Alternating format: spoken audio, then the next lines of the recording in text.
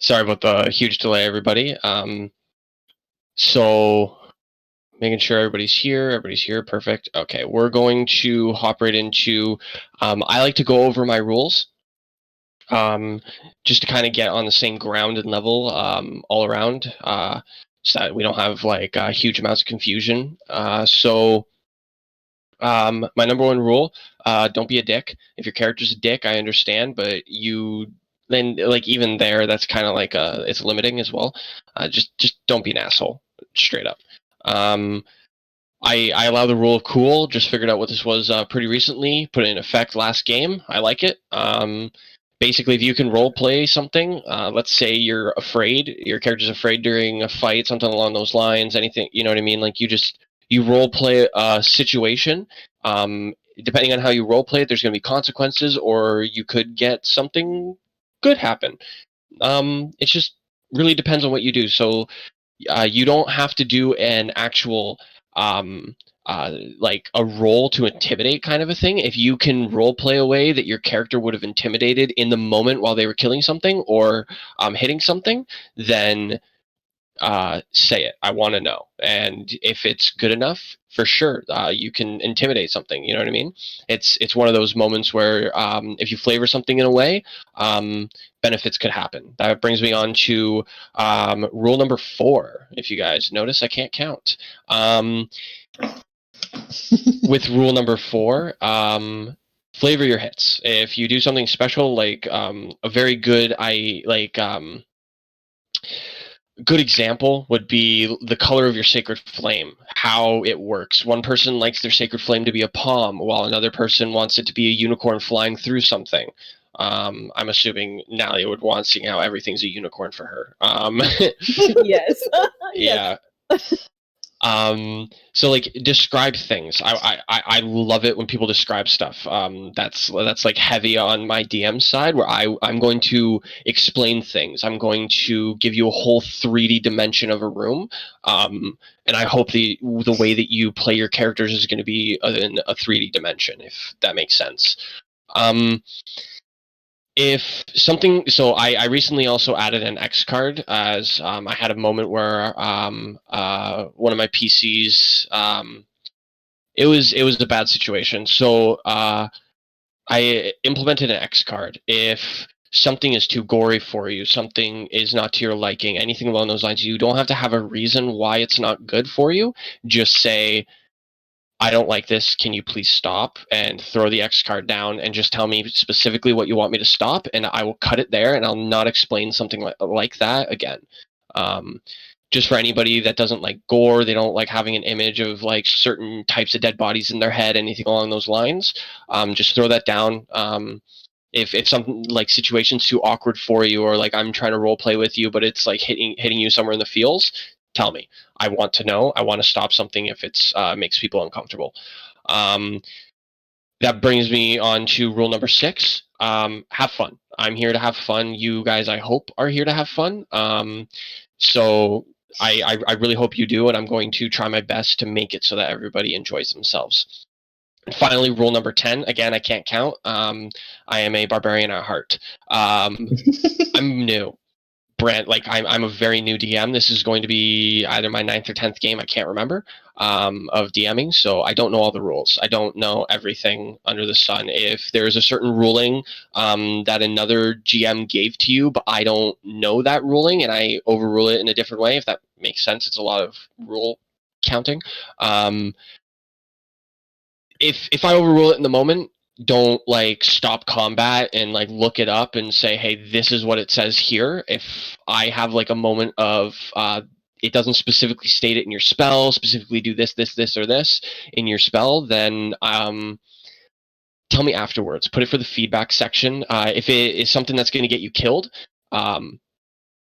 we'll do it in the moment. I'm not like I'm only partially a dick, not fully. So yeah. With that, is there any specific rulings that you guys want to go over now? Anything that you want to talk about in the moment for my specific DMing style? Anything along those lines that you guys want to go over? Say now, I guess. The only thing that I have to say is that I do have an inspirational from my previous game. Okay, that's no problem. Me too, actually. I also like the trust system. If you have something like that you added in, and like you didn't use it on your last game or anything like that, and you tell me you didn't, I'm gonna believe you. Don't take that for granted, please. I'm pretty lenient in that sense. But at the same time, the only people I'm going to be lenient about on moving when they didn't want to move are going to be the bronzes, irons, and the steel. If you guys move your character to a space, you're sticking with that space. Just as an FYI. And with that, I think we can get into some D&D. What does everybody think? I agree. I'm ready. Let's do this.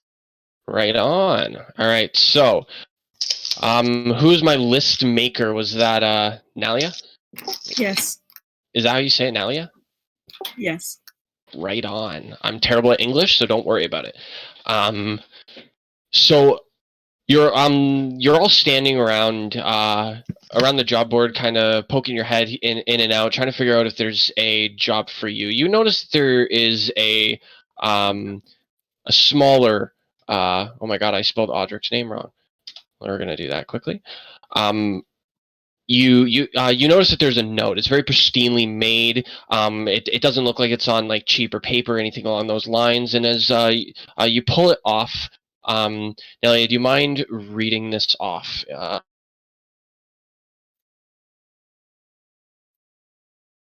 Do you all see it, by the way? Yeah. Okay, cool. Fellow adventurers, I am Odric, an old ranger who is residing in the town of Okran. I have a few tasks that I wouldn't mind having some younger hands helping me with. I would hope that you'll be able to assist me, and I could possibly give you a few of my belongings, the few that I currently have, if you do well enough. Okay. And as you turn this page over, you notice on the back it does mention that he is asking for 5 adventurers. All right. Nalia is going to look around, and she'll walk up to Eldon first. Nalia is 7 feet tall, so don't be scared. Half orc with short dark hair, blue eyes. I think she's gentle. She's currently wearing her cloak of billowing, and her shield of expression is currently I don't know, like Alexander Skarsgård. That was the last one, but I can't think of anything right now. Sorry, not. But let's use that one for today again. Yeah, and she'll go up to Eldon and be like, "Hi, I haven't seen you around. My name is Nayla. Sorry. I'm looking at a certain job. I was wondering if you'd like to join me." All right. So Eldon is finely dressed, which is a little surprising considering the nature of what he's been doing for the last 100 years or so. He's not actually 100 years old though, but flavor. He's been in the force for a lot of his life, as learning the hermetic life and whatnot. But recently came to town because he wanted to make some money and also wanted to help out in the world a bit more. So he's been selling a lot of potions and whatnot in order to make money, and it's allowed him to get some rather decent clothes, so he doesn't look like some old hermit that's just like sitting around. His hair is well groomed, and he's holding he's got a club just around his back, and he just seems really like a really relaxed person, very very approachable as well. So Eldon's gonna turn to Nelly at this point. Oh, hello. Nice to meet you. My name's Eldon. It's a pleasure. I'll extend my hand and shake and wait for him to give me my handshake. And I'll be like, I guess we're gonna need 5 people, so there's 2 of us. I'll look over at Gravel and I'll be like, "Hi, would you like to join our adventure?" I'll take a look at the letter and I'll say you don't need to ask. I'll join you. Gravel has gray skin, stone for hair, and he doesn't really move very much. After taking the letter from Nalia, he goes to Buckluck and says, here's a mission. I want you to help us. I'm sure a big strong man like you can do it. Yep. Buckluck is a very large, young, only 16-year-old half-orc, and he looks up from, he's seated in the guild hall. He had his shield in his lap with 3 axes on it, and his mouth full of food. It looks like 2 apples and maybe some nuts. He's chewing and says, yeah, a job? Yeah, that sounds good. I was trying to decide which axe to use, and I think I'm gonna go with the battle axe and shield. They'll tell Buckluck to follow me, and we go to Riordin. Hi, can I help you? Oh, sure. We have a mission. I'll give you the letter. Riordin Starslindreder. He's a tall, slender wood elf, plain looking, green eyes, long blonde hair flowing past the shoulders, with a grim expression on his face and a large shield with the Star of Corellon Larantion on it. Why not? The gods would be remiss if I do not help those in need. I'll join. I'll take back the letter and I'll give it back to Nalia. I'll take it and then just smile at everybody and kind of greet them and introduce myself. Nice to meet a fellow cleric on the road.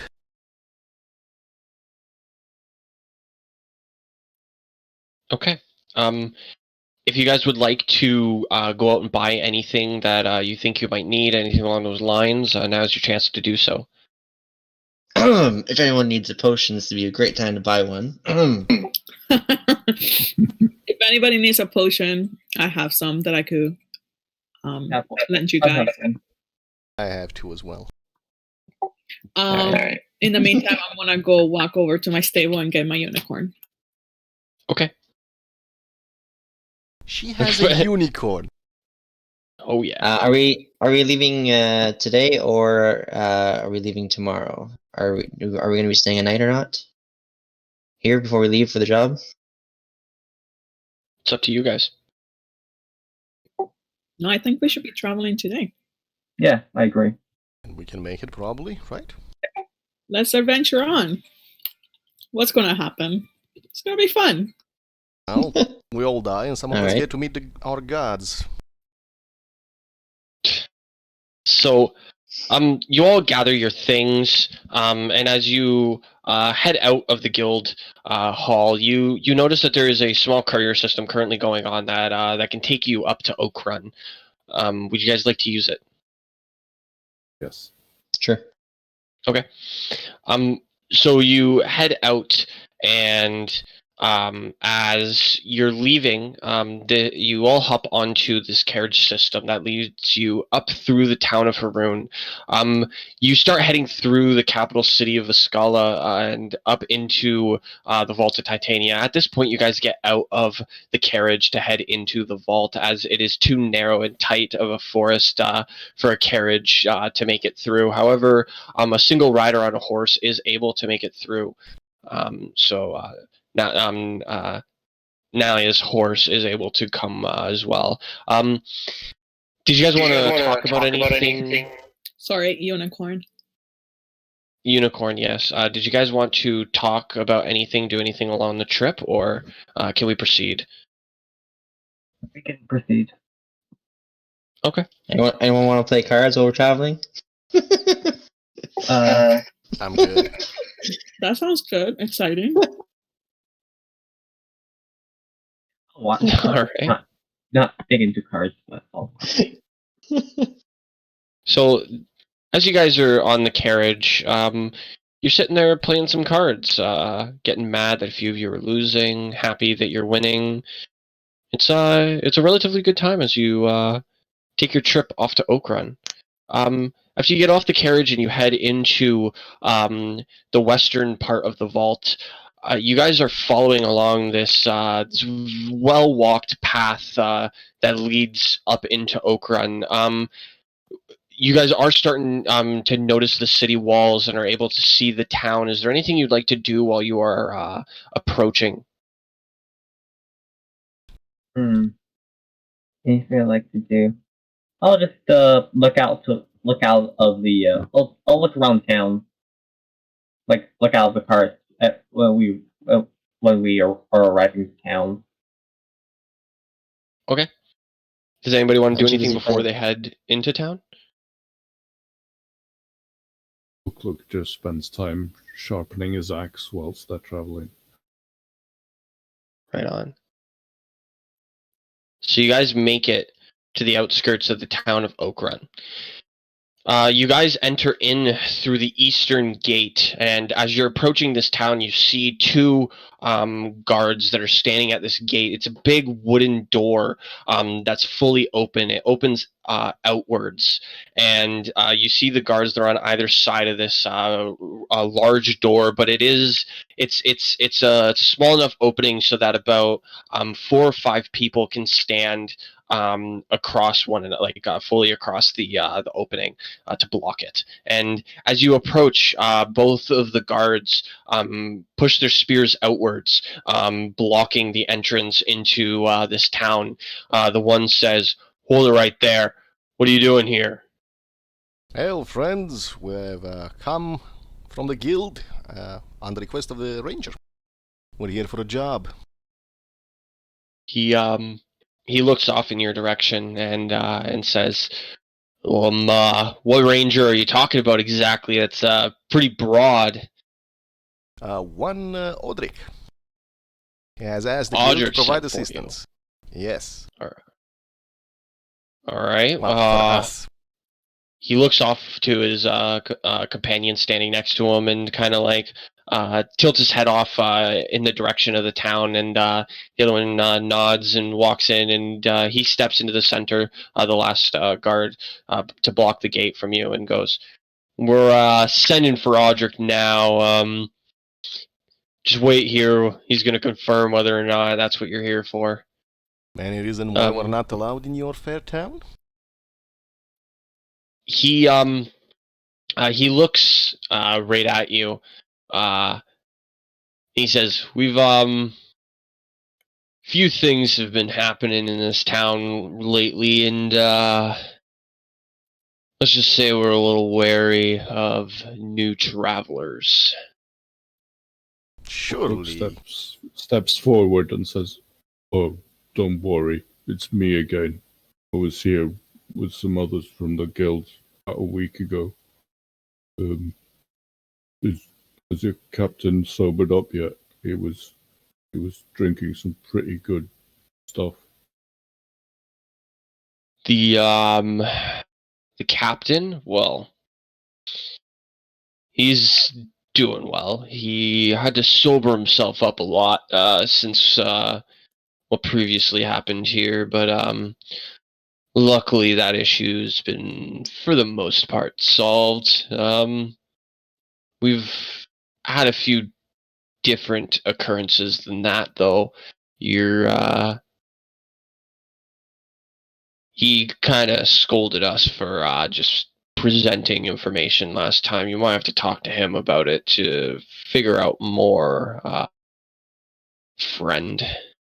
And as soon as that kind of like conversation kind of trails off to the end, you see stepping up is a slightly older man. He's a cane, but he's not standing like he's completely hunched over.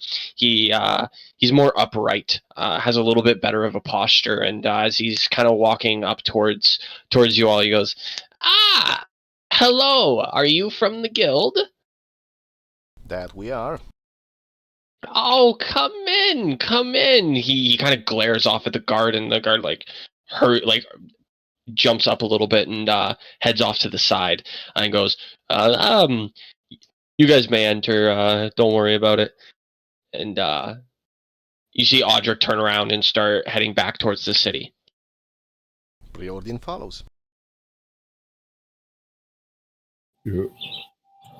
I'll walk next to Odric and be like, "Hi, it's Odric. My name's Nayla." And I'll extend my hand and wait for his to meet mine and then shake it. I show him the list. Show him the letter.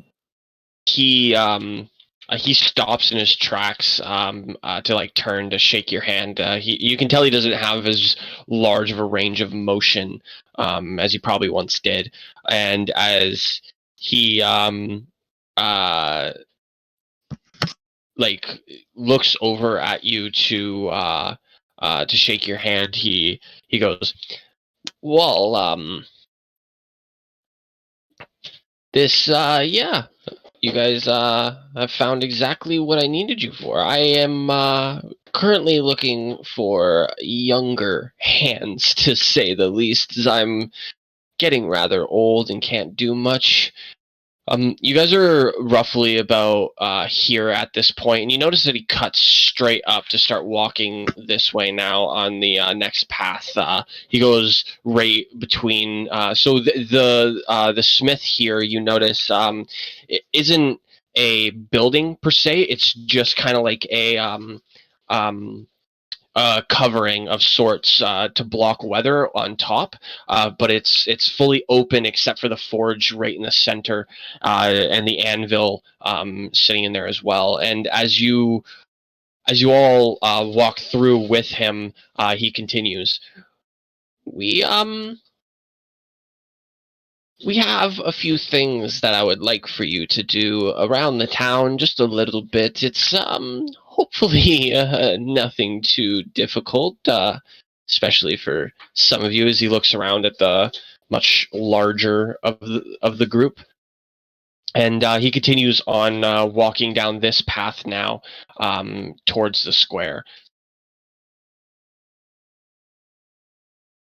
Would this have anything to do with the reason the guards are so uptight these days? Are you I'm asking talking the ranger. Wow, what exactly do you mean? Are these the things I would like for you to do? Well, it's not that common for guards to stop a cleric of light and one of life just because they're a bit uptight.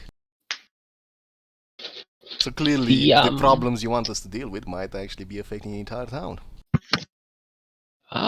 They happen to be.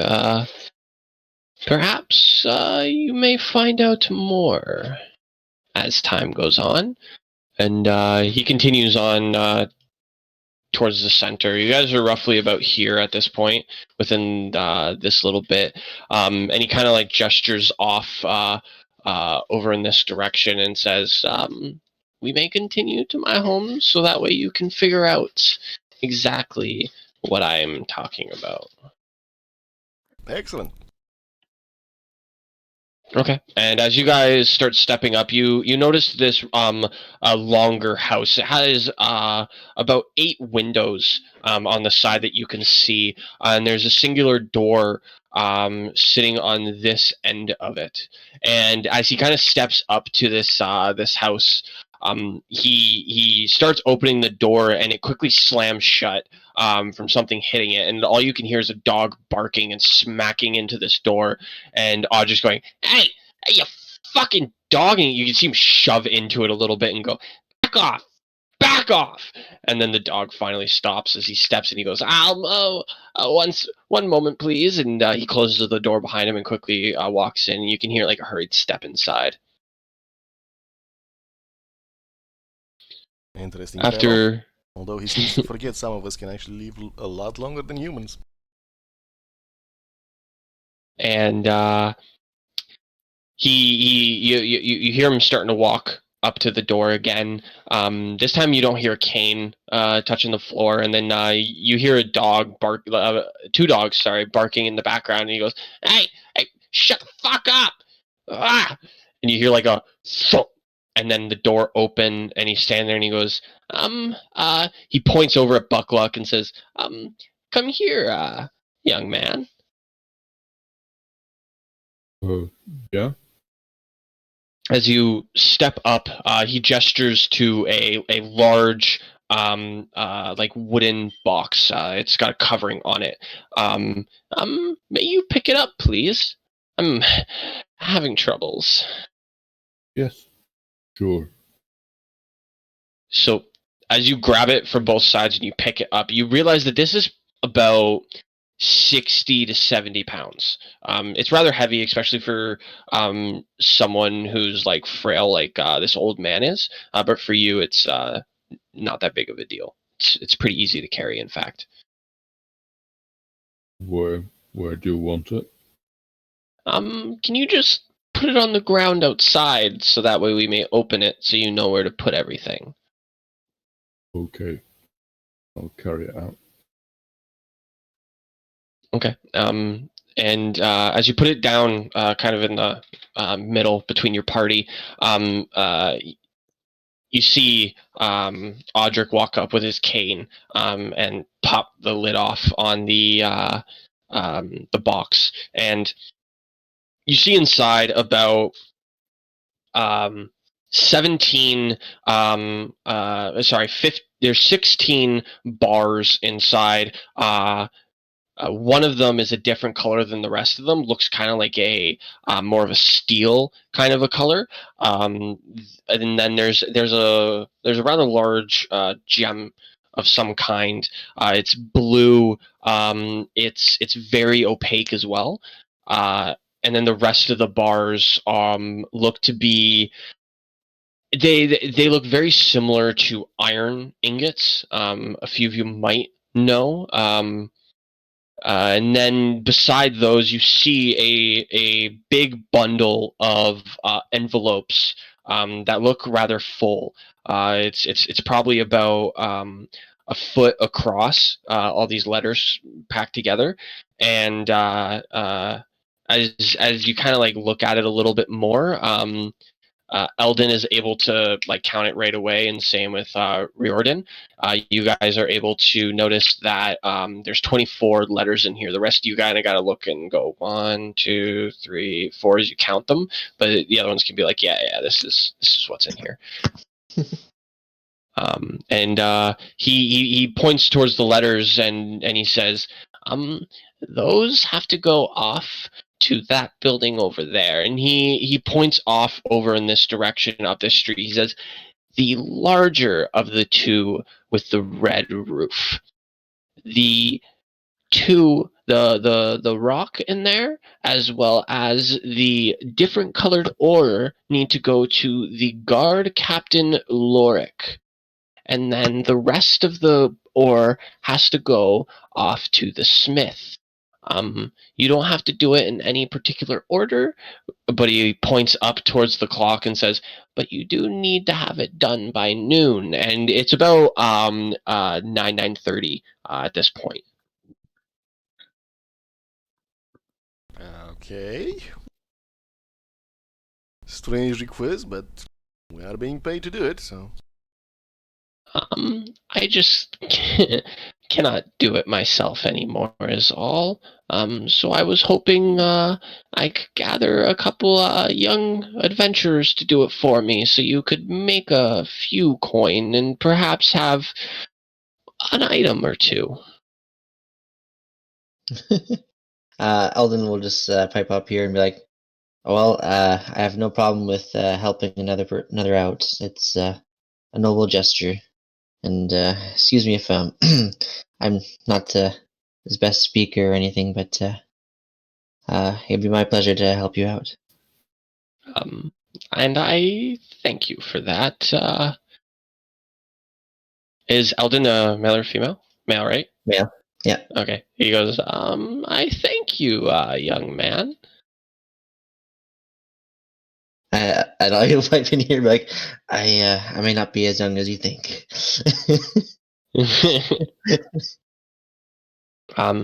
He kind of gestures around and goes, it is a little time sensitive. However, I feel you might want to get a move on. Yes. Okay, let's do this then. After you, Booklook. Booklook will pick up the chests. So, where do we want to go first? If we go to the smith, we can get rid of the heaviest stuff, I guess. I think we need to Then go to there's this just building letters. first with the letters, and then we can take the smith. If I understand it correctly. Okay. Maybe me and Riordin can take the letters while the rest of you take the materials. Okay. Does that sound good? Since it's time sensitive. Splitting up the party already. I like it. Only delivering letters? We're How not dangerous can it splitting. be? We're like within like 20 feet of each other. It's not even splitting. I love that. I just gave so much anxiety to Riordin. He's like, wait. Are we supposed to? Do we not do it? What's happening? We're in town with what has walls in it, and we're not even far. Like we're within ears reach of each other. Oh boy! I've actually gotten teleported one in town to another Around place, last so 6 seconds, we can Comes another easily save. get to each other in that time. I was only joking. Don't worry. The thing is, I don't think I have anything that can carry 24 letters that easily. Well, they're wrapped together right now. Like they have a binding around them. So it's not that it's not that hard to carry all of them. If you just wanted to hold all of them at once, it's just as soon as you undo that binding, you're going to just have this massive stack of letters that you're going to have to distribute, or like every time you pull one out, you're going to have to tighten the string a little bit more.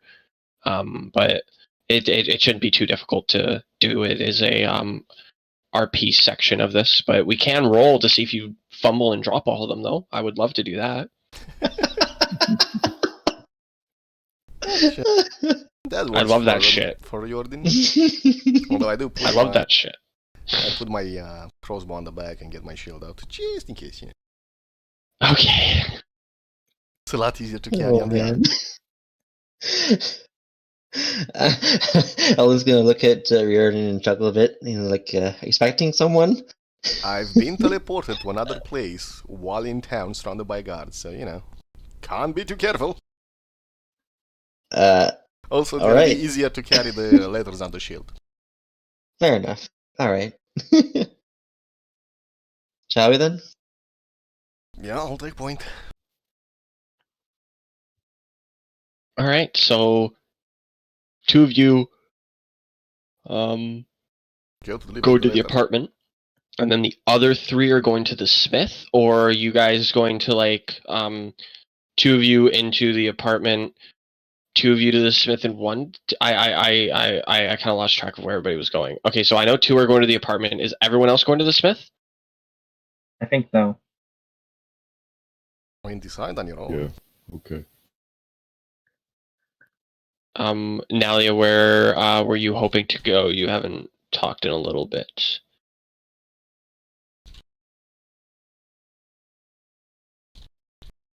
Sorry, can you hear me now? Yes. Okay, I had to switch the push to talk. Okay, I said I was gonna go to follow everybody else to the smith. Okay, no problem. So three of the smith to the red building. Right on. All right. So the apartment one has a possibility of being much longer, so we're gonna go with that first. Riordin and Eldon, let us go into this building. So as you approach the building, you notice that it is the bottom floor is made out of stacked stone bricks, while the top seems to be made out of solid large stone, like someone formed them before and then put it up instead, if that makes sense. Okay. It's like a solid piece of stone instead of the bricked stone. Yeah, that makes more sense in my head too. Okay, perfect. I confused myself as I was saying it, and I had to make sure that I said it right again. You step up to this wooden door that has metal framing on it to block so you can't see inside from any angle. And as you push open the door, you can see down this long hallway. It has 6 doors on either side of the hallway, and at the end you see a larger chamber on the other side. There you see a couple tables on the down there, and then you see these 2 windows that kind of push off to the side. You can't see the rest of it. As you take a step in, you notice off to the left there's a staircase that kind of it goes straight upwards, and then kind of there's a landing, and then it peers off to the right a little bit and goes up a little bit further. The ceiling here is about 8 or 9 feet, give or take, and it's a wooden ceiling above you, and the floor beneath you is also wooden. What would you guys like to do? We walk in, I guess. Sounds good to me. Riordin turns around and asks, what were we exactly supposed to do? Deliver this to whom? I believe we're supposed to distribute them. 24 people live here? Must be crowded. Riordin will take a letter, raise it up to the light and see if he can actually see through it, the envelope. Maybe make out some of the letters inside. So as you pick up one of the letters, there's nothing written on it. And kind of like a quicker glance at a few of the other ones, you notice there's nothing written on any of them. But as you hold this envelope up to a torch that's currently on the wall to illuminate it a little bit, you see a singular piece of paper that is inside, and you catch a glimpse of a couple coins as well. And also, when you tilt it off to the sides a little bit, you notice that these coins are moving. You can't really you could make like like an investigation check if you would like to find out exactly how many. Sure, why not? I'll use my -1 investigation. Right on 14. Yeah, so you can count about 9, maybe 10 coins. You can't really tell what they are, but as you look at the letter just a little bit more, you notice it's not actually sealed by anything. You can just open it if you'd like to. No. Just tell Eldan there's some coins inside as well. Yeah. 8 in crew. Yep. I start knocking on the first door we come across. Okay. How exactly do you knock? Like that. Okay. All right. So just Loudly. two quick loud knocks. You hear like you hear someone go, "What? And you hear about 3 locks on this door, just click, click, click, and then it opens a little bit, and you see a woman's face. She is a human. She has brown hair. It's about the same length as what Nalia's is, just like rather short. And as she's peeking her head out, she goes, yes. Are you guards? Do you need anything?" Yes, actually, we've been sent by Odric to deliver this letter to you and everyone else in this building. When I hand She her the kind of letter. looks down at it and grabs it. She opens it up and sees the coins, and she goes, "Oh." She pulls out the letter and quickly reads it. And after you see her, while she's reading this, you see her face kind of drop a little bit. it's a saddened look for sure. Whatever is written on this letter currently seems to have hit her rather hard. And she sticks it back into the envelope, closes it. You hear her the coins jingle as she sets it on what seems to be a small table next to the door. And she opens the door all the way, and then she hugs you and says, I thank you. I thank you a lot. And she steps back and goes, tell Odric, this means a lot. It means a lot. And she closes the door, and you hear someone sit on a rather squeaky bed, and you just hear the woman start crying. Cool. 1 to go. 20 I'm going. left. I'm gonna be like, why did this letter make her cry? You said the letters were open, correct? Yes, none of them have been sealed. Do you mind if I take a quick peek at one of the letters to see what they say on them? That's completely up to you. I'd like to take a quick peek at one of the letters. Okay. As you pull this page out, you see a paper that's torn on both top and bottom, like it was from a much longer piece of paper. But it's about 2 inches in height, while being a normal page length. And written on it, you see, "I am sorry for your loss. This might not be much, but I would appreciate it if you took this to assist you in coping with the lack of..." It basically states they lost somebody, and this letter is there to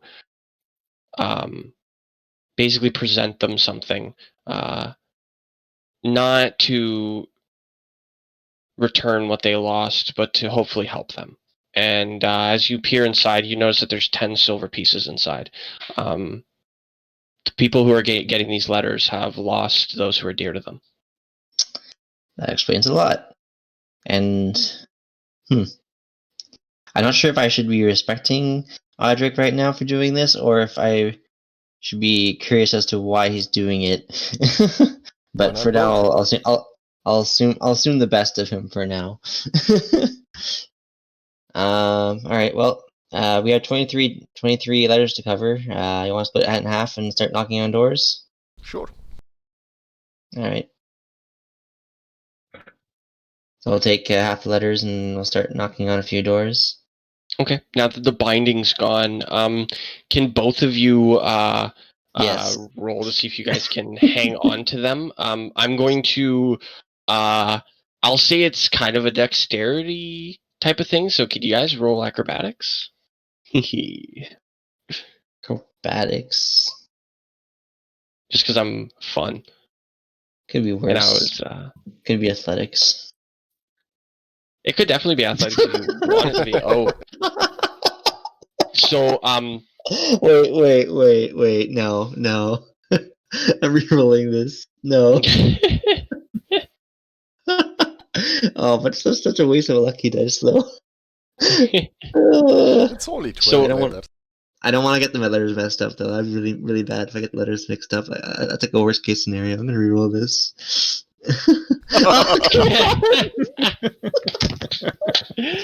all right, so Riordin is able to hold these letters. Both he's using both hands to kind of cup underneath it. Fingers kind of intertwined between these letters as he's holding on to them, and he's able to walk very gracefully with them between his hands. But Eldon, as Riordin is kind of taking these letters out of your hand, you forget to balance them better. So now they're kind of leaning off to one side too much, and then they all slip over the top of your hand. And as you try catching to grab them, you actually knock them onto the ground yourself. They were slipping, but they weren't actually falling in the moment, and you kind of hit them. And as you try reaching down to catch them in midair, you trip a little bit, and you step right onto some of the letters, and these letters actually cause you to lose your balance even more, and your feet come out from in front of you, and you land on the ground. Alden just like lands on the ground with like a thump and just lets out like groan like ow. I told you I wasn't as young as you thought. I don't believe age has anything to do with this. Riordin starts picking up the letters. So Riordin, you're actually holding all your letters in two hands currently. Cool.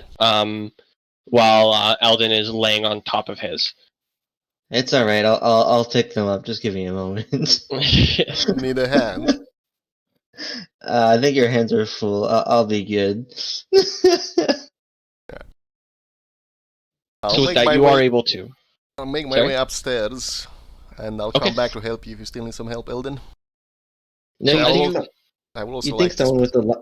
Sorry, go ahead. I would also like to put my letters on the shield and hold the shield like a tray. Oh, right on. Okay, yeah, that works perfectly, actually.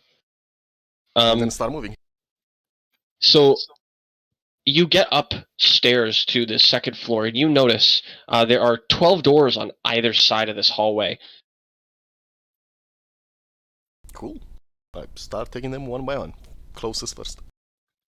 So you also realize that there's 24 rooms up here, and there is 12 rooms downstairs, which makes it a total of 36, and you only have 24 letters. Which means there's 12 rooms that don't have... Is there like a manager person or something who runs the building by any chance? Or is there a name on the letters? There's no name, except for Odric. Okay. You had to make it difficult. Oh yeah, I did. That's Riordin just saying this. There's no name. And the letter, and when I looked at the letter itself, there was no name on it, correct? Correct. There's no name on the letters, and there is also no name on any of the envelopes either. Well, then I think it's correct to assume that Odric did not have enough money to give to all of these people, and so he was left with a hard choice where he can only help 24 people instead of 36 people. That's a shame.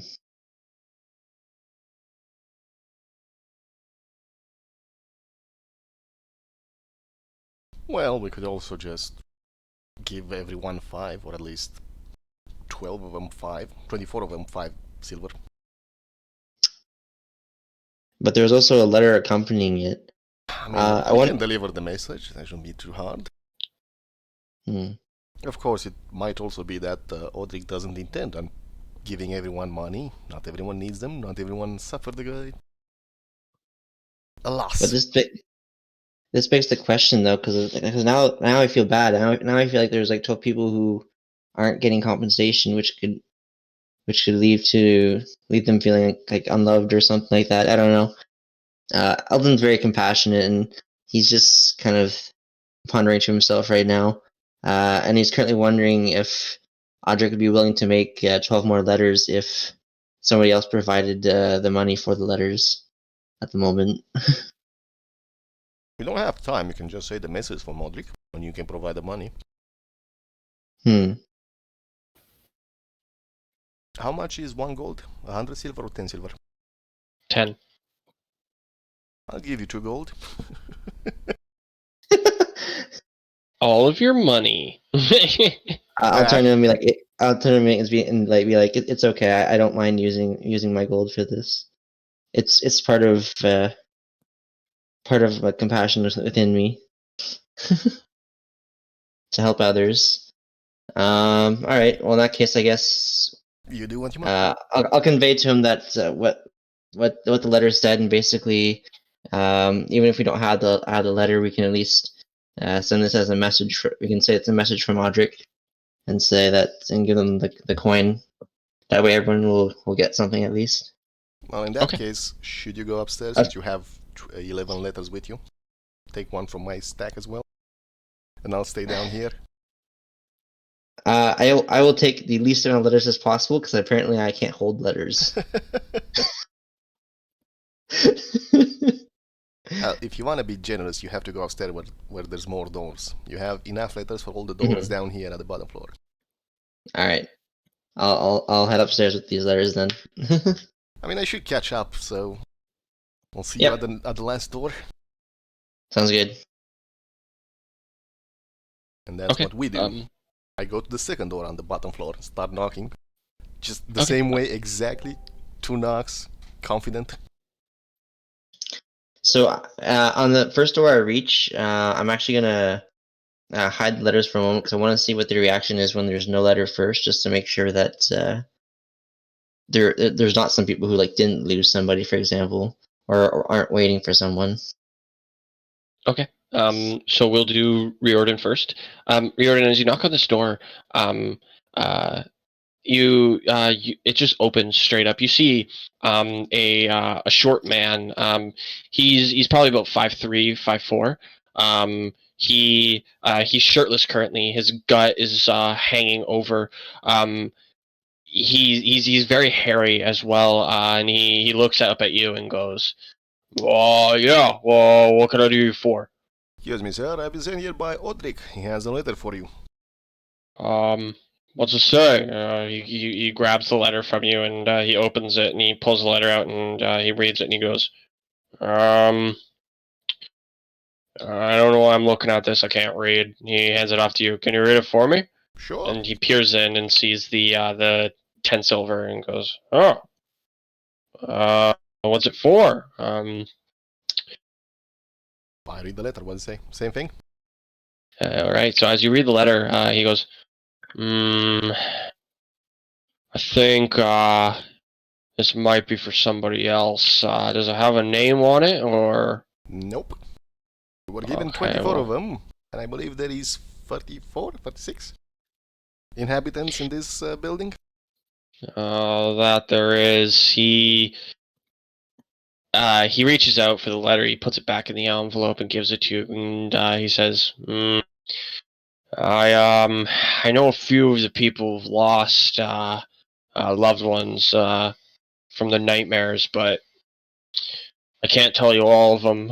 He points down the hall, and he tells you the about 8 inhabitants down here that would require the letters. Him not being one of them. He says he gestures to the next 2 doors down the line, and then you skip one on the right side, and then the rest on the right side you give.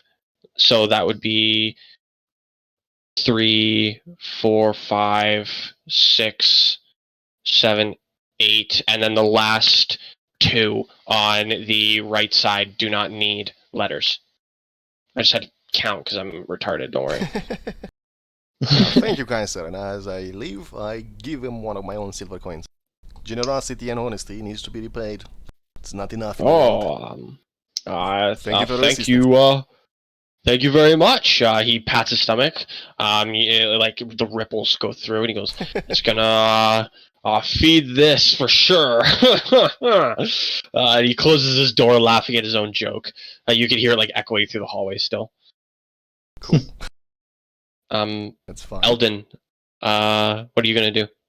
So, not knowing the new information yet, I'm gonna take a knock on my first door. How are you gonna knock? I hope you actually knock. You guys could like explain it, like slow and methodic, quick. You know what I mean? Not actually knock. Just normal knocking. Okay. So you hear someone from the other side go, 1 second, 1 moment. You hear a couple drawers rustling open and closed. Take your time. You see someone opens the door quickly, about not quite halfway, but just a little bit beforehand, and peers out. You see a young elven man. He's probably just a little bit below the age of maturity, so a little under 100, and he kind of peers out at you and goes, yes, what can I help you with? And you see behind, you can kind of like peer in just a little bit, and you can see a lady laying on the bed with like covers over top of herself. Well, you seem like a busy person, so I'll just get right to the point. I have a letter from Odric here, possibly for you. Would you like to take a look? Yeah. He grabs it quickly. He kind of like closes the door, but not all the way, just enough so you know he's, you know what I mean, still behind. You hear the letter come out. He goes,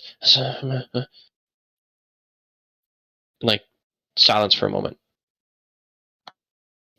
He opens the door once again, and you hear like, but it's much wider open, and you hear the lady in the background, hey, close the door. And he goes, wait. He looks over at you and goes, tell Odric thank you. We are much appreciative of this, and he's too generous. We will pay him back. Just make sure he knows. You could see visible confusion on the lady's face as he goes, can see from your hands that you have more to hand out, yes? I do. In fact, maybe you could help me out with that quickly. Do you happen to know here who else is in need of a letter? The only one that I know for certain, I have a friend, he's also an elf. He lives in the 7th door on the right. He desperately needs this. I see. Well, thank you for your time, and I'll be sure to pass on the message to Odric, and I'm sorry for your loss as well. Thank you. He closes the door, and then you hear the woman behind him go, "What the fuck was that?" And he goes, "Shut up!" And you can hear the coins kind of hit the wall that are still in the letter, and then you hear the woman behind the door go, "Oh," and it's just silence. Okay. Okay. All right. I'll move on to the seventh door then, and knock on that door next. Okay. Normally again. There's just one lock. Someone opens the door. You see a cloaked figure. The cloak reaches down just below the eyes. It's covering their entire body, so there's no actual features or skin that you can very easily see. Just a little bit of the neck is exposed, but you do see blonde hair, rather long.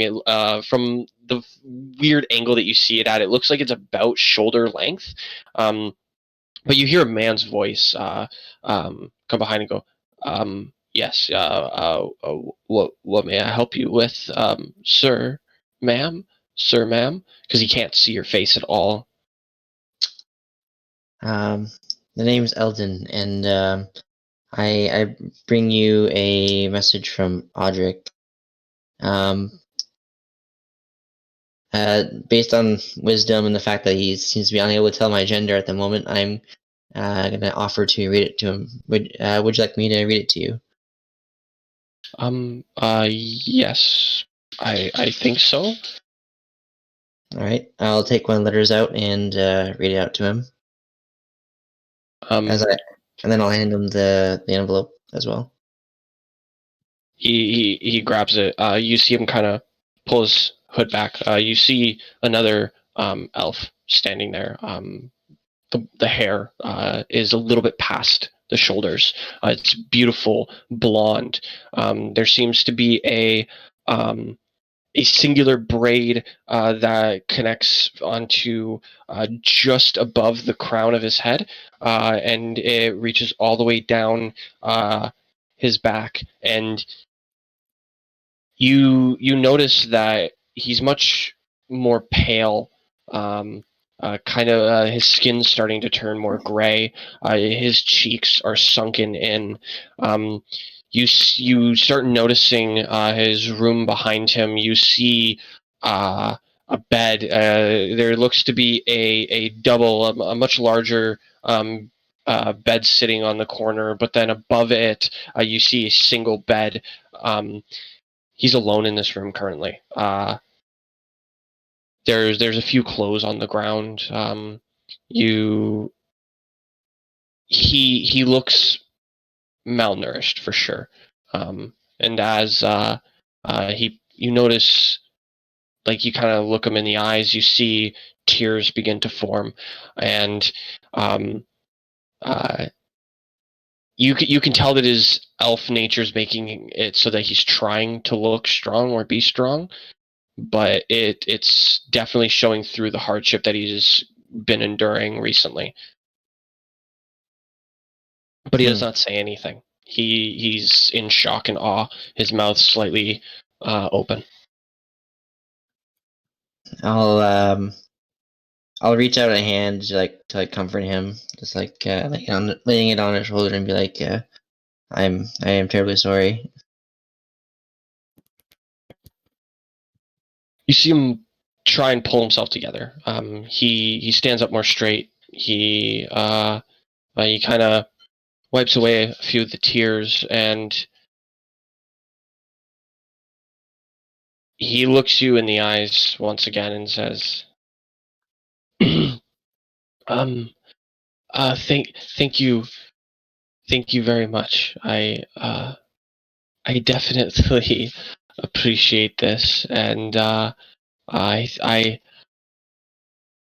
thank you from the bottom of my heart. I thank you. No problem. He, I do have a few other letters here, and do you happen to know of anyone else here who also recently lost? Because unfortunately, these letters don't have names on them, and it'd be a lot more efficient if I knew who exactly needed these letters. yes. He steps out into the hall with you and kind of points to a couple of the rooms. It's gonna be more than what you have. So you're gonna be missing. Oh my god, math is hard. I'm assuming that whatever I'm missing, 4. Riordin has, right? Yeah, I No. believe it's 4. I can't remember. I'm kind of retarded.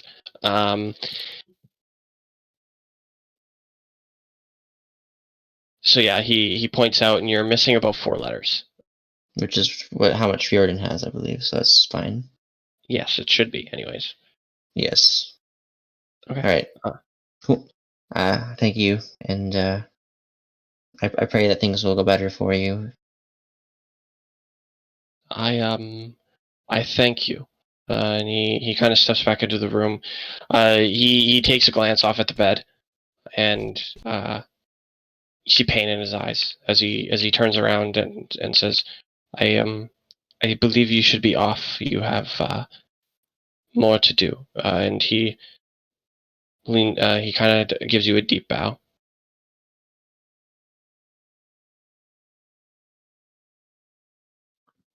All right, so I'll just go around to all the doors that he mentioned now and do the same thing with all of them, handing out the Okay. letters and reading it out if it needs to be read out if they can't see, being kind with every person that's there as well. Okay. Riordin, as you're kind of knocking on the rest of the doors, trying to figure out who else needs it, you notice that you have 4 letters left. Nobody But else you've looked wanted through. to claim them on the bottom floor?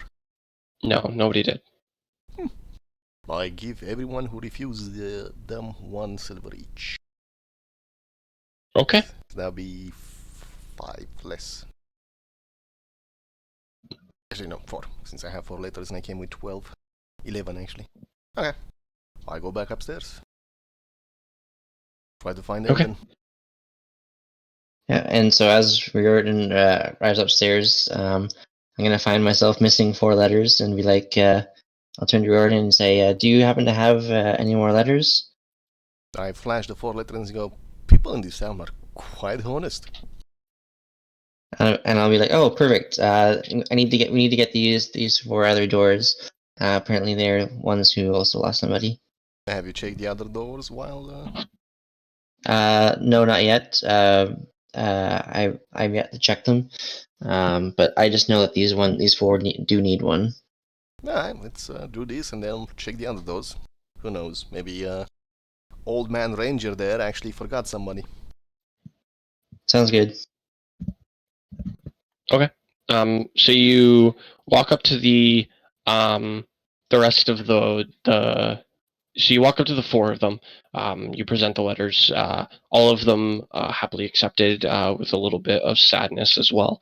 And as you move on to the rest of them, knocking on each and every door, you notice a few of the people. As you kind of mention, losing somebody. One of which seems to be like, "Oh, why are you going to give me something?" Hmm. And to the ones who are like, "Oh, why are you gonna give me something?"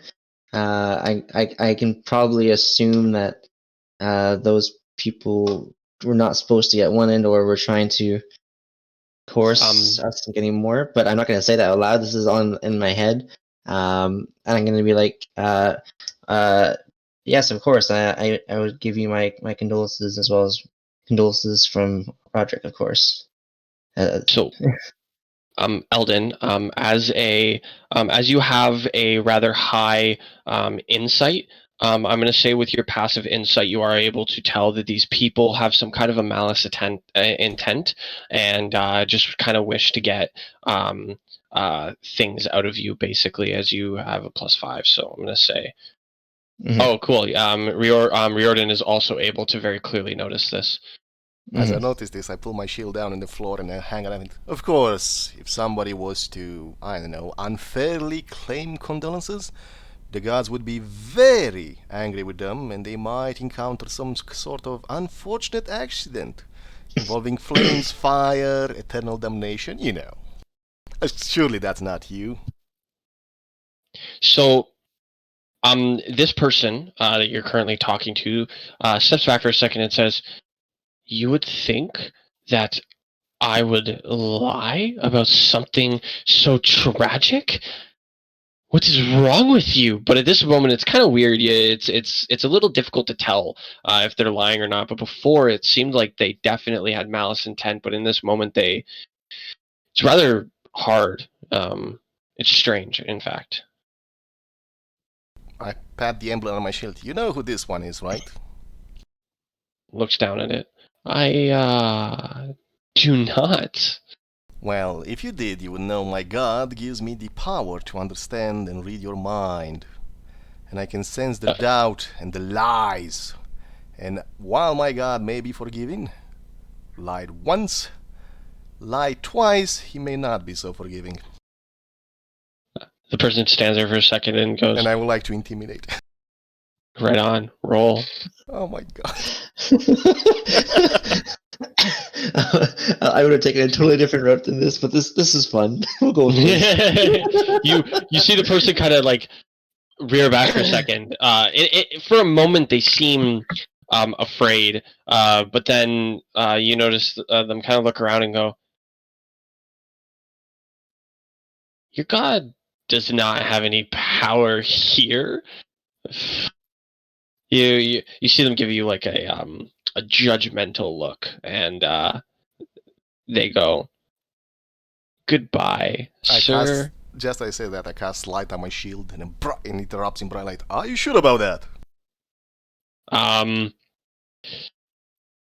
So that is a voice as well as a material spell. Roll a sleight of hand check to see if you were able to cast. Are you trying to cast it without them noticing, or No, visibly. I basically tap my shield.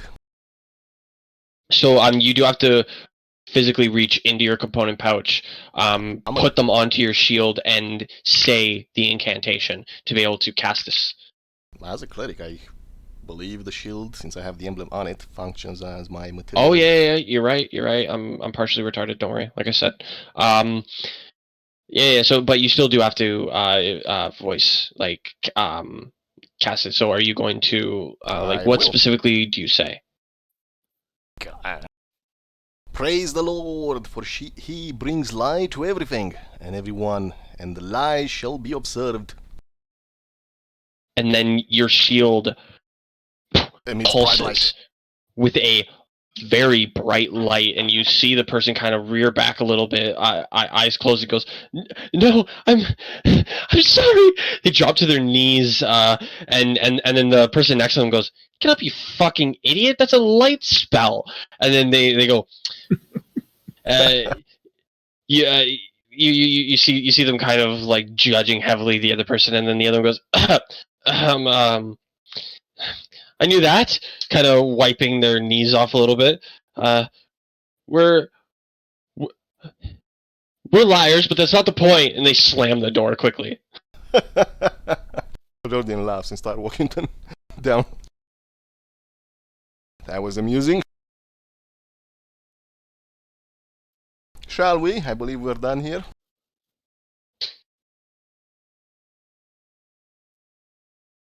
Eldon? I think, yes, I agree. I think we're done here. Let's go meet up with the others. Okay. So you all head out of the apartment buildings to go meet up with your friends. Now, for those of you who went to the Smith, as you approach this building, you notice that the fire is not raging anymore like when you first passed it. As you kind of look around a little bit, you notice that there's no tools, there's no materials that are sitting around anywhere. You see a couple horseshoes that are hanging up, and a couple shears and whatnot, but no weapons, nothing along those nature. As you are approaching from this angle on the forge, you can't see past the forge itself. If you would like to go around, so that way you can see, or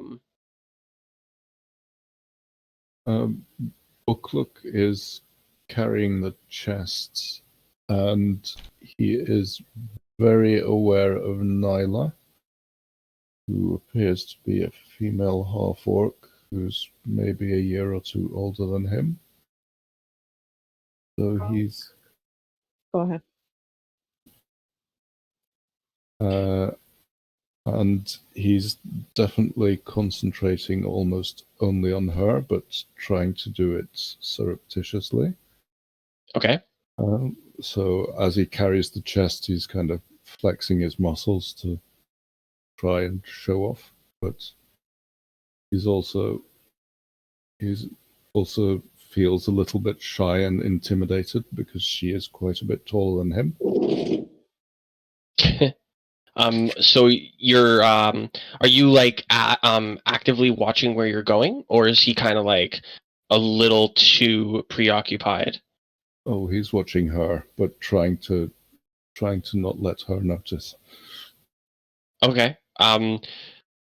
So just for funnies, let's see if you walk into something. Can you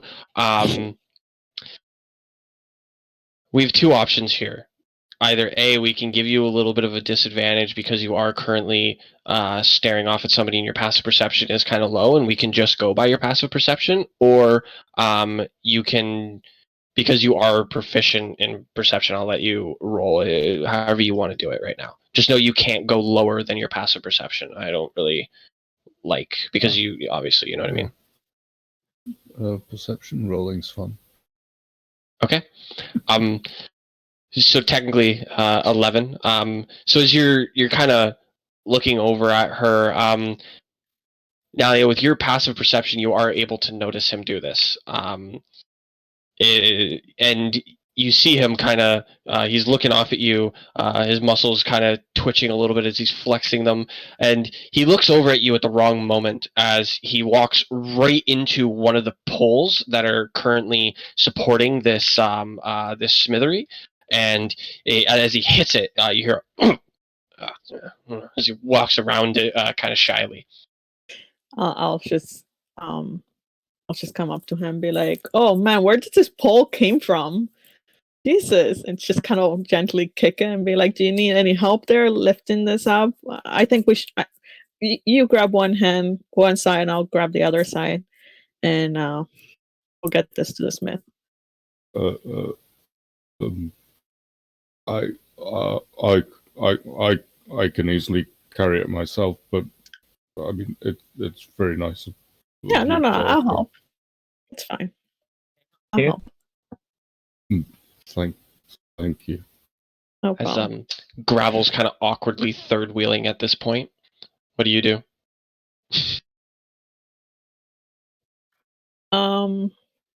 Sorry. So who else is with us? Is it Gravel? Yes. Okay. All right. I'll ask Gravel and be like, "Do you see any sign of the smith? Can you ask?" As he's doing that, I'm also looking around the town just to see if there's like, if there's very active, what kind of people are around. Is there children or no, a lot of activity? So you're looking for the smith, right? Yeah.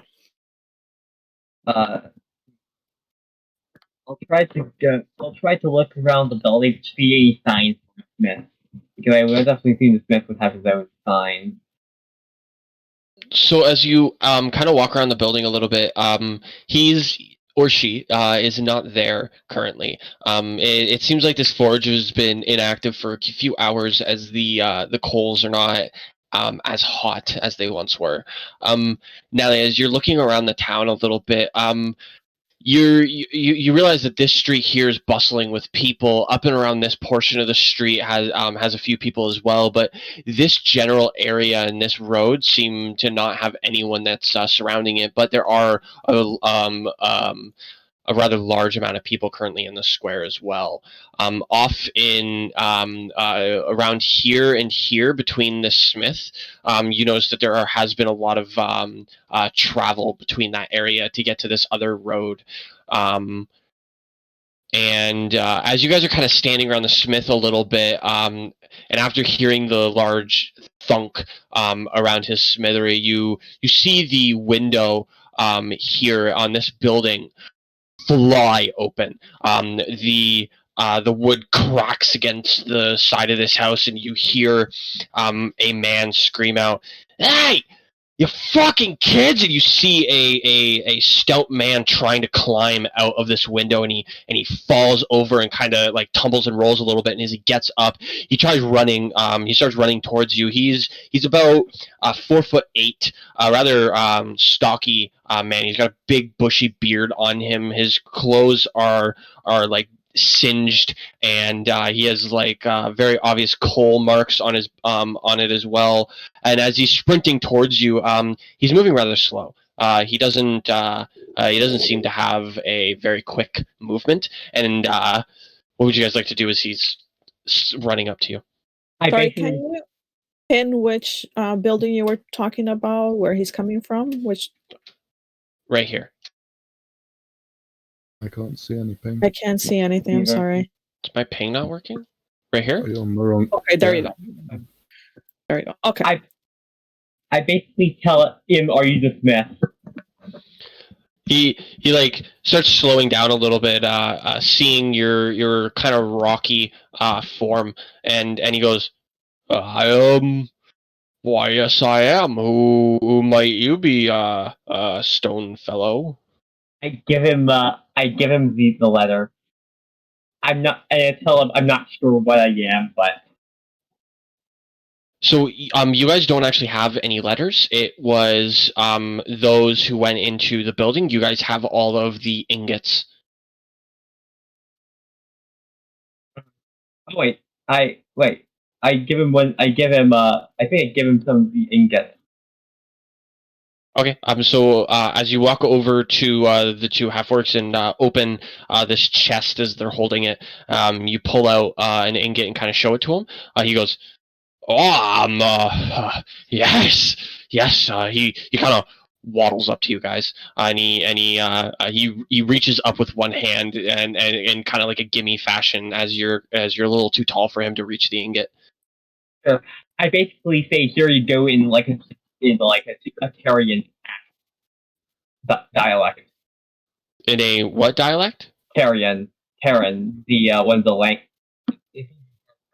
Sorry, you're lagging just a little bit, and like your voice is coming in and out. I basically telling him in primordial. Here you go. He hears the demonish voice from you and kind of rears back a little bit, not grabbing the ingot, and he goes, the fuck are you? It's something that I can do. I say that in common. He reaches out and quickly takes the ingot out of your hands and inspects it a little bit. He goes, yes, yeah, this'll do just fine. Odric wants weapons. I can make weapons. How many you got for me? And he's too short to kind of. He's like trying to jump to look inside of this thing. I'll give him as much as he probably as much as I can. I mean, as much. I think somebody else needs it. I guess I'll give him as much as he requested.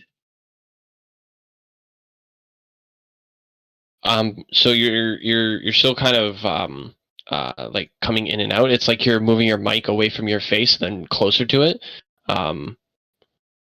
It's a little difficult to understand what you're saying. You're giving him how many? Well, I'm giving him I'm not sure. I'm not sure how much does as much.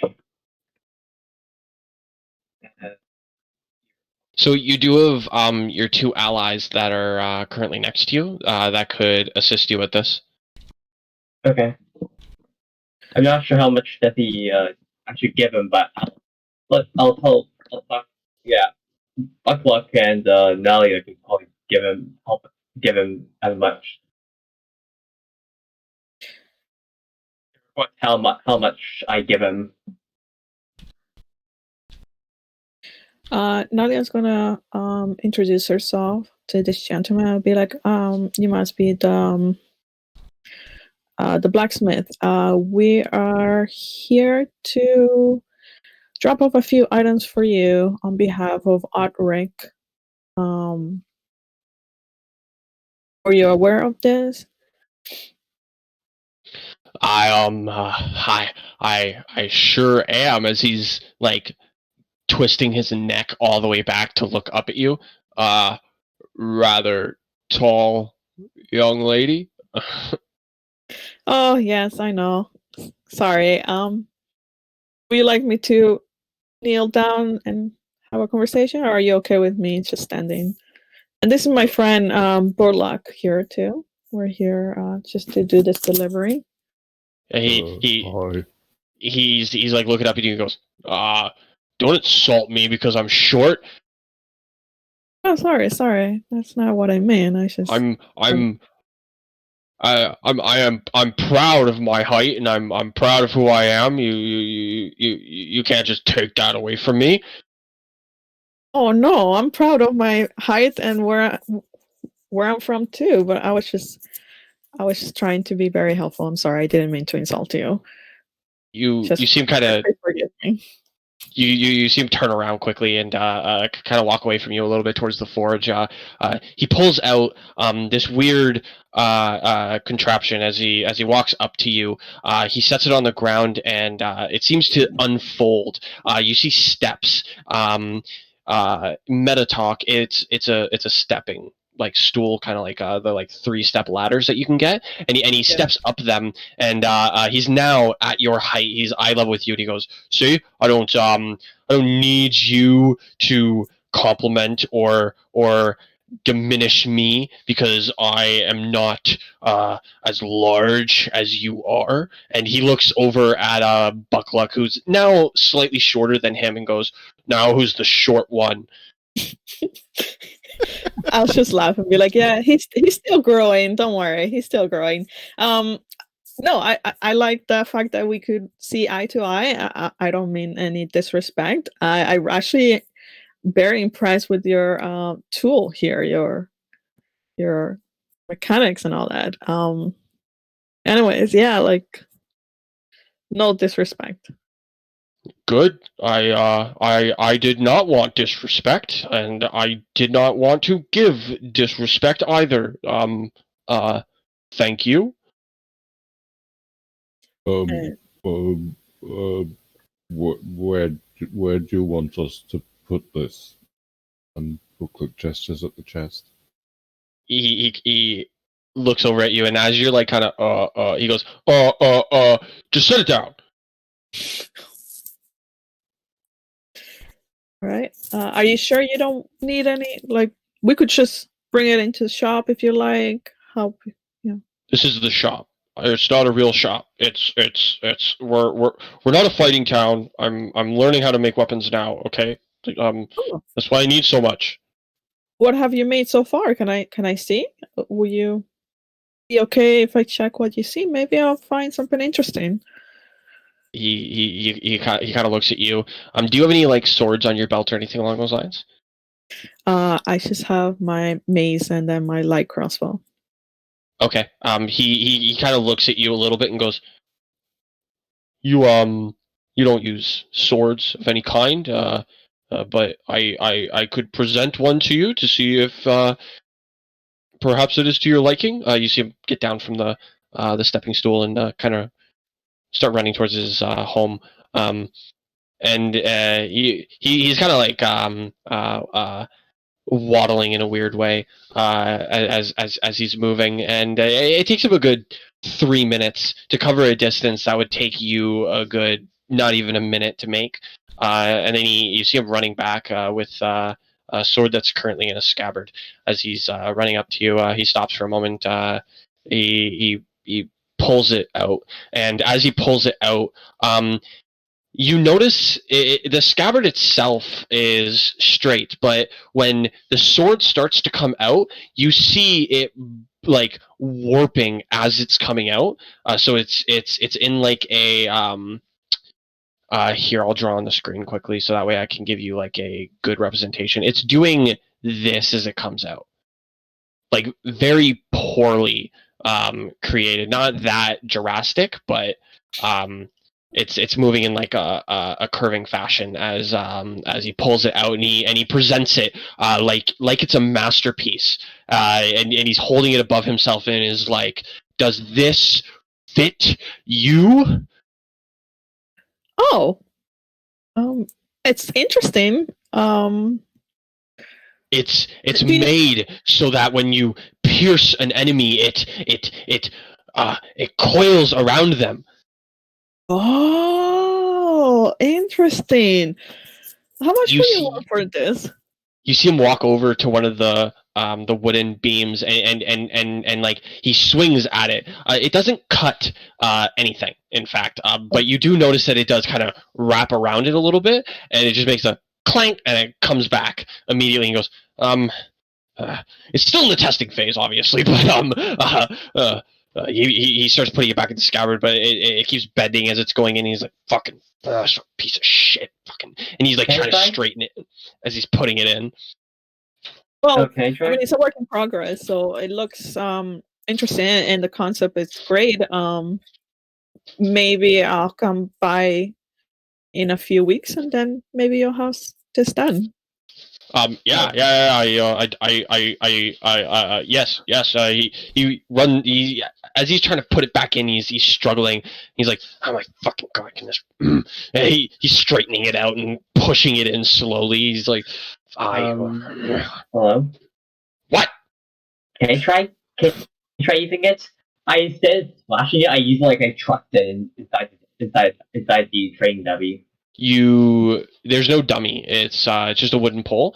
I stab it into the pole. I stab it into the pole. So as you jab into this pole, it completely coils like an accordion right into the pole, and it's now flat. And you see his face drop after you did this, and he's like,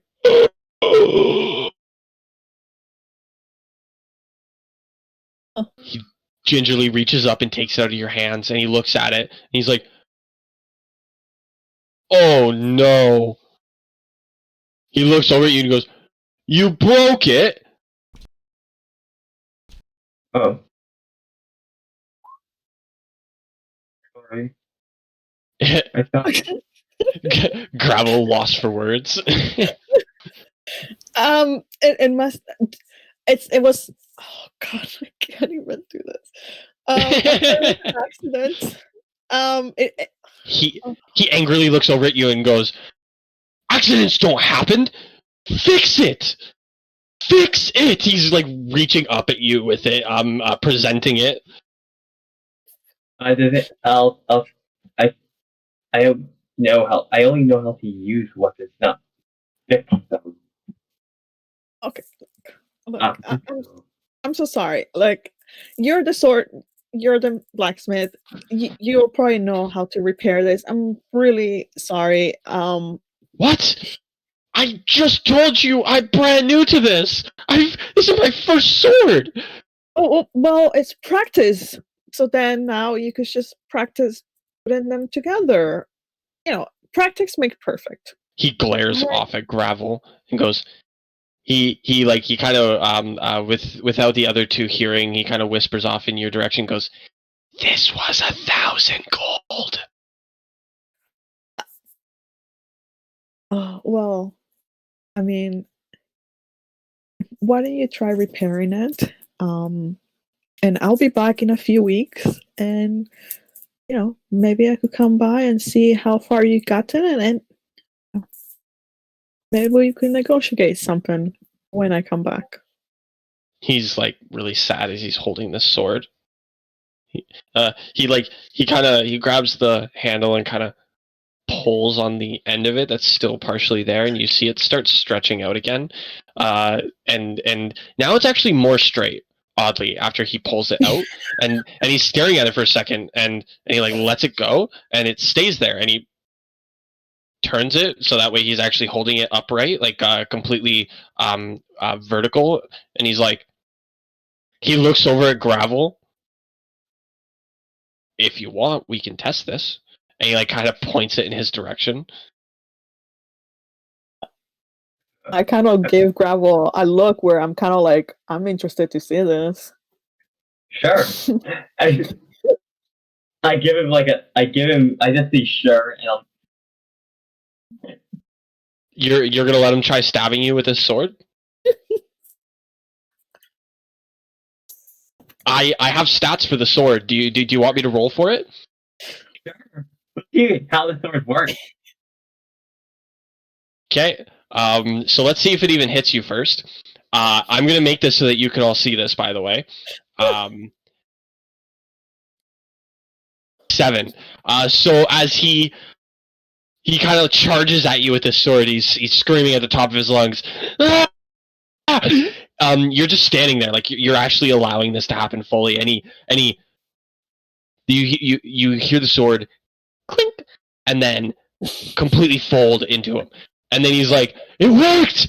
It worked!" As he lets it go, it drops on the floor, and you see it's an accordion once again. And he goes, "Ugh." I basically Fuck. tell him. I basically tell him I'm enthusiastic. Enthusiastic of you making weapons, and I hope you make a weapon that that's like that can hit pierce me one day. I do too. He's sad now. He's very sad. I basically give him the as much ingot as I give him several ingots. So So how many exactly?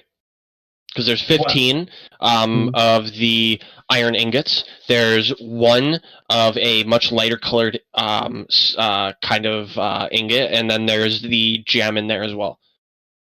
The gem? You give him the gem? What's the gem? Gem. Precious the gem. I'll give him the gem and like 10 iron ingots.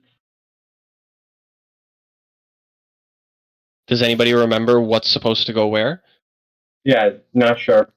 No, I can't remember. I know.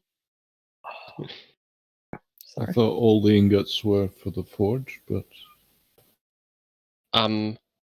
what's everybody's like Intelligence? int at? What are all of your ints? Nalia, Gravel, and Buckluck. What are your guys' ints? 8 minus 1. 10. Hey! Gravel? And that's for my intelligence. Holy fuck. Okay.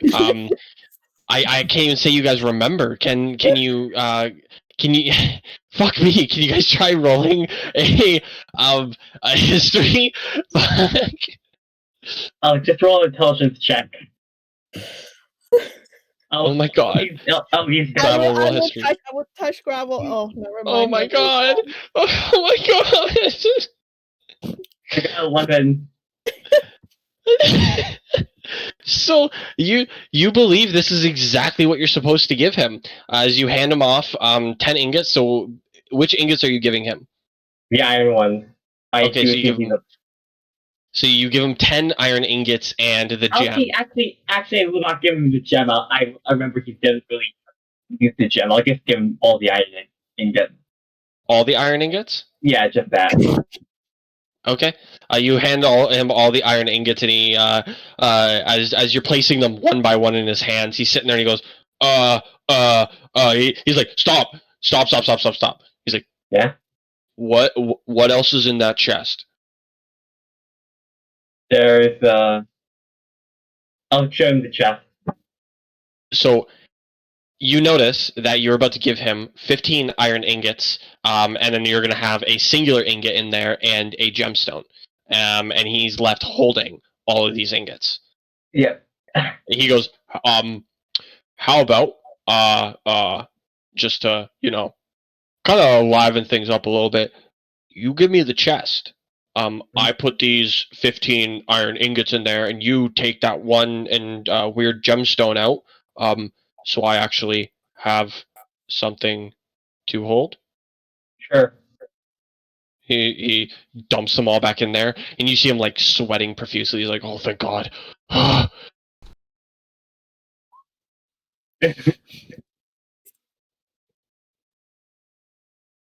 Yes, he rolled high for int. That's why he figured that one out. So he pulls out the other ingot and the gemstone, and he looks over at Nalia and is like, you seem to be the smarter one, and hands her both of those. I think you should hold these. Okay. I will hold on to those. And he picks up this chest. He goes, as he's holding it, you see like these. Surprisingly, actually, he has rather large muscles for being such a short, stocky man. And as he's walking this over, he seems to be moving uncomfortably faster than when he was jogging to the house. I guess he's not. This is a terrible playlist. We're listening to some bullshit right now. Give me a second. I think it's like Under the Sea. I think so too, and I was like, I'm kind of vibing, but it doesn't work well with what we're doing, you know? I basically tell him. I basically tell the rest of the group that, well, I'm happy that he's making weapons. I hope. Yeah, I'll say this. Just next time when someone tries to do it, just pretend like they actually hit you and just at least say "ouch," just to make them feel better. But I guess you do want to tell them they need to work on their skill. So that he makes a better weapon today. I'll look up Bolak and be like, I'll hold on to the gem. Here's the other Wow, so smart. iron thing. Here, you can hold on to that. Okay. Oh, okay. What do you know what this is? It doesn't look like the others. It's okay. We'll figure it out. Gravel, do you recall where we're supposed to drop off the gem and the rest of the items? No. I like weapons, and but I prefer axes. Yeah, you don't want to get anything from this blacksmith. He's really bad. He doesn't have axes, but when I was here last week, we met the guard captain. I didn't the ranger say his name was Odric? Yes, that's right. And he had some really good drink. It was quite strong. Well, very strong actually. And he was over in the building near the gate, the one with the steps on the roof. Okay. And that's why Booklook rolled history earlier and remembered what happened last week because he rolled an 18. And he looks around. Oh, okay, I like that. That's why I rolled earlier. Oh, okay. Which was an 18 also. And because there was a problem with this little, it looked like a mushroom from the top. It was like knee height or something. The others didn't like him, and he was in the guards' rooms, and then he'd turned trees and bushes and twigs and stuff into monsters, and they attacked us, and then we killed them. Of course, I mean, trees, they're not really good against axes. No, I don't think so. That was pretty obvious. But it was like almost everyone in town who wasn't human, they'd vanished. And the others said that there was something he'd done, the little mushroom. Was he a gnome or something? I see. But I mean, if so, maybe should we go see the guard captain? Yeah, sure. Yeah, why not?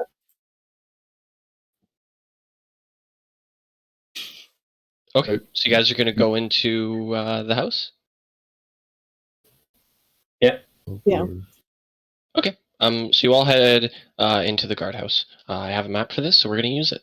As you step in, I think Bucklock's the only one that's been here. You notice that there's a different guard that's currently sitting in the stool. From the last time you were here, the puke has been cleaned up. There's nothing like on the ground out of the ordinary. And oh, by the way, sorry, I kind of skipped ahead a little bit.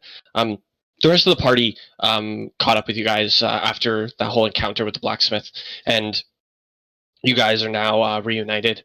If you wanted to do anything before you entered the guardhouse, I apologize, I kind of skipped ahead just a little bit. Yeah, I was just gonna remind Eldon that we were supposed to meet the guard captain, and since it took us so long, we probably should go directly rather than go for the smith. Wouldn't be any point.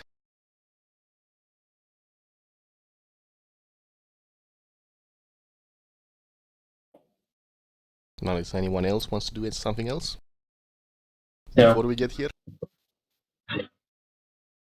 No, I'm okay. I'll just ask how everything went with you guys. Turns out there's quite a lot of honest people in here, except that a bunch of Well, considering what those letters were, I think it went pretty well. Went quite well. Oh, so letters. I'm also And then a lot more wishes. Well, amused. after handing out a few,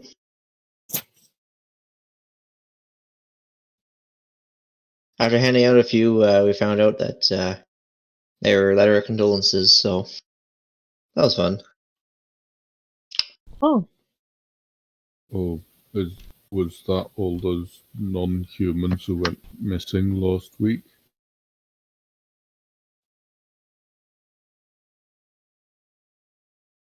Well, we I wouldn't know guess that. it would have been. Would make sense, I guess. Not We sure. we were on a job here last week. I mean, I wasn't in that building, but some of the others were. They, there were people missing, but I mean, mostly the ones who aren't human. I see. And they were scared of us because they were afraid that because many of us weren't human that we'd vanish too.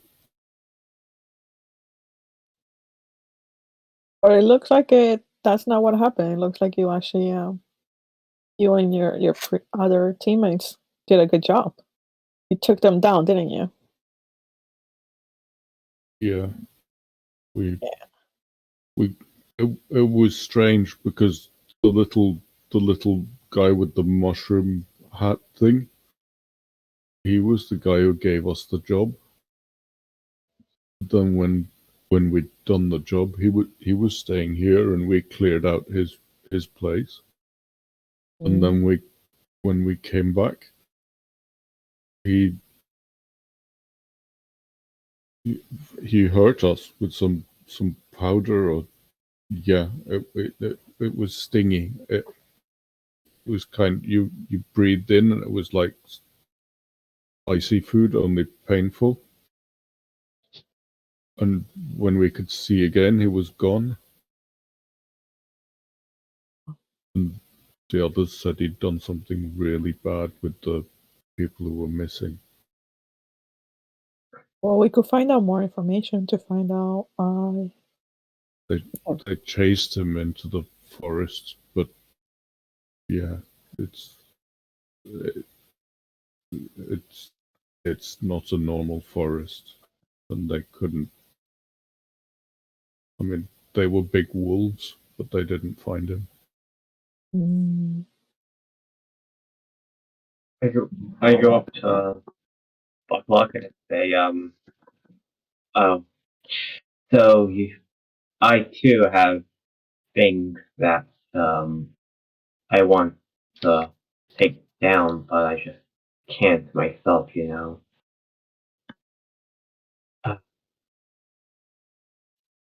Oh, I hope you resolve this one day. yeah. I give him a pat on the shoulder.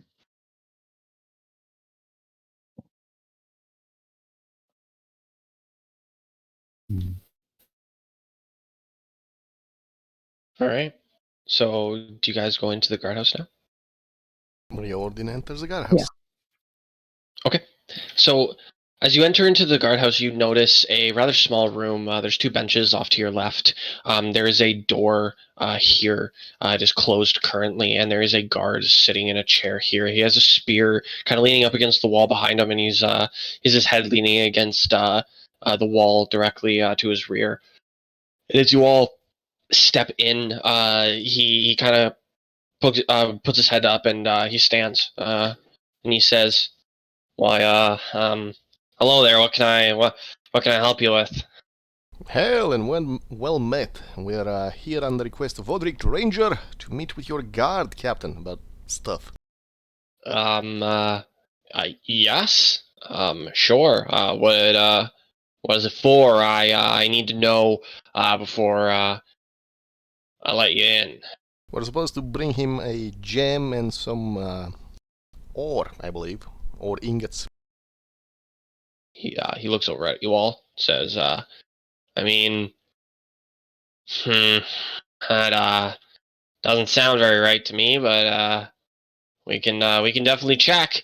Please do He that. kind of gestures towards you and like towards the door and says, "I kind of need to get by though." Sorry. And he heads over to the door and looks at Eldon the same way. As he steps up to the door, he bangs on it 4 times. It goes, "Hey, Lorik, I got 5 people out here for you." And all he hears, hold on, I'm coming. I'm coming. You hear these lumbering footsteps as someone approaches. It's they're slow, methodical steps as they approach as well, and you hear a lock being undone, and the doors open up, and there is a 6'7" human, which is rather large for a human, especially. He's roughly 300 or so pounds. He kind of resembles Buckluck's picture with the muscles, but obviously human. He is a very large man, and he's standing there with a great sword on his back. It's got runes encrusted into it. It is a beautiful hilt. You can see the scabbard kind of hanging off a little past his knees. This is a very large sword, and you can see runes that are written down the side. Does anybody know Infernal? Nope. Yeah. No. Cool. There are runes written that none of you can read. And he's standing there and he goes, "Oh, what can I help you people with?" He looks over at Buckluck and goes, "Oh, you helped me that one time. I'm rather busy, but if you wouldn't mind just walking with me, please." And he turns around and starts stepping away. Well, and good day, Yeah, God, come on. Captain. Yeah. Hurry up. Come on. Odric, the old ranger, has sent us on a very weird quest that involves a lot of delivery. You are one of the people we're supposed to make a delivery to. Oh, yes, Odric is a rather good man. You could call him that, yes? As I'm walking in, I just keep an eye on like each room that we walk in, just to see anything interesting. Okay. So you notice that this looks like a supply room of some kind. It seems. Thank you. It seems like it's got a lot of supplies in it and different kinds of stuff. It looks like there's armor in some of the crates that's kind of sticking out in weird, awkward angles. It's mainly leathers, and the gauntlets have like actual metal attached to them and stuff. But majority of it is something that's able to easily be folded up and fit into tighter spaces. The swords look a little bit rusted and overworked and used. There's a couple spears in here as well. The ceiling is kind of dripping with moisture. This is a rather old building, and it seems like whatever is in here is not usually used or at the most taken care of. And he turns around to you all. So, what do you have for me exactly? Can I see it? Riordin step aside and gestures to the 3 that went to the blacksmith. They should have it. He's looking at gravel. Well? Buckluck hands over the other coloured ingot. He grabs it. So looking at him a little bit more, you notice his armor is tarnished. It looks to be partially melted in weird ways that like forms around his skin as well. It seems like his armor was kind of melted in a weird way. And as he's holding this, he's like looking down and he goes, "I think this should be enough to fix this." Okay, good.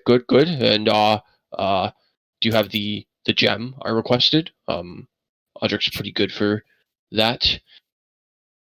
I give him the gem. Nayla would walk up and kind of be like, "Hi, I'm Nayla.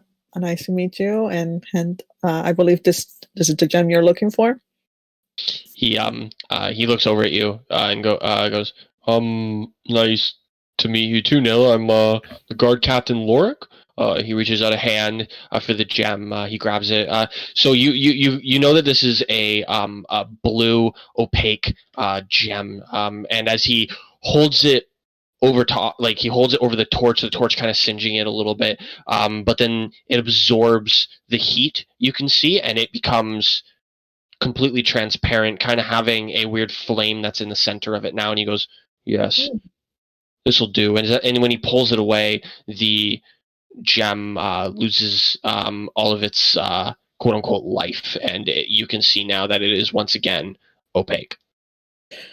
I'll ask, why would you need this kind of gem? He pulls his great sword from his back, puts it on the ground, and taps it on the ground 2 times, and his sword completely ignites in flames, and he goes, "Because I'm a badass." Taps it twice again, and then it goes out, and he puts it on his back.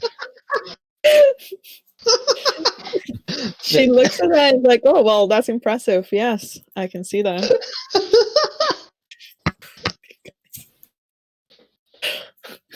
Book looks like, whoa. Do that again. I'll ask him, where did you get that sword? Do that again. He pulls the sword out again, and he's like, "Do you want to try?" He steps up to Buckluck. Oh yeah. He hands you the great sword. This is a lot heavier than a normal greatsword. You realize this probably weighs a good 30 to 40 pounds more, and a greatsword on its own is already a rather heavy sword. You see that it's been sharpened, but not to the point where it's used for cutting. But it seems like this sword is more used for like beating through armor. It's in a way it's like a mace, but obviously a sword. So for bludgeoning. And what are you going to do with it, Buckluck? Step back. Can I take a swing with it? Just he kind of goes, we can step outside. You might burn the building down. It is magical fire. Ooh, yeah. He's like, we'll step outside in a moment. He turns back to Nalia, I believe, who was just trying to talk to him before. What did you ask him? Where he got the sword from. I used to be the private guard of the lord of this town back out in Viscala before I got a little older, and he didn't want me as much anymore. But when he let me go, he gifted this sword to me, and it is my pride and joy. He goes, "Would you all like to test the sword out?" I nod. Yes. Okay, so you all head out back into Okrun, out of the guardhouse. You're standing about here next to the wall, and he gestures to Buckluck. You're free to swing out here. So what exactly are you going to do? Buckluck really likes weapons. So yeah. Taylor's just gonna watch all of this and see Buckluck do his thing. Buckluck's, well, firstly, he's very interested in weapons, and he's also trying to show off Fenela and get her attention. He's gonna try and show off his expertise and weigh the sword in each hand, try and sort of get a feel for it, and then swing it kind of in a figure of 8 in front of him. Swing it through the air, and then he's gonna ask Lorik, how do I get the fire to start? He kind of does like a gesture of like swinging it a little bit, but like in like a very gentle motion. He goes, you do like this, like this, and he reaches out here. He grabs it from you for a second, and then you see him like do like 2 taps on the ground with it, and then it ignites in flame, and then taps it twice again, and flames are gone. And he gives you the sword once again. Yeah, you can play with it now. Oh, Whoa. I'll play with it. I'll play with it. I will basically. Is there any train dummies I can use? He handed it off to Buckluck. Okay. Buckluck's gonna test it, but try and gingerly tap it twice on the ground, making sure he doesn't do it too hard. He doesn't want to damage it. Okay, and as you tap it on the ground, it ignites in this bright magical flame. Whoa, that's so cool. Buckluck swings it in a giant arc around above his head and brings it down as if he's about to cleave someone who luckily isn't there. Okay, are you gonna do a full follow through with the swing, or are you gonna stop it before it hits the ground? No, just swing down towards the ground, but then lift it up. Okay. You all watch as Buckler kind of swings his sword in the air, and it leaves a trail of flame in the air as he's doing this for about 3 seconds after he's swinging. And as he swings down towards the ground, and he kind of pulls it back before it hits the ground, you see the flame above him start dissipating, and then the trail where it led dissipate as well. This flame stays for a little while as you're swinging it. Whoa. Quite impressive. Oh, I wish I had a sword like that. And I'll tap it on the ground to try and extinguish the flame. How are you going to tap it? Same way I did when I turned it on, just gingerly. Okay.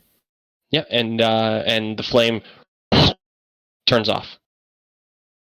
And then I'll respectfully turn the hilt towards Loric and hand it back and say, "Thank you. That's a great sword." Oh, thank Yes, it is. He takes it back. He looks over at the rest of the party and goes, would any of you like to use this? Gravel would like to take the sword. He goes up and stretches his hand out to the captain. He places it in your hand. This sword is very heavy compared to what you're most likely used to. Yeah. What kind of, you use a long sword? Oh yeah, this is a much heavier sword than what you're used to. This is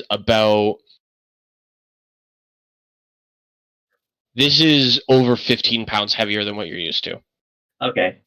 I'll probably yeah, sure. I'll throw away my shield and I will try to do something like I'll just slam it onto the ground. Okay, as you smack this thing into the ground, it leaves a huge indent. It feels like it almost slices through the ground in kind of a weird way. So it almost took no effort for you. You were able to put it about 4 or 5 inches deep right now.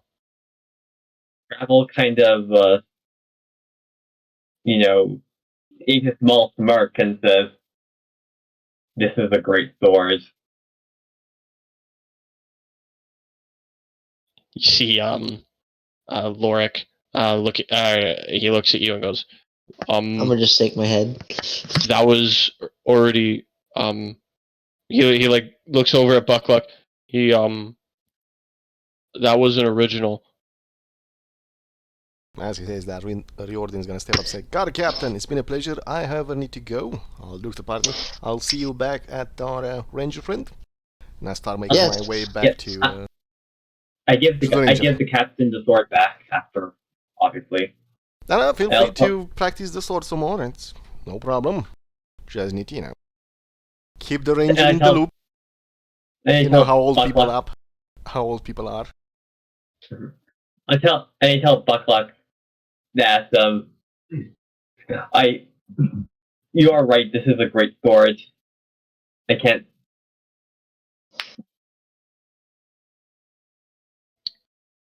Yeah. He grabs the sword. He kind of gestures towards Eldon. Would you like to use it, or he kind of like looks you up and down, or your muscles not up for it?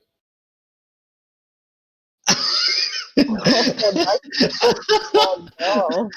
I'm gonna like make like about to say something and I pause for a moment and like,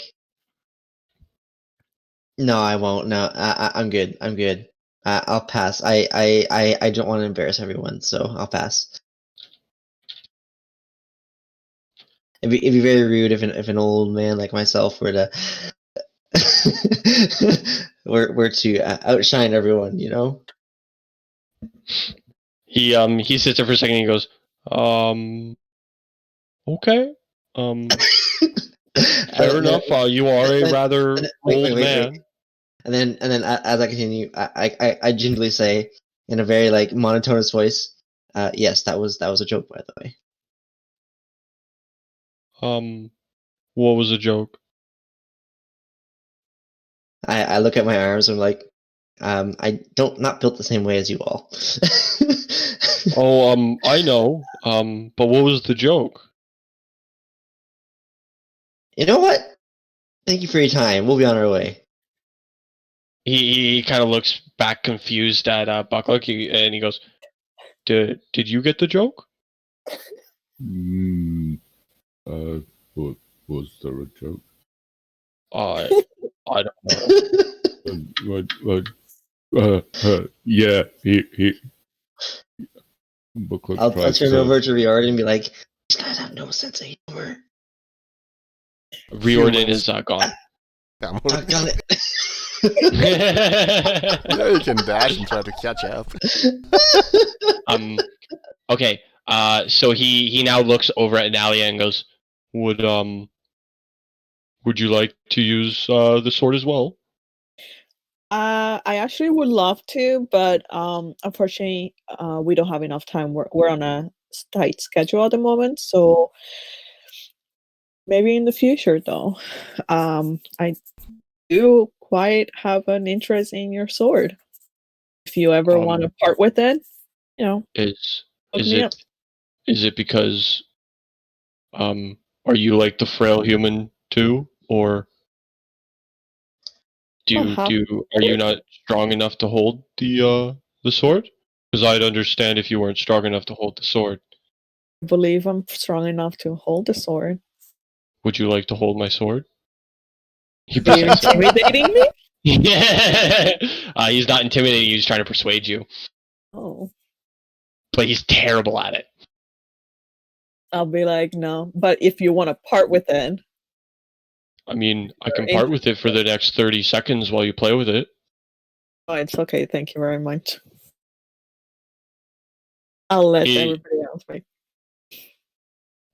Or, making innuendos. Yep. He looks over at Buckluck and goes, oh, well, I guess, you and your stony friend were the only ones that are able to hold it, and I understand. He kind of, like, gestures over to, Nalia.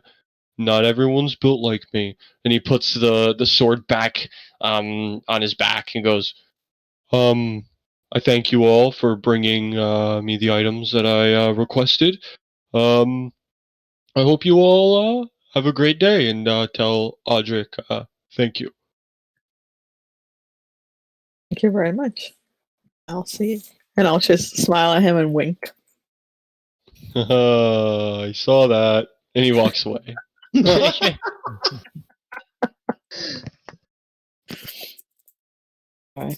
Eldon secretly thinking, I'm gonna come back later and just, wild shift and just show him up just for the fun of it later.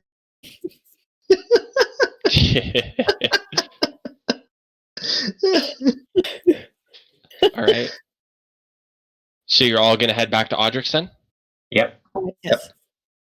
Okay. As you head off towards Odric's house, you get to about this. Oh, I'm on the wrong thing. You get to about this area here, and as you are stepping up closer and closer to his home. You notice that there is a human standing there banging on the door.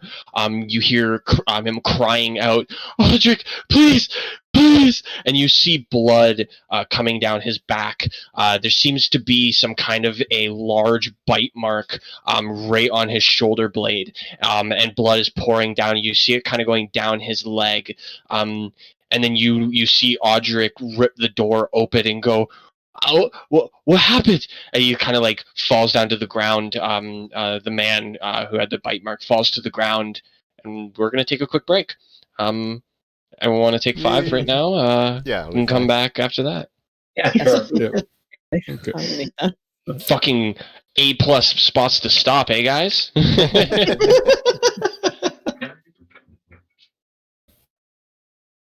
I'm here but distracted. 1, 2, 3, 4. Who are we missing? Gravel? Yes. That's all right. Never mind. Right on. I'm not the last one. That's what's up. So Eldon, what do you mean by you're distracted? Did you not want to continue right now, or? I'm just. I decided to play a quick thing here that takes like 5 minutes to play. 'Cause I thought it would be longer. We can. If anyone needs to like go to the bathroom or anything, grab a drink or anything along those lines, still, you're more than welcome to.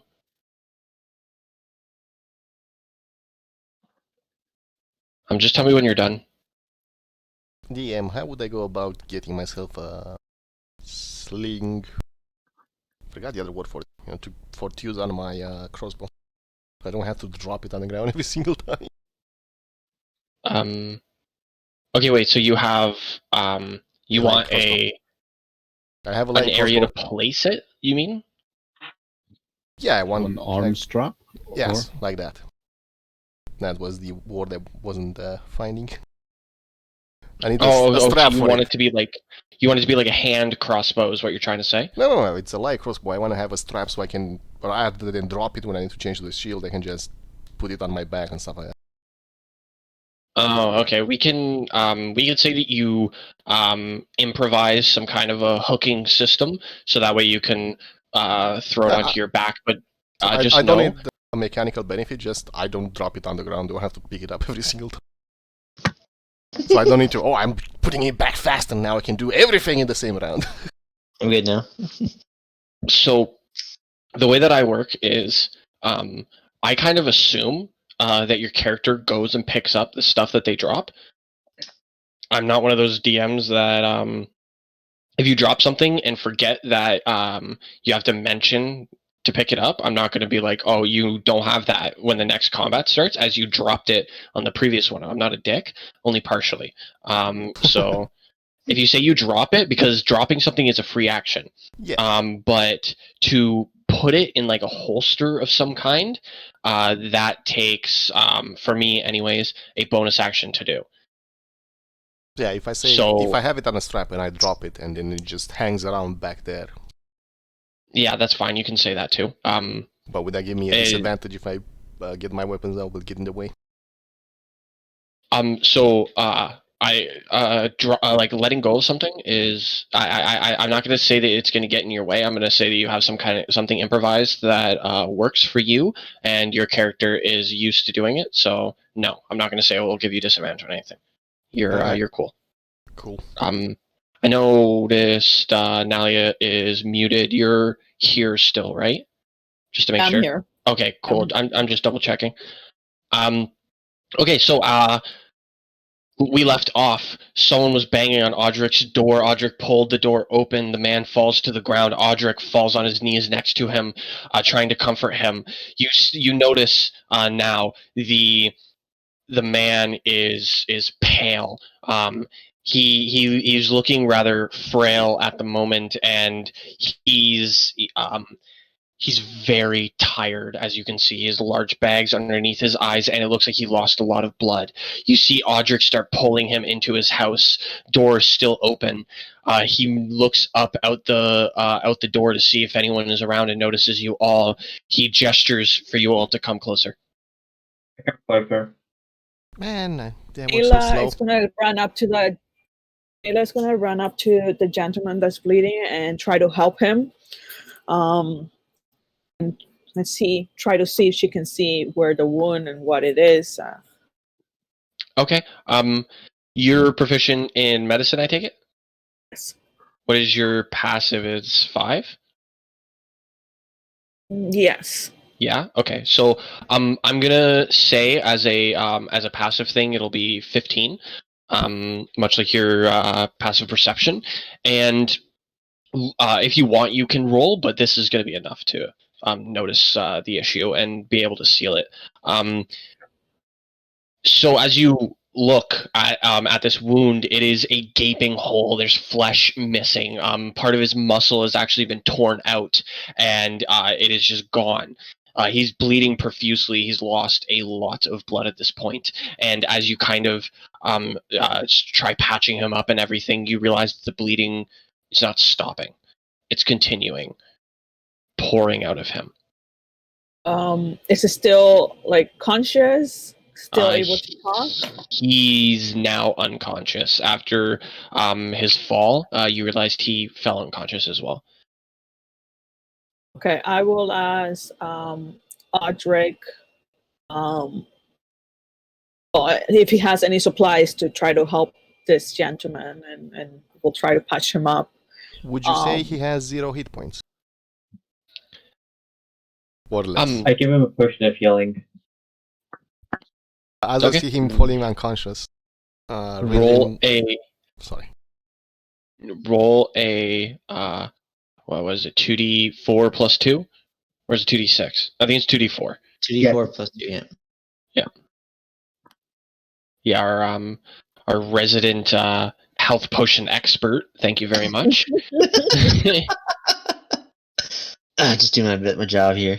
I had that. 6. Plus 2, so 8. I had spelled the you dying. feed him. Sorry. Never mind. Carry on. Better than average. Actually, that is a really good roll for health potions. I've never seen anybody roll that high. So as you start pouring this in the guy's mouth, you notice the wounds kind of not heal, but the bleeding starts to stop, and you see a scab start appearing over top of it as the potion works its magic inside of him. He's no longer bleeding out.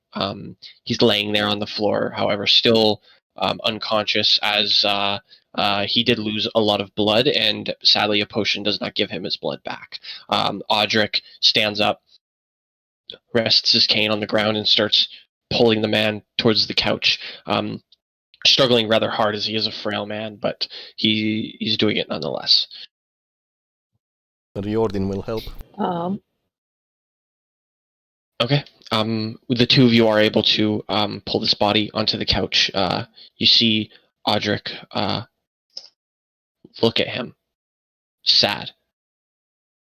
He looks over at you all and says, "This needs to stop." What is this? He walks towards the door, not angrily pushing past you guys, but gently moving around you. And he kind of gestures for you all to come out. And as you all walk out the door, he points off in this direction over here, where this street is. And he says, we didn't see your ping again. "Oh my god, why does it keep moving me to the GM layer? I'm so confused. I don't even click it." He's gesturing over in this direction. And he turns back to you and says, "Down that road is something evil that I do not think I could face. But being from the guild and seeing how strong you all are, I believe you can do it. And I think that whatever's down there, you can stop. But I beg of you, be careful." Inside the city walls? Yes. And you have us running errands while you have a monster inside a city wall injuring people. What's wrong with you? It hasn't been active for a while, and I was hoping it wouldn't be when you got here. I had a few things I needed done, as well as I am sadly unable to walk as well as I once could. However, I hoped, anyways, that it would not have to come to this. And I hoped that you would not have to deal with this, and we could deal with it ourselves, but it's too much for the city guard. Have you tried prayer? Works better.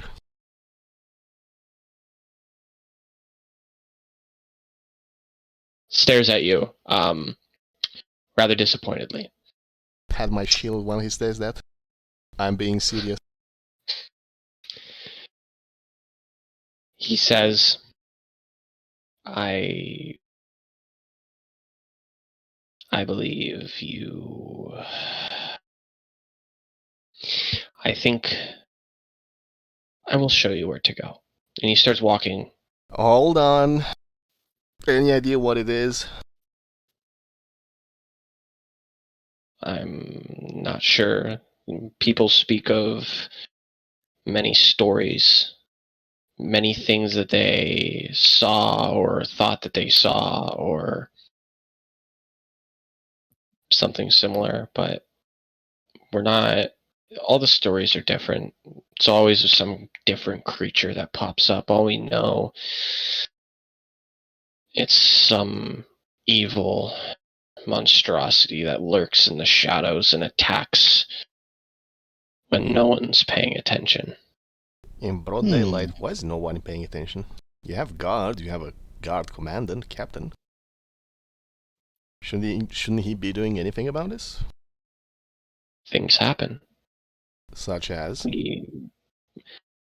We are currently trying to deal with a different matter, one that few adventurers in the past have helped to quell a portion of it, but it is still up, it is still around, and we cannot fight inside of our walls as well as that which is attacking on the outside.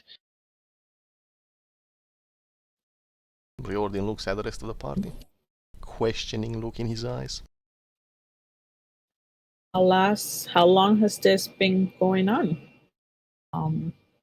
Well, we had a problem with people going missing before, and we thought we caught what was doing it. But there was more, so much more that was happening behind our eyes, and we couldn't figure out what it was. And now I believe we've waited too long.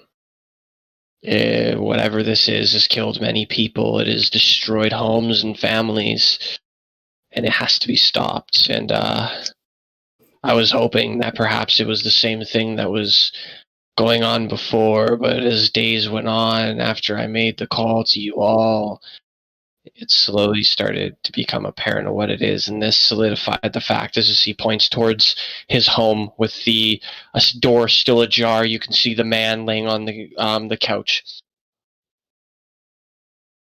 It is apparent that this is something we have to deal with now, and it is very much so in our walls.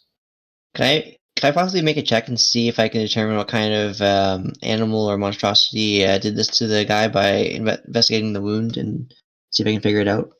Yeah. You can go in there. So, what's your investigation plus?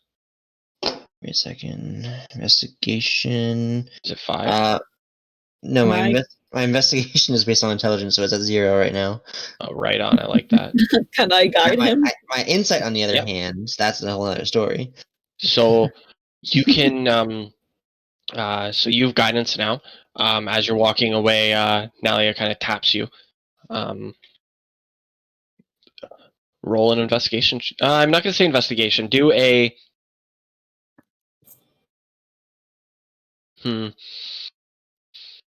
Medicine? Yeah, roll a medicine check for me. That's probably better to be able to see like the source of it. 22 plus a d4. But it doesn't matter. That's still really good. This is holy shit. Wow. I mean, it's not like I'm proficient in medicine or anything. It can be even be even better.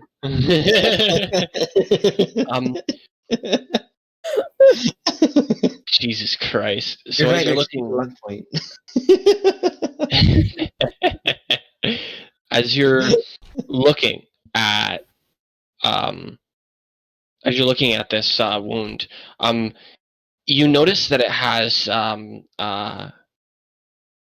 very similar to a human bite, but it makes no sense because it's much larger.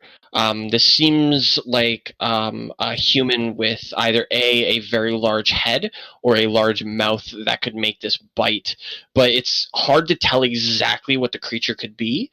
And you do notice it's kind of it seems like the skin is melted around the edges, like some kind of acid or poison was used to make it. But because of the nature of the bite and the fact that there are so many creatures that are able to make a bite very similar to this, it's hard to like pinpoint the exact creature that made this, but it is definitely a humanoid type of creature.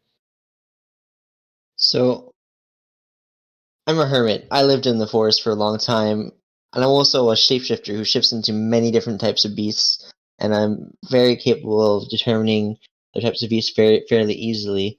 Would that help me at all in trying to determine the narrowing down the type of beast it could be? So it's not a a beast Okay. per se. You I mean, that's information in itself if it's not a beast. yeah, it's not a beast, but it is something that either A uses some kind of a poison type thing or some kind of an acid. It's hard, like it's very easy to tell it's one of those two things, but they make very similar marks around the edges. All right. So I'll go back to the group and be like, hope some of you guys are resistant to like acid or poison, because whatever this thing is, it seems rather deadly for sure. All we have to do is not get hit. Yeah, exactly. I mean, you guys have a high AC gang here, so It can be even better. I mean, Yes. does Nalia have Shield of Faith up? Oh yeah, I have that. Oh, right on. Then yeah, it can definitely get way better. Same, yep, right on. Fuck me. All right. all Push me right, to the GM layer again. What the fuck? Sorry, continue. Okay. I'm gonna ask our red like, all right, show us the entrance. We'll investigate. We'll see what we can gather. We'll try our best. I definitely don't want to see anybody get hurt, but I also don't want to let you know that we're gonna be doing this job. Like, we'll try our best we can. I thank you for sure. And he starts once again walking off towards this this area over here. Riordin As you get around this area, you start smelling kind of like a rotting scent.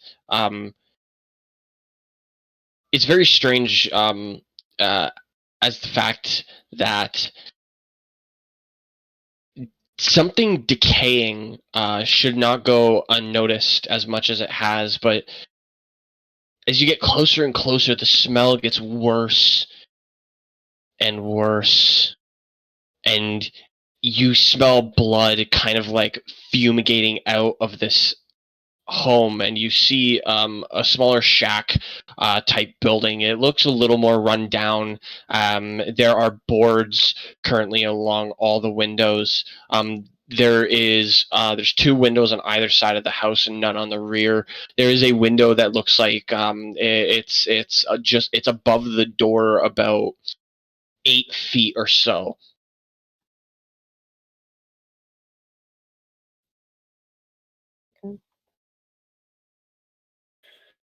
All right.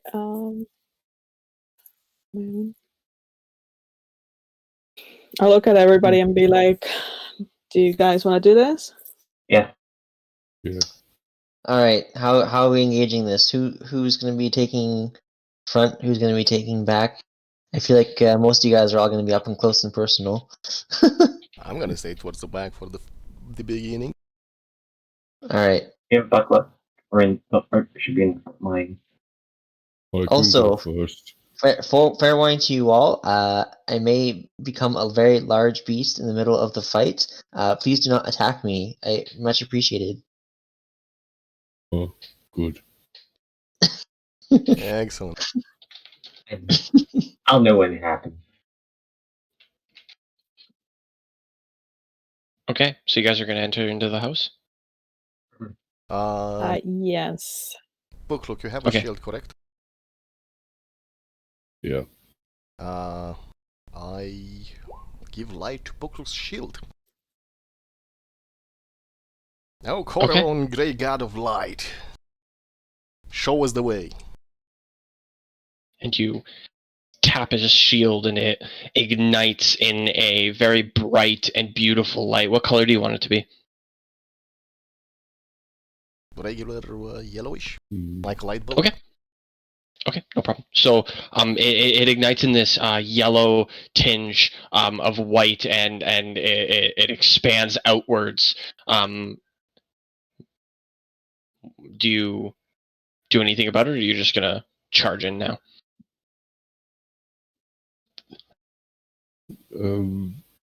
No, Booklet doesn't charge in if things are unknown. He is quite stealthy. Oh, I know, it's very Just weird. one. I'm not gonna lie. Watch this. Roll for stealth, Buckluck. Very stealthy. I fucking know it. I'm just good. What can I say? How is that even possible? It just is. Buckluck seems to vanish with a glowing shield somehow. He just turns into some kind of smoke as he enters into this house. No, the step he makes is it's almost like he disturbs no dirt, no ground. His heavy weight seems to disappear as he gets in a crouching position. Yeah, ballet lessons. His step is very gentle, and as he opens the door, it opens outwards. And as he opens up the door, he's able to stop it from creaking, making any noise at all. And he peers inside. Buckluck, as you look inside, you notice in this little shack, there is blood everywhere. It's littering the floors right now. It's on the walls. You see on the right corner of this house, there is not corner, sorry.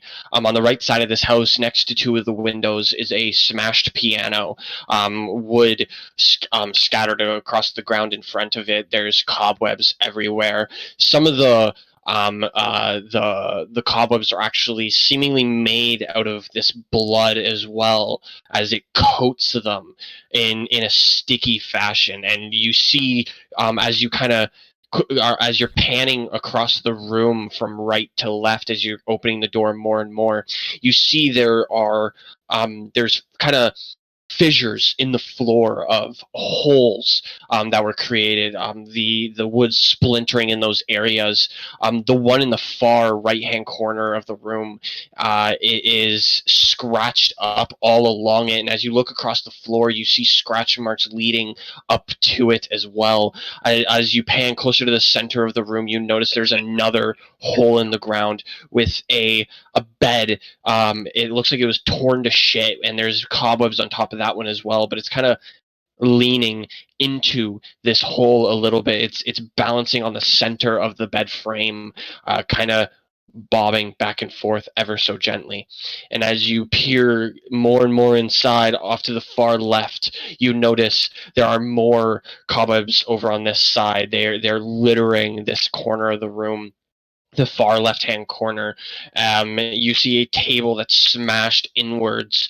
There's 2 broken chairs underneath it, with one that looks fresh, almost used, and nothing underneath it. There is a bench that is also sitting off in the closest to the door on the left-hand side, and then boxes that are sitting off in that corner.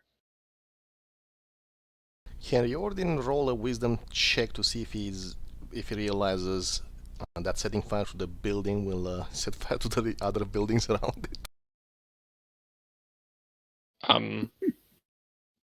Because I mean, if I know I can get away with it, or I think I can get away with burning the house without stepping inside, I will suggest it to the party. Okay, roll. Let me think here. As you're kind of looking up and down at this this house, can you roll? I'm gonna say I'm gonna say a survival, just because I don't know what else would really work, or perception. You know what? Do a perception check to see if it would work out. Can I fight him? Never mind. 10. Was recently in a bad sewer fire. 10. So it's hard to tell. The grass is still fresh. It's green. It's very well possible that it could, but at the same time, if you got lucky, possibly not. Riordin will whisper to the party, you know, we don't have to go after it. We just set the building on fire and wait until it comes out or dies in it. So Bucklook, as you're looking more and more into this building, you look upwards, and you see a small loft type area with a ladder off to your right. It's tucked against the wall of the ladder, and the loft seems kind of wet underneath.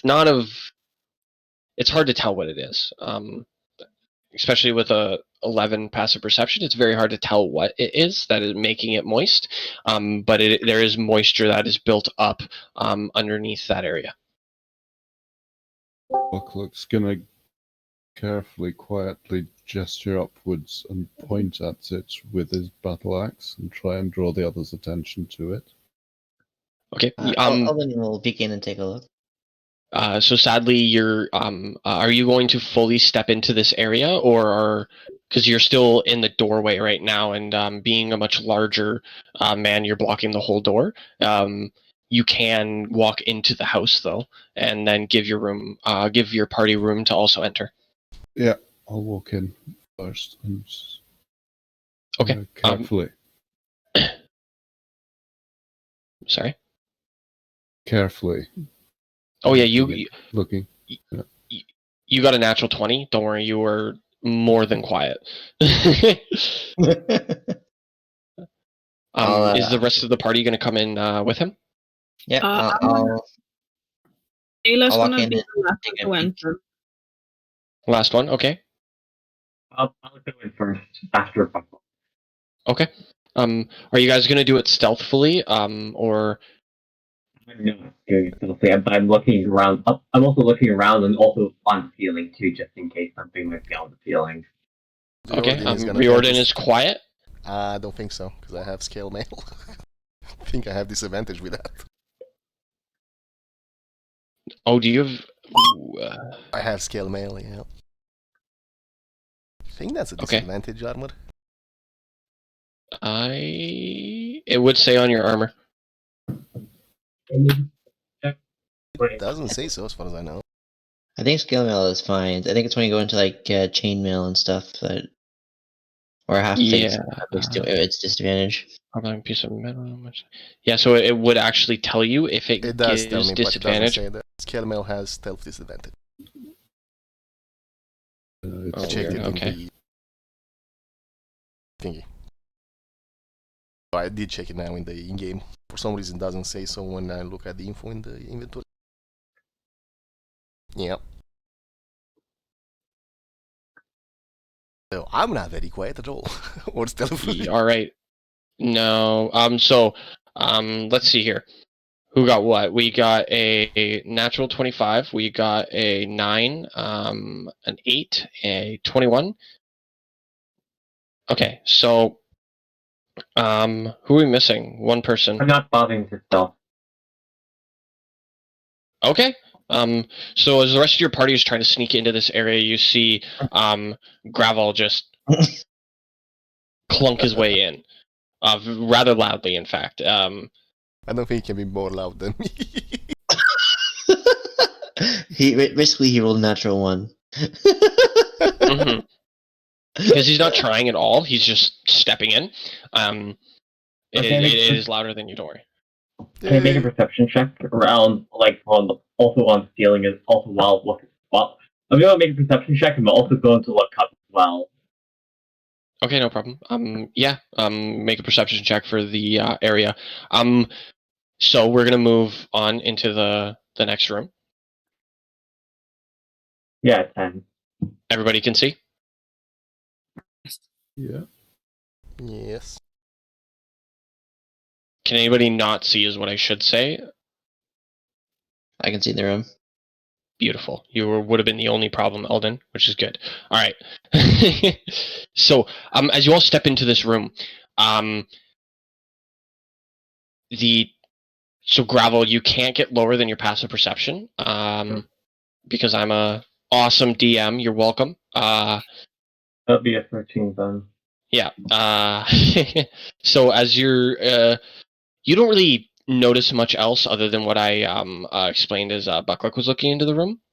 Nalia, however, and Riordin, as you guys are entering into the room, you notice that it has the floor above you, from the loft area, seems to have blood kind of sticking to the whole bottom of it, but it's weird because it's very thin, making it more transparent than the blood that is scattered across the floor here and the blood that is on the webbing.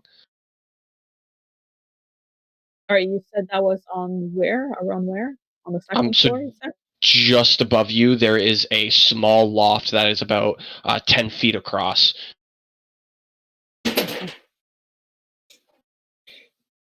Can I get a closer look at it? How tall are you? 7 feet? 7 feet. So it is about 2 feet above you right now. So definitely can get a closer look. Okay, I will climb up this little The ladder there? Yeah. Okay. And just kind of quickly go up and see what I can see and see if I could. So you're looking fully up onto the loft area? Mm-hmm. Okay, no problem. So as you look, as you step a few inches up this, you notice there's a window up there. This one was not boarded up. You see scratch marks covering the entire surrounding of this window. They're deep gashes into the wood.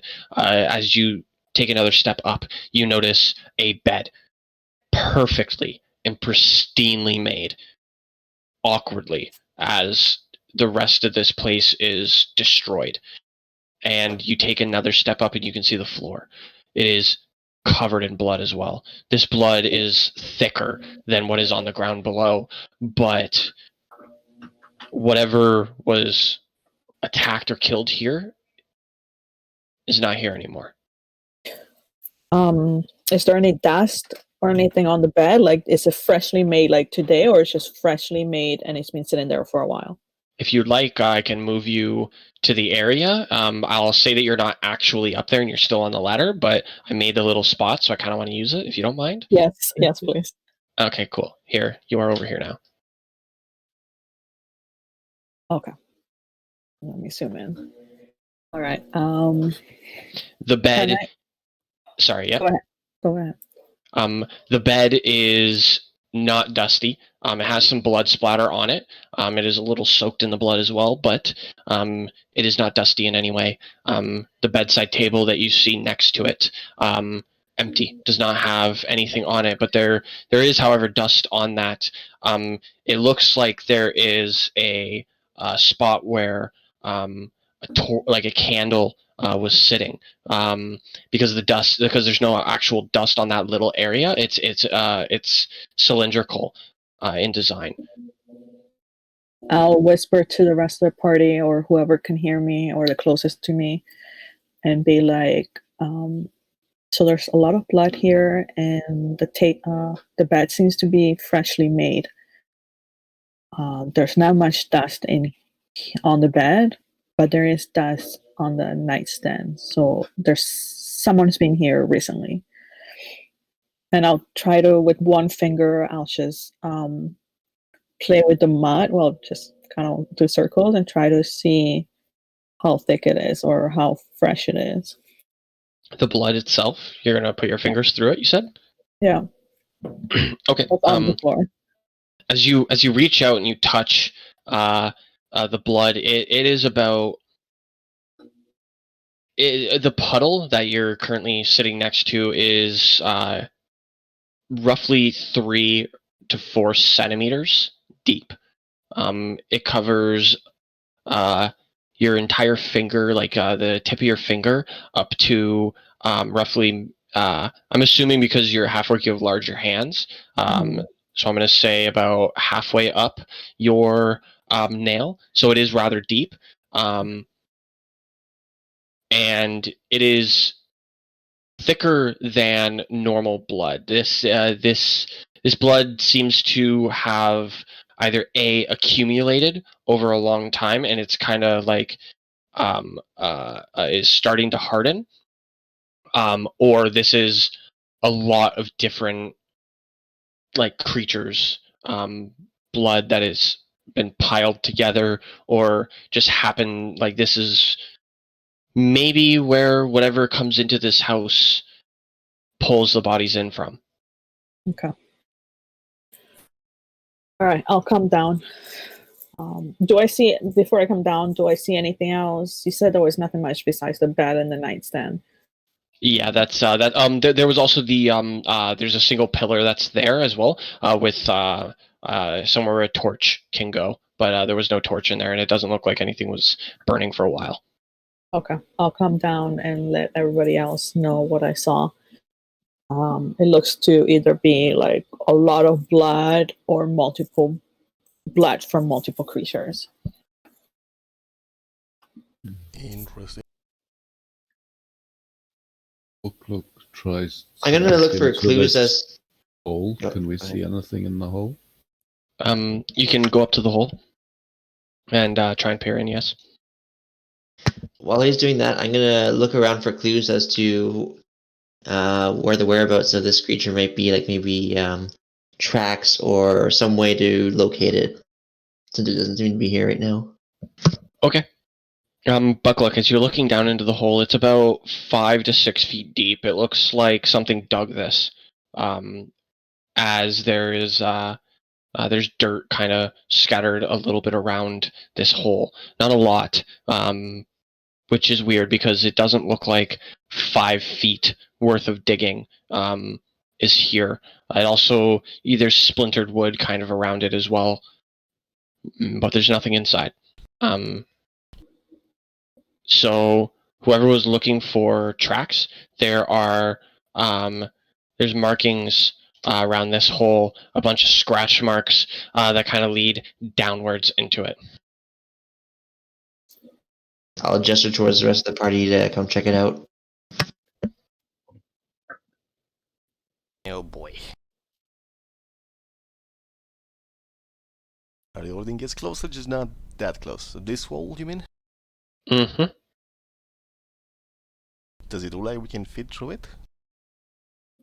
Yes, you can. This is about the first section of it where it the wood is. It is about 3 feet at the largest point for people to fit through. The smaller points are about half a foot. And it's pitch black down there. It is pitch black down there. The only light that is currently coming in is from the window that is next to Gravel, kind of peering into it. Can we see how deep it is? You have dark vision, right? Yes, you do. Yeah. So as you peer down into it, it looks roughly anywhere from 40 to 45 feet.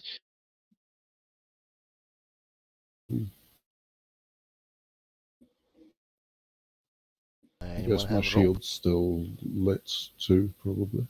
Yes, it is. It'll last for an hour. I do have actually rope. So how about we it investigate the doesn't house some seem- more? Maybe get some clue about what we're dealing with while somebody watches the hole, just in case it comes back to that.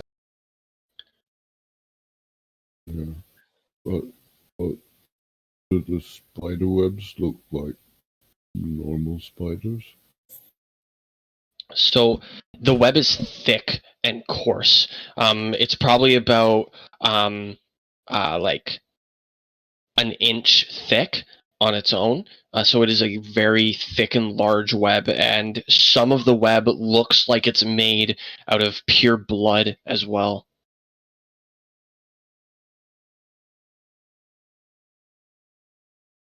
Okay. So as you cast light on one of the sticks that are there, and you chuck it down the hole, you're an elf, so you should have dark vision, right? Yeah. Yes. So it you see it land. Actually, I'm not getting that close to the hole. I'm just chucking it from safety. Oh, okay. What Yeah. do you see? Book look. Look, look. It kind of click, click, click, click, click, click, click, click, click, as it hits the ground.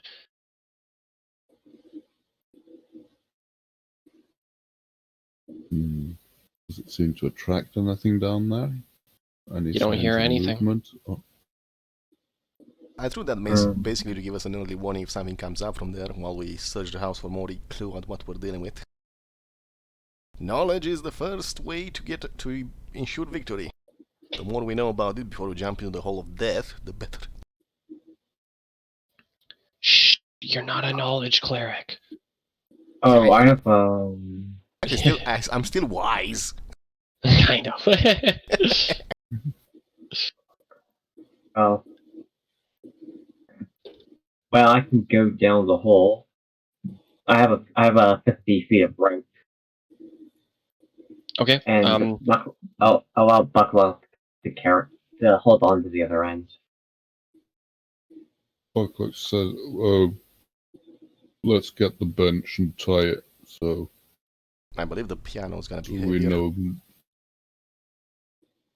Oh, Okay. good idea.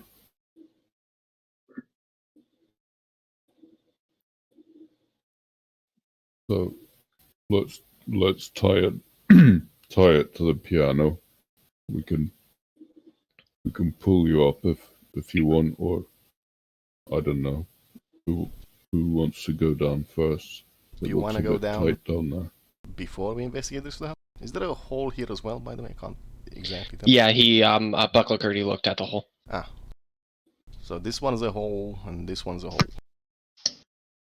What if there is another entrance into this supposed potential cave that we're about to enter that might be more suitable to enter? Because right now this seems like a death drop per se, and also could get us into a bad situation. Did I anyone kind of agree with that. Did anyone No, notice I'll- any sewers entrances in the town? There's no sewers. This is the only way down. The only fast I'll go way. down with you if you want. Okay, so we're going down the hole. Riordin will also. I'll go first if you want. Riordin Yeah, will sure. also I'll tie the rope to the piano, and I'll give the end of the rope to Nalia. All right, I'll go first. Oh, God. All right. So you guys have two of them now, and you can kind of hang on to both of them as you climb down, just so you have that extra safe net, I guess. Yeah.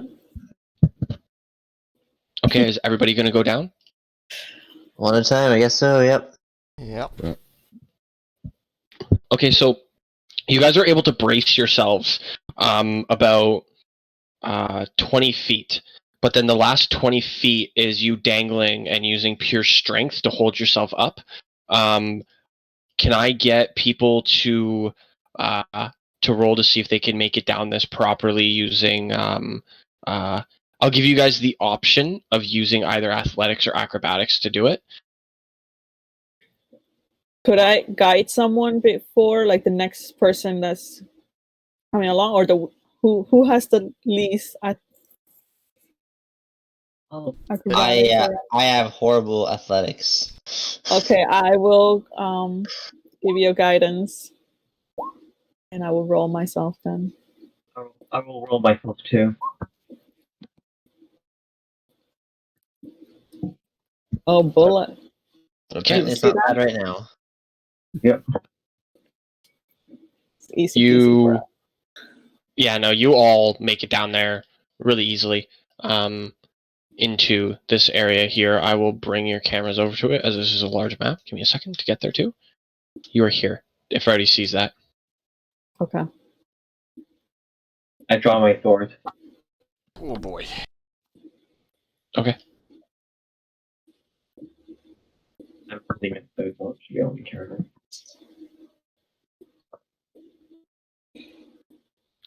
Buckluck is glowing with light as well. Buckluck, can you pull a torch on yourself? As light basically works just like a torch. Because cool. Awesome. Did that drag? I can't see it. Here, I'll move it to... Yeah. There you go. Can you see now? It's behind my token, but I guess it's... Okay. Perfect. So, as you all enter into this space, the smell of death and decay is reeking in here. This is a large cavern. As you look around, the ground seems to be... It's moist under your feet and kind of soaks in to like you kind of sorry not soaks you kind of sink into it a little bit as it is soft to the step, but then it hardens after you get about 4 or 5 centimeters down as you step through this.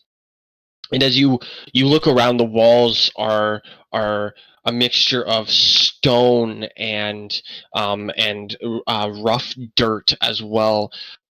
It doesn't have light anymore because I used it on the stick. It's not concentration. It just lasts an hour. Yeah, but it also ends when I use it again. Does it really? Yeah. Like be The spell ends if you cast it again or dismiss it as an action. Oh, okay, cool. Never mind, Buckluck. You can delete that torch. I mean, I can give it back. Yeah. If you want, you can give it back. It's up to you, man. I'll rather keep mine here as a light source back here so we know what it is. And Nyla can give Buckluck one if you want. Though I'm not sure Buckluck needs one, since he's very stealthy. No, he has dark vision. It's more if those of you who don't have dark vision want to see me. That one human we have with us. But yeah, it's kind of a spotlight on Buckluck too. So as you guys are looking around this area as well, as you look up, you see going in every direction, down every tunnel that you guys can see right now, there are these webs that are made out of blood. Very clearly they are, and there's no silkiness to this. It looks sticky, and it is evil.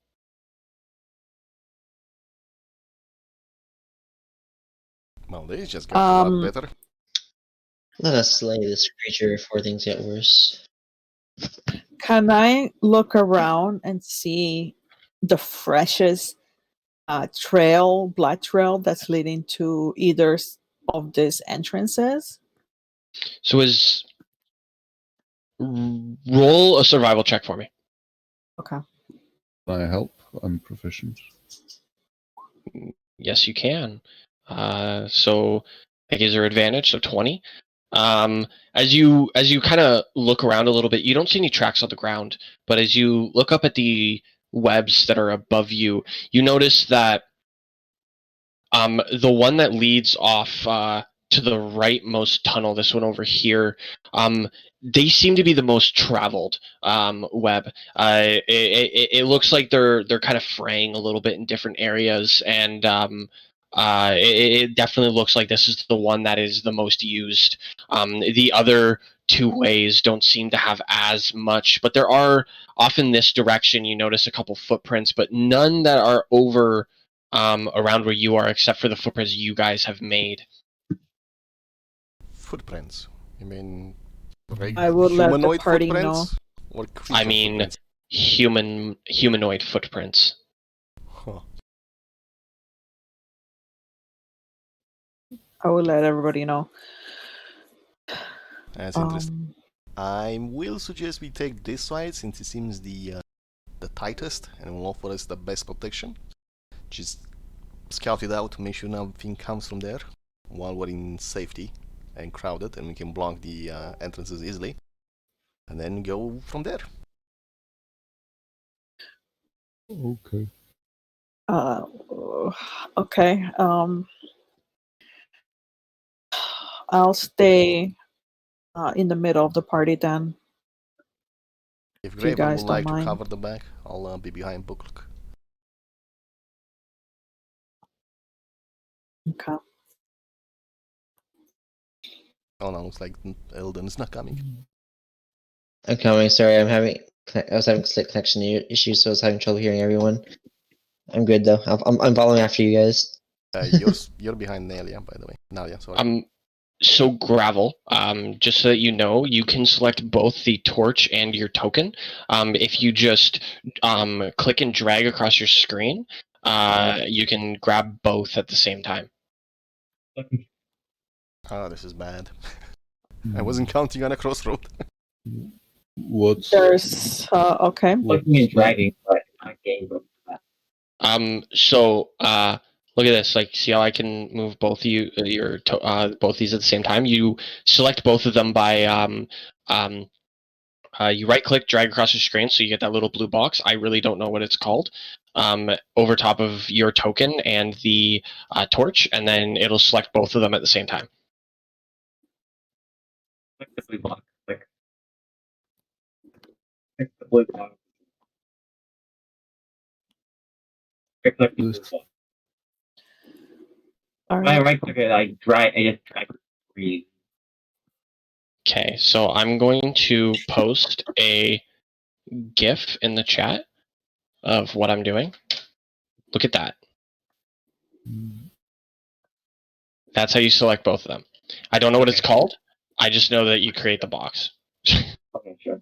Lefender, can you group them? Do you have 5e tools thingy? Here, let me... What? Can I group them? Is that a thing? Yeah. Oh, okay, you got it. It's fine. Yeah, it worked. Awesome. Okay. Now that we're okay. So as you guys are kind of walking through this area, the stench of blood is getting stronger and stronger the further into these tunnels that you guys make it. Off in those of you with a higher passive perception, the 15, in fact, you hear a grinding sound coming off in this direction, somewhere along here. It sounds oddly like something's digging. It's a low hum.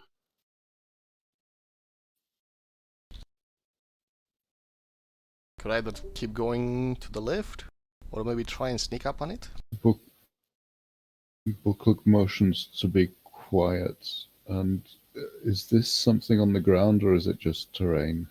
That is a corpse on the ground currently. It is only bone. There's a few like ligaments and stuff that are remaining, but the muscle and fat has been eaten away.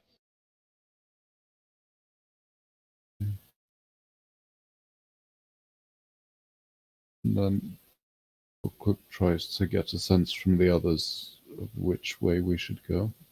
Do we want to go towards the sounds, or do we? And if we hear something in that direction, I who's kind up of, here?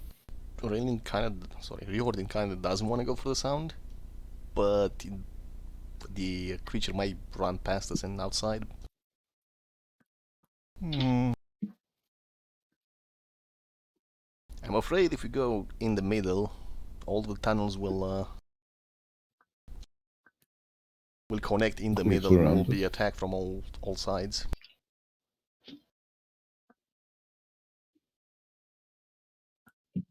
What does anyone else say?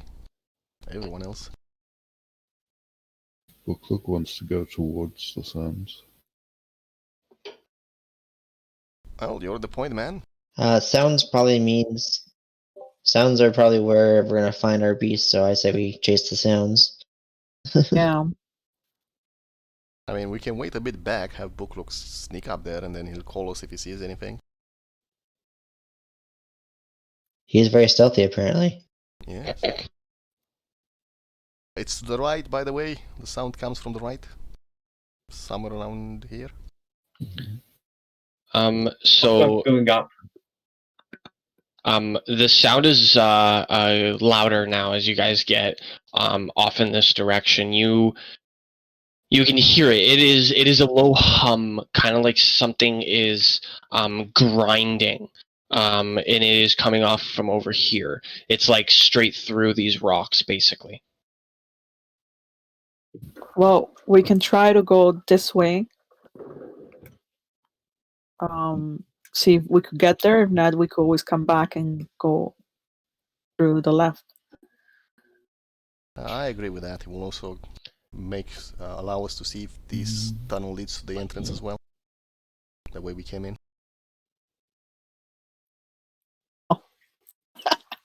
Looks like that.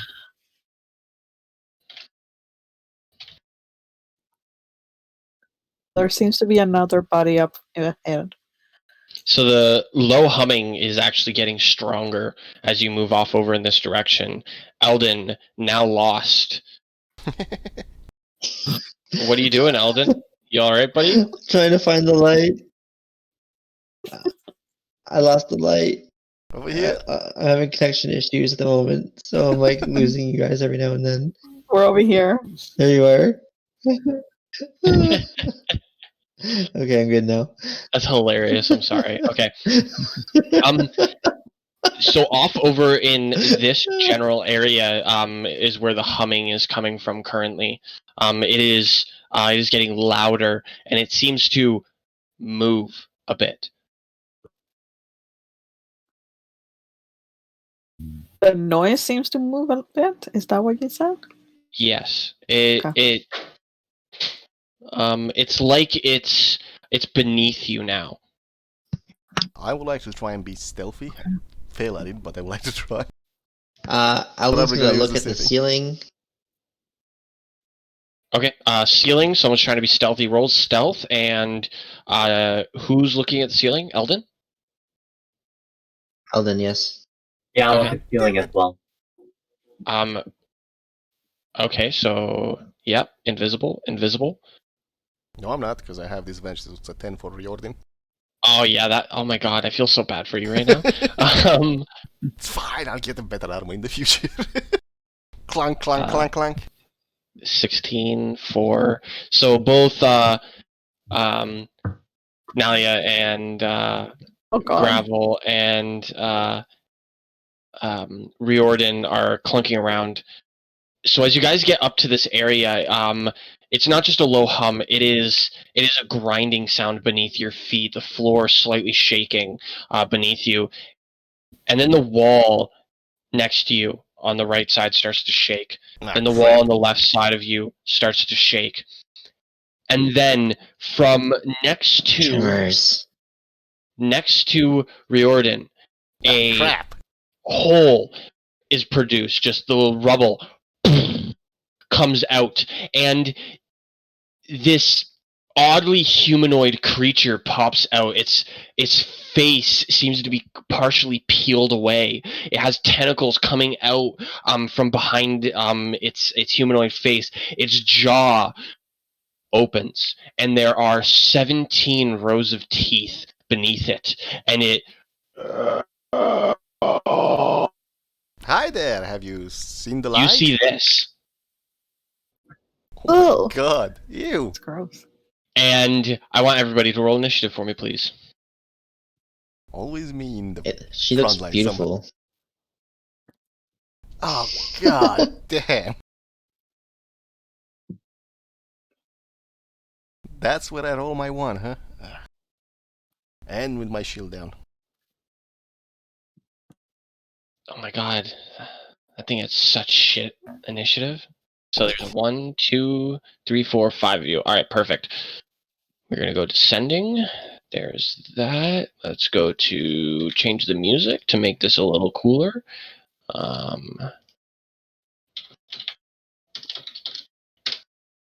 All right.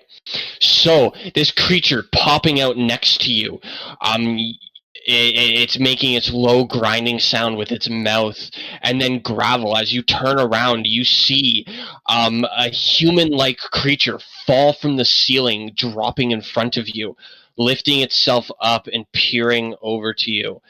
It is going to swing at you with one of its claws for a 12, which misses. Then, from behind you, Eldon, another one falls from the ceiling, landing on the ground next to you. It is going to look off in your direction as well, and it is going to swing at you with its claws for a 17. That hits. Yes, I need you to make a Constitution saving throw for me, please. Man. Alright, 17 is that? So yeah, it is. Not 17 damage, just a 17 to hit. It's 5 slashing damage. The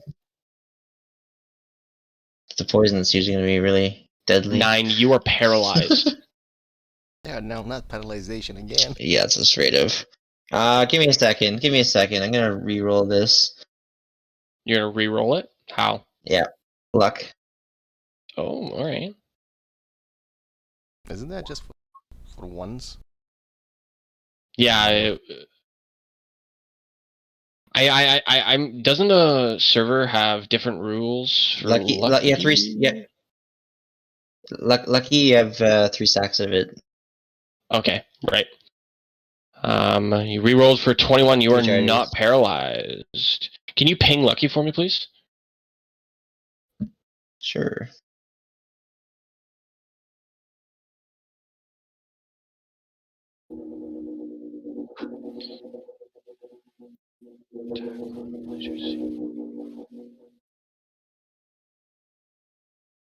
Made against you. Huh. Okay, so right on. Okay, cool. It is now Gravel's turn. This creature falls behind you. Its jaw splits off in 3 directions, and its tongue slithers out towards you. What do you do?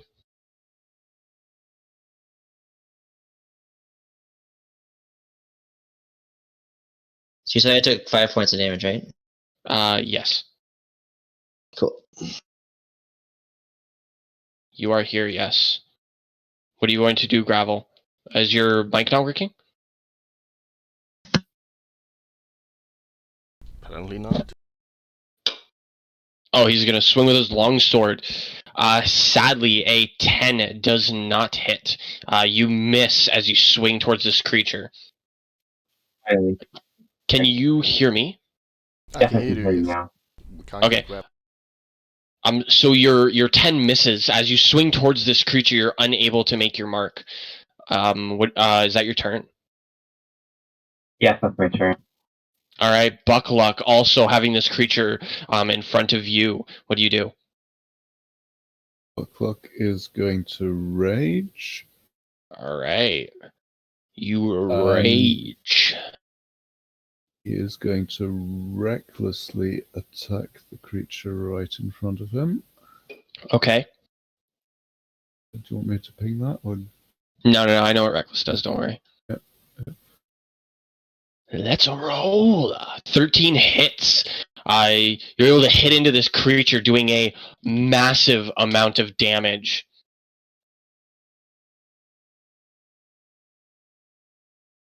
Is that going to be your turn, Buckluck? I'm going to move here, and that's my turn. All right. Nalia, next to you, another one of these creatures falls from the ceiling, landing beside you. It is going to swing at you as well with your 51 fucking HP. Jesus. A 20 to hit. Oh, I feel so good about this right now. Can you roll a Constitution saving throw for me, please?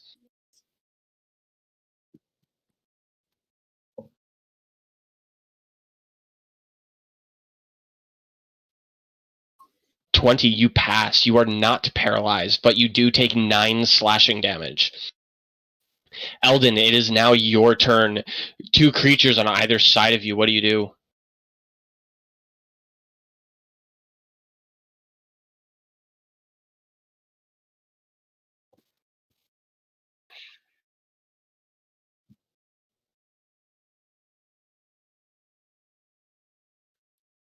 Eldon?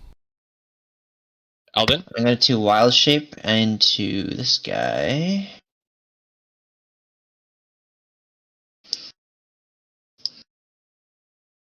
That's a big guy. As soon as he shows up.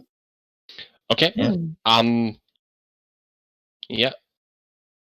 So we're gonna take away. Does your token currently have your other token have vision? I'm gonna give it vision. And then I'm going to take away Eldon's vision quickly. Save and move you off here. Can you see through the wolf right now?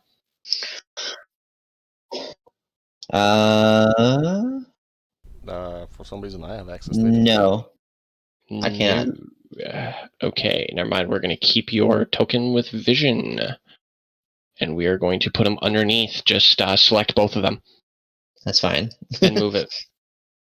So, due to growing in size, I'm now in range of this guy, luckily. So I'm actually going to be attacking this one. Okay, roll. Da, da, da, da. A 12. Oh, no, wait, yeah, 23 because of Direwolf's bullshit. I'm going to roll the save, which is a strength. A 14, it passes just. And it takes 8 piercing damage as well. Is that your turn, Eldon? That's my turn. All right, it is now this creature's turn. Sitting in front of you, it is going to swing off in your direction with its tentacles. Does a 17 hit Riordin? 17 would hit, however, I would like to cast Shield? Warding Flare. Not shield. Oh, right, yeah, you're a cleric. You can impose a divine light between yourself and attacking anywhere. 30 feet. Disadvantage on that attack. Disadvantage on the attack roll, and the other one was a 16, so yeah. It misses. Oh no, it just hits. It hits, because I don't have my shield up. God damn it. Oh, that sucks. Sorry, man. That's fine. A 14 to slashing damage. Ow. And it is going to bite at you as well for a 15 to hit, which misses, luckily. 14 damage. Nalia, it is now your turn. Seeing this creature fall from the ceiling and swing at you, what do you do? Okay, I'm gonna try it. I'm gonna... Hear me? Yes.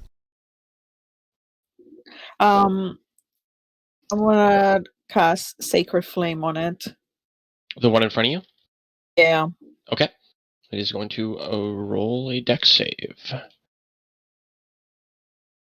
A 7, it fails. You hit it with a immense amount of, holy shit, 10? You got such a good roll on that. Alright. What color is your flame? Purple. Purple? Okay. Purple flame is gonna pop out of my hands. Okay. Do you want it to be like okay, so I'm gonna say, because you're very close to this creature, you produce this flame in your hand, and it's in the. I have no idea why it's rolling to GM. What are you rolling to GM? Just the bite attack that when I rolled it, for some reason it rolled to just you instead of everyone. Oh, it's because it's a monster. I need to change that, but I'll do that after this. Yeah. Second time having a moon druid, I completely forgot to do that last time. Don't worry about it. Okay. So Nalia produces this flame in her hand, kind of like in a way like a lightsaber of sorts, if that makes sense. And you kind of throw it at this creature, purple, and it morphs as it's coming towards this creature and pierces right into it, dealing a large amount of damage. Is that your turn, Nalia? Yeah, I'm gonna say to it, boy, you're stinky. And how is it looking with the hit? Bad. Very bad. Like, I don't know, man. Need to eat some healthy veggies, but okay, that's it. All right. Riordin, it is now your turn. What do you do? Ow, that hurt. I draw my crossbow, get my shield out. I will cast Shield of Fate on me with my bonus action. All right. Concentration and Shield of Faith.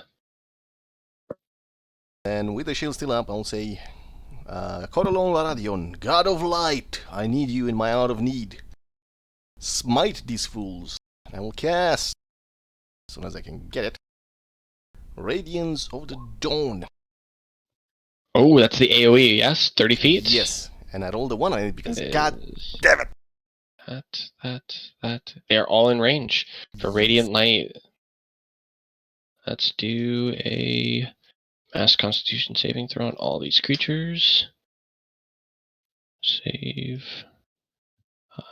Con. Sorry, I just select all of them at once. That is going to be the top creature is a 12. It takes the 10 damage and falls dead. The second one is the one here, and it rolls an 8 and falls dead. The creature next to you rolled a 19. Does that take half damage? Yes. Yes? Okay. That is 5. 5. And then the bottom creature rolled a 17, so it takes half. -5. Okay. Get this slimy one off of me, and that's my turn.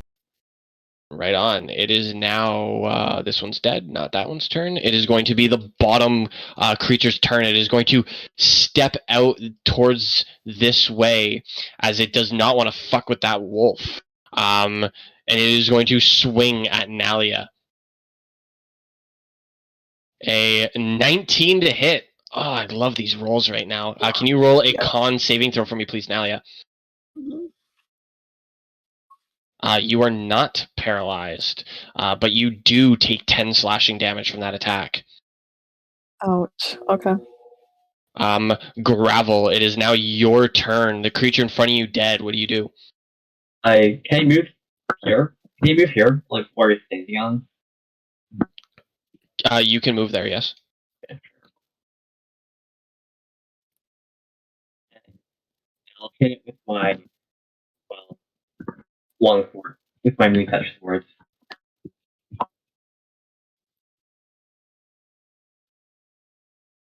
$17, that definitely hits. 6, 7, 8 damage. You're able to deal a large blow, hurting it pretty badly. In my turn, I use my action surge and hit it again. All right, roll.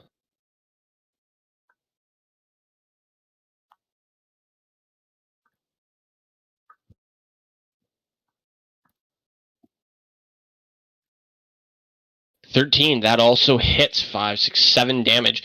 It is bloodied and beaten now. It is dangerously close to death. Is that your turn? I am my turn. Yeah. All right. Buckluck, it is now your turn. This creature in front of you, badly injuring your friend. What do you do? I'm going to recklessly attack it. All right. 24, that hits. 9, 10, 11. You do a mighty blow to this creature, cutting off a couple of its tentacles, but it is still standing. That's my turn. All right. Oh, because you only have one weapon this time. Okay. Yep. It is now going to be... No, it is not going to be that creature's turn. That one died. Eldon, it is now your turn as the wolf. What do you do? I guess we make another attack since this one's right here. All right, roll. 21 to hit. That, you eat it. You're able to bite its head off and kill it. Perfect. Is that your turn? So as I bite it, I'm just gonna like chomp into it and like throw it like a rag doll as I turn towards the next one. Okay. And that's my turn. All right. I'm going to... it is not feared from you. All right, is that your turn? Yes, that's my turn. All right, is now this creature's turn. A little bit afraid from the wolf, but still standing strong. It is going to swing at the being that just did a decent amount of damage to it. Buckluck, it is going to attack at you for a 22 to hit. You take 12 is 6 slashing damage. That's the reduced. It was 12. And it is going to bite at you as well for a 19. That just hits. Oh, fuck. I thought you had 20 AC. Never mind. No, I had 16, but I bought a shield. Oh, right on. Okay. You take 6 piercing, so that is 3. And it is Nelia's turn once again. Both creatures in front of you are dead. What do you do? All right. All right. I'm gonna cast my Sacred Flame again with my purple light at this last one here. All right. So with my hands, I'm just gonna start off my purple light and aim at this one here. So because you are attacking through an ally, actually no, it's a save, so that doesn't work that way. Ignore what I just said. A 21 to save. Oh, Luckily, otherwise that would have been so much damage. Holy I know that fuck. was really good. You're rolling really high with these. Holy fuck. Okay. Yeah, that's it for me then. You do have a bonus action still. No, because I'm not using any of my spiritual weapon or anything like that. Okay, no problem. Riori, it is now your turn. Badly beaten creatures in front of you. Pretty hurt, but not as hurt as you might think. What do you do? Right. Using up a potion for you will be on your games will be an action, correct? Yes. And I shall not do that. Sure, what's the worst that can happen? Alright, Fiend, it is time to die. I will cast Guiding Bolt on it. And of course Okay. it doesn't goddamn work for some stupid reason. Alright. Well, I know there's a spell save for it. Hold on. Never mind, it's a range attack. Nah, fuck it. It's a range attack spell now. That means I would get a disadvantage, I think. You would get disadvantage for using it, yes. And I will not do that. I will, sorry about that, didn't notice. I will use my bonus action and cast Healing Ward on myself. Okay. For some reason I... Roll the healing. Did that come through? Because I didn't see it. I don't see anything. Oh, it is. Oh. No, that's the wrong thing. That's another guiding bolt. There it is. There's healing word. But you have to actually cast the spell. I don't know why it's not just casting. Because there's a bug with it. It's just not doing it. I'll just roll base Either if normally. you click the wrong place or if you haven't clicked that it has an attack. It's a bug with it. For some reason I can't use some of these spells. Especially those that don't require attack rolls. So let me just look at this 1d4 quickly. plus my spell casting. You need to check that it has an attack on the spell. Yeah, here I'm trying to do this for you. Don't. Okay. I was wondering what's Oh. going on. Yeah, I'm still trying to do it. It is type. I feel partially retarded. Yeah, I'm not seeing anything here. Just do a roll a 1d4 plus your spellcaster modifier, which 3? No, it was wisdom, so 3.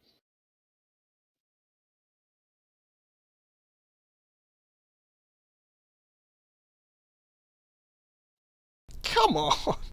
Four. For one in a row, goddamn. And then I will get my sword out and stab with it. Alright, stab. Get my HP up a bit. Back, beast! These fucking rolls. So you do hit it. You are able to pierce into it, but as you pierce into it, your sword is not going as deep as you would like to. That's my turn. Okay. This thing is dead. Gravel, it is now your turn. What do you do? I will try to move,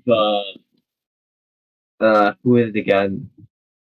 The, Riordin out of the way, like move him to here. Okay, you can grapple and drag him No, if don't you'd do that. like. Do not do that. It's gonna get an attack of opportunity on me. If you do that. Because I'm moving out of range. Warhe? Oh, yeah, Warhe? that's what it is. I'm fine with it, just kill the thing. I'm fine where I'm at. I just go on his face and attack the enemy. Sorry? Just go on Rodian's face and attack the creature in front. You want to stand on top of him and attack the creature? Like go in his face. Like So you can go into a space. Yeah. Just know it is going to be an action to attack, and then as you step out of its space, it does get a strike at you. That's gonna be awkward. Unless you can kill it in this next hit. That's tempting, but I would probably instead try to I'll throw my hand axe at it. Okay, it is going to have half cover. Oh, okay, that's not gonna. You do have 2 friends that are next to it right now that can hit it. Okay. Sure, You gonna I end there, will. Gravel? Well, I can't. Well, to be fair, I can't do much anyway, so I'll probably hold an axe. Probably hold yeah, I'll probably use a dodge action in my turn. Okay. Bucklook, it is now your turn. Creature still alive in front of you, raging. What do you do? Well, reckless. 25, that hits. 9, 10, 11. This is silvered? It is silvered. Okay, yep. Yes. You slash and cut a big chunk out of its face. It opens up and the entire insides are showing, and you see a bunch of cut up limbs and things that are sewn together and attached all the way around with, and you notice on the outside it is actually human skin that has been stretched and stitched onto this creature. Whatever made this is dark indeed, but your strike does kill it, and it dies. Yay. And that is where we're going to end combat.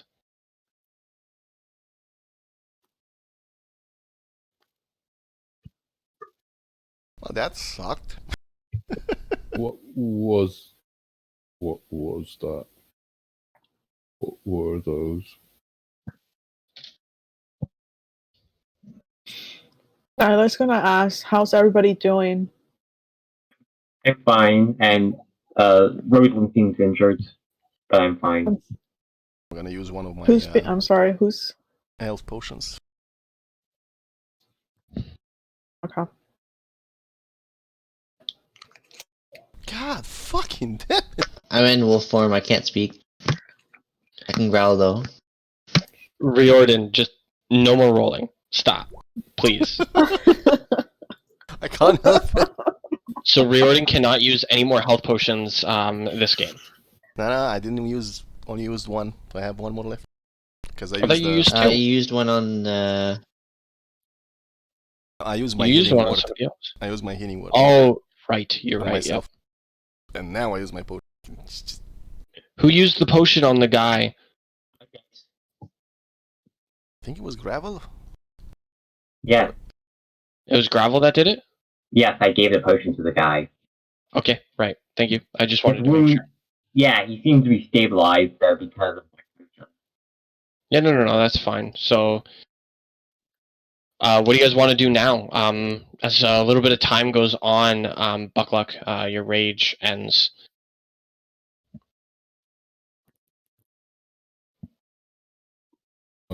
Are you guys okay to explore more, or Yeah. should we go up and rest and come back? I think we can explore more. I think we should keep going. Yeah, let's keep going then. Okay. We should about What I this. mean to say nearly is died. growl, growl, growl. Fine. Sorry, say that again. I can't. Growl, growl, growl. Yes, Oh. I growl. I'm a I'm wolf gonna, right I'm now. gonna gently just pet him on top of the head. Yes, you can. Do that. Guys, if you want to, I let her just cuz. Please bring your actual token along with you as well here. Otherwise, you Oh, won't be able to oops. see. I didn't. guys, if you want to take 10 minutes, I can speak with the wolf. You can. Oh.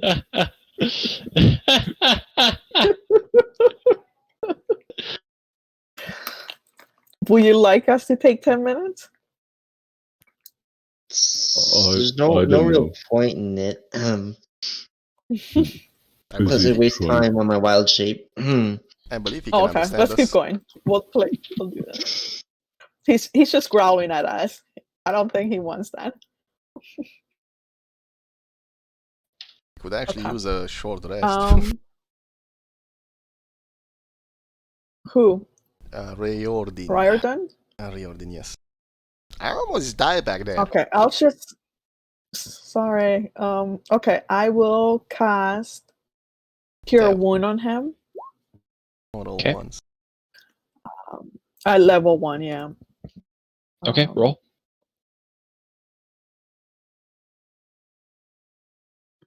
Why can't I roll like that? 10. All right, you get 6 HP.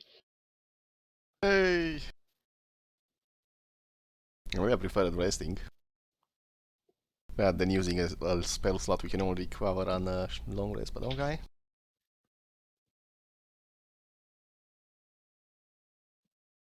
I get my So, as you guys are making it further and further into this area, you notice that the entirety of this floor, instead of just being soaked in blood, it is now like you're walking through a small puddle of blood throughout the floor. It is a dense liquid as you are moving through it. The walls are coated. It's sticky on the walls as you touch it. Up above you, the webs are larger. They are thicker. and the smell is almost intoxicating. Oh god. As you move into this room, you notice there are it looks like bodies that are wrapped in this webbing. It's also dense and it is bloody. They are about half an inch deep in this blood liquid, and the roof up in here is covered in these bodies. They are hanging from the ceiling all over. Up here, you notice a much larger body right here. It looks like the body of a Goliath, in fact, is hanging. It's kind of propelled over top of this large hole in the ground.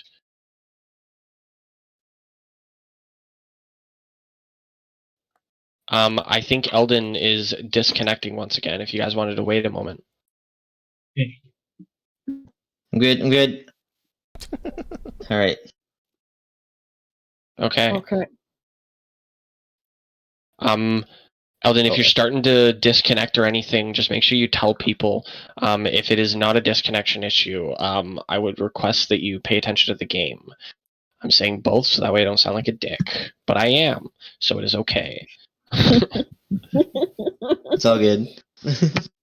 All right, what do you guys do as you Um, enter into this room?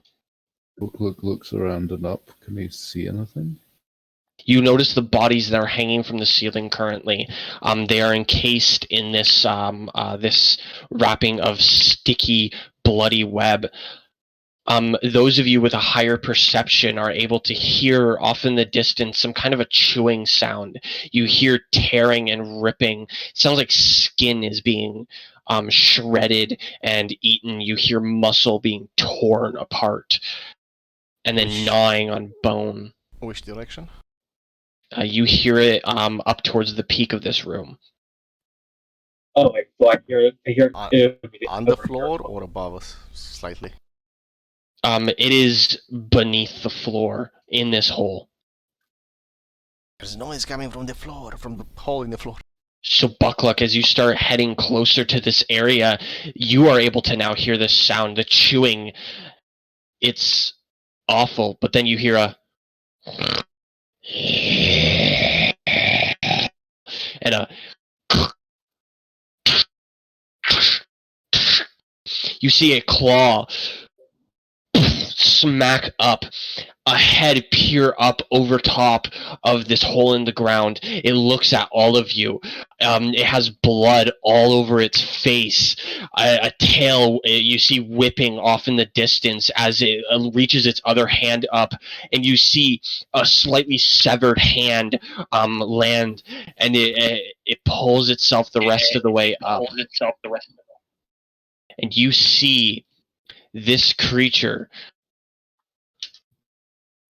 pull itself fully open, its pincers kind of open, and you hear a the next meal. I want everybody to roll initiative for me, please.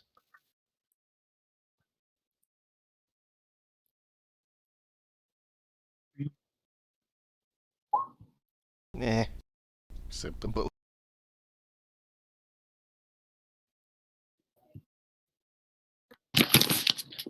One.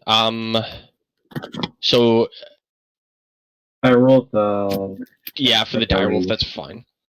I take on the direwolf stats while I'm in direwolf form, so. We're missing one person. I only have 4 people. I rolled high on me. Can you click on your token, and then re-roll, and I'll give you your old one, your 21.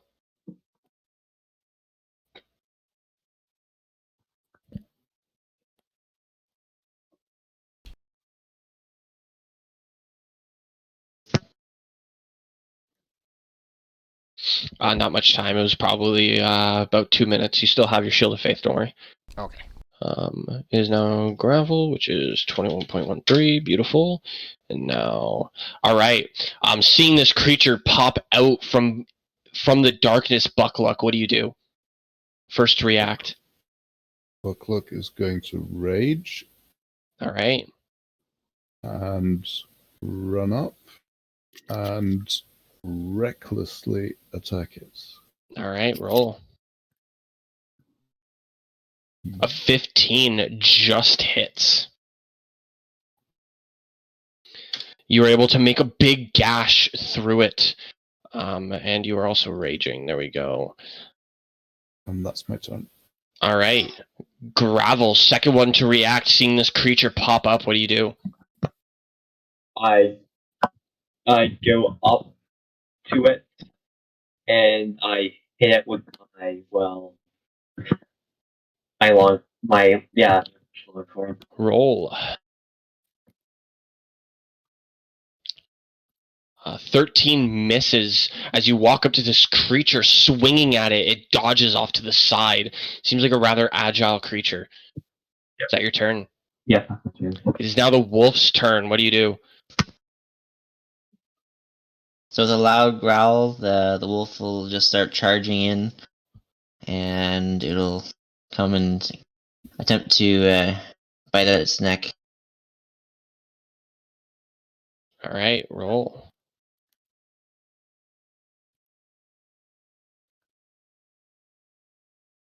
So as you reach out to Unfortunate. gnaw at this creature, you are unable to make your mark, as it also dodges away from you, seeing a large hulking wolf come at it. Is that your turn? Yep. All right. Riordin, it is your turn now, seeing this creature as well, all your allies piling around it. What do you do? We already moved to the right. If I shoot it from here, my crossbow, will I get a disadvantage? No, that is a good hit. Yeah, and then I will shoot it with my crossbow. All right, roll. Oh my god. 21, that finally. hits.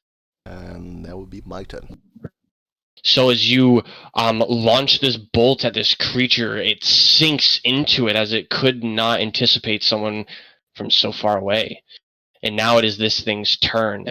It is going to...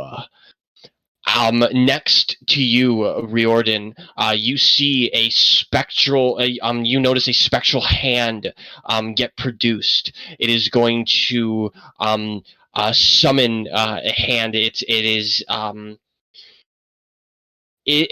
a spiritual weapon. And it is going to strike at you with Okay. its spiritual weapon. Now we are going to. I need to bring up its character sheet because fuck me. Game hates me and won't give me a thing for it. Don't worry about it. We are going to roll for spiritual weapon. Does a load, please, today? Yes. 17. Wow, that took forever. No, not that does hit. not, because you still have your thing up. Right on. It is going to miss you, and then it is going to sit there and panic a little bit as all these people are surrounding it. It is going to make a call, a small gurgling noise. You hear it. It is a... And you see out from one of these sacks, it starts wiggling around for a moment, and then you see a claw peer out, grab onto the floor, and another one as it tears apart the webbing around it, and you see another one of those creatures that you noticed before pop out from inside. It is going to look around for a moment, see the creature being attacked in front, and it is going to move off in this direction and head up towards Buckluck, and it is going to swing at you.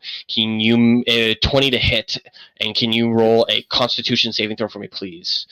As well as take 7, so 3 slashing damage? Yeah. 11. You do not succumb to paralyzation. Another one peers out from inside of one of these things, doing the same thing, popping its weight out. It is going to look around for a moment and also see this creature being attacked and run up to Gravel, and it is going to swing at you with one of its claws, a 22 to hit. You take 5 slashing damage, and can you roll a Constitution saving throw for me, please? Sure. Fine.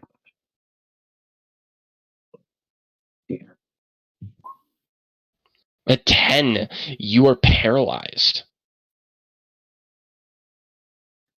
Oh wait, no. You are not paralyzed. It's a 10 DC. My bad. Sorry, brain fart. Nalia, it is now your turn. What do you do, seeing your friends get descended upon by these creatures? Okay, Nalia's just a little nervous now. She's looking at the group up here in the front and here, and she's like, oh man. She's gonna cast, as a bonus action, she's gonna cast her Shield of Faith onto Odric. Okay. Which is And- plus 2 AC. There's that. Yeah, and then con on you. Perfect. And she's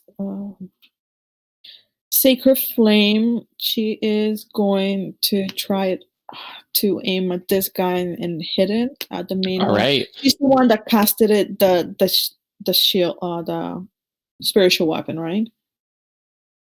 Yes, it is. Yeah, I want to get rid of her. That is a Okay, dex, so- right? Yes.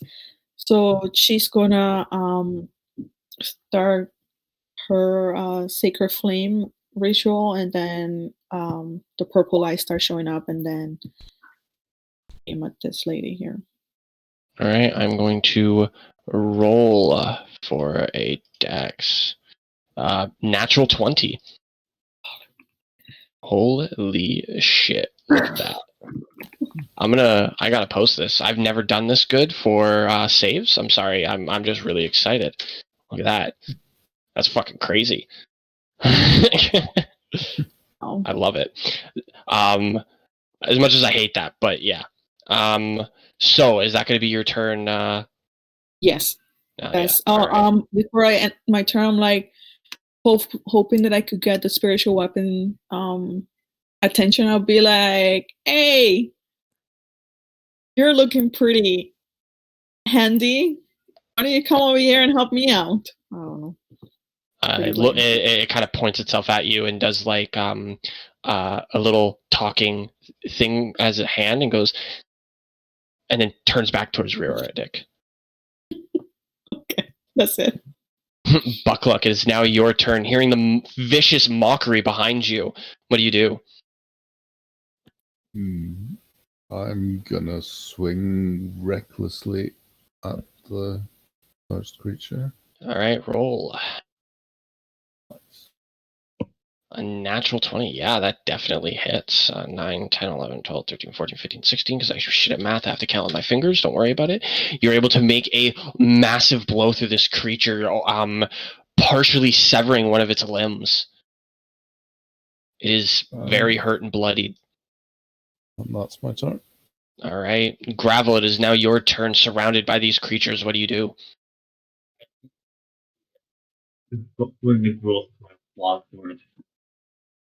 You're lagging right now. Longsword? Okay. Which one are you rolling for again? Cool. I mean, the guy right. The right of you. So you are unable to make your mark as you swing at it. The creature attacks you from behind, and as you swing towards it with your long sword, it is able to dodge out of the way. It opens its mouth, and you hear a gurgling laughter from it. It goes. Is that your turn? My turn. All right. It is now the wolf's turn. What do you do? Wolf's gonna just use its teeth to just grab at it and just try to rip some skin off. All right. Let's roll for it. A 21 hits. You deal 10. It is going to roll a strength saving throw to see if it's knocked prone. A 17. I feel so good right now. I'm sorry. I never rolled this good. All right. Is that your turn? That's it for me. All right, Riordin, it is now your turn. Watching your friends getting descended upon, a spectral hand next to you, vicious mockery towards the hand. What do you do? I'm kind of amused that they're actually getting pounced upon for a change. If I move, will the spiritual weapon get an attack of opportunity on me? No, as it is not an actual creature. And I will move to my 35 feet because I'm a wood elf all the way up here. get my shield out. Alright. And I will cast Toll the Dead on the big creature. The clerical one. Oh my god. Again.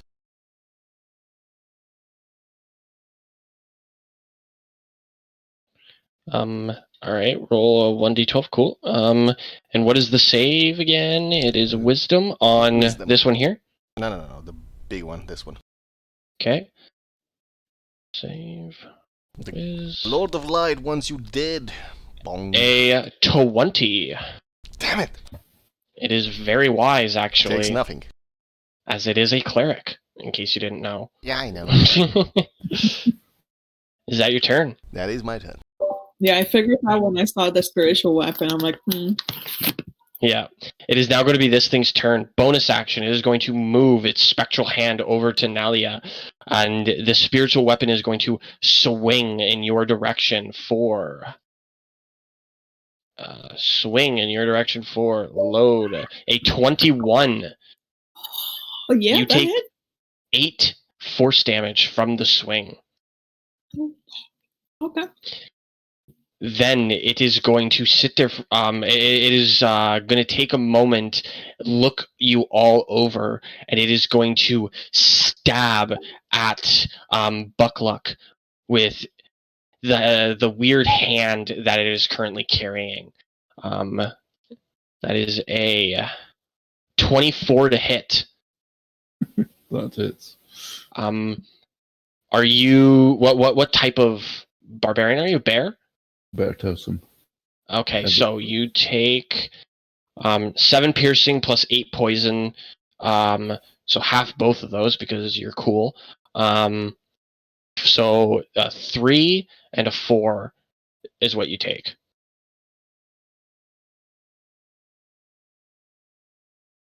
Ouch. Then it is going to be one of these creatures' turns. It sees that you're not really taking that much damage from it, or any of the other creatures in the area, so it is going to turn towards the other one up here, and it is going to start swinging at you.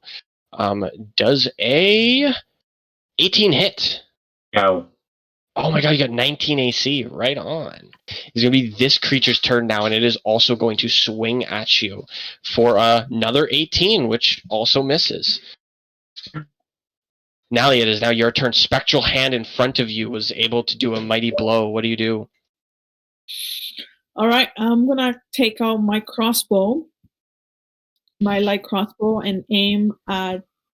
Sorry, I want to aim at the big one.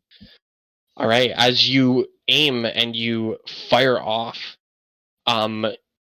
it misses as you're trying not to hit Buckluck, and you take your shot. It kind of curves off to the side in a weird way and goes. You hear clunking down into the pit below. How is she looking? Has she taken a lot of hits? Oh yeah, she's taken a lot of hits. It's getting rather low at this point. Okay, I will. That's it for me then. That's the end of my turn. Okay. Buckluck, it is now your turn. The creature in front of you currently has an arm severed off. It's bleeding. It's not really calling out to anything anymore, as it's the breathing is very heavy now, and it isn't talking. Goal, the monster next to you, still fresh, still angry. What do you do? I want to finish off the first one we saw. All right, let's roll for it. And recklessly. All right. 10. As you swing towards it, hoping that you can do a lethal blow, it notices your intent and it jumps backwards a little bit onto a portion of the rocks that are kind of off, that are still on the edge of this pit. It lands on one of them and is able to dodge it. And as the rock starts to fall, it jumps back towards you, sitting there, and it also laughs mockerishly in your direction. Try food. Is that your turn? Yes. Gravel, it is now your turn, descended upon by 2 creatures. What do you do? I attack the bug. I'll try to chop off the bug side. All right, roll. Ooh, you hit it. And as you swing towards this creature, you are able to do a good chunk of damage, finishing off the one arm that was partially severed. It is now holding itself up by its two front legs, and its tail is helping to support its back. Yeah!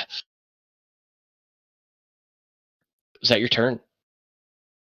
I had my turn. It is now the wolf's turn. All right. Wolf's looking to hopefully bite its head off. All right, Goes roll. back once again. 13. 13 misses. As you rear at its head, it kind of turns towards you. Its pinchers and its mouth opens, but you don't really want to get swallowed up. You were hoping to swallow it, so you back away a little bit. Is that your turn? I just let out a little groan as I do. Right on. Is that your turn? It's my turn. Riordin, it is now your turn. Spectral hand off to your right. Allies being eaten alive by these creatures. There's no way I can do an attack on that without a disadvantage, correct? So the only one that you can attack is this one without disadvantage. This one would be disadvantage. This one would be disadvantage. Let me just get this. As you're attacking through Hellcast another roll out. enemy. Sorry? Let me just get this out. Damn it. How I want to check my spell attack range. Is that the... that can't be 2 size. No, this is the size. Here, let me delete that one. I need to hit these two without hitting my allies with a 15-foot cone. With a 15-foot cone? Yes. So I need to be... from you, correct? No, I will get close if I need to. Just want to make sure I can hit the two that are to the side without hitting my allies. So I need to see how I can get there without getting them killed. So you could probably... If I go here, can I do it? Go here and then get both of them just in it. Yeah. Like that. Riordin will go over there. Hi, Bucklock, how's it going? There are many ways to make light in the darkness. One of them is burning hand. And it doesn't... What? Why? Why? Oh, burning hands, right on. Roll 3d6 fire damage, and I will roll 2 dex saves. A 2, you kidding me? A 20 and a 16. What's your DC? 13. 13. They pass. It's half damage, yes? Yes. Yes, it is. Okay, so 13 is 6. So they both take 6 fire damage. You do a decent amount of damage as you place your hands together, sparks forming, and then a huge flamethrower spreads out from your hands, missing your allies. Stupid creatures, and then I will move over here and end my turn. Alright, it is now going to be this creature's turn. For its bonus action, it is going to swing once again with its spiritual weapon at Nalia. Nalia takes a 19 to hit. Yes, that hits. 8 force damage. Okay. And then it is going to use its claw to swing at you once again, Buckluck, for a 20 to hit. That's my AC. I guess that hits. That hits. 4 piercing plus 8 poison, so that's 2 piercing and 4 poison damage. Buckluck looks bloody. Alright, it is now going to be this creature's turn. After just getting singed from you, Riordin, it is going to swing at you for a 20 to hit. He has to do it again because I will warding flare. I have 2 more of them. Okay, warding flare makes it the disadvantage one. Yes.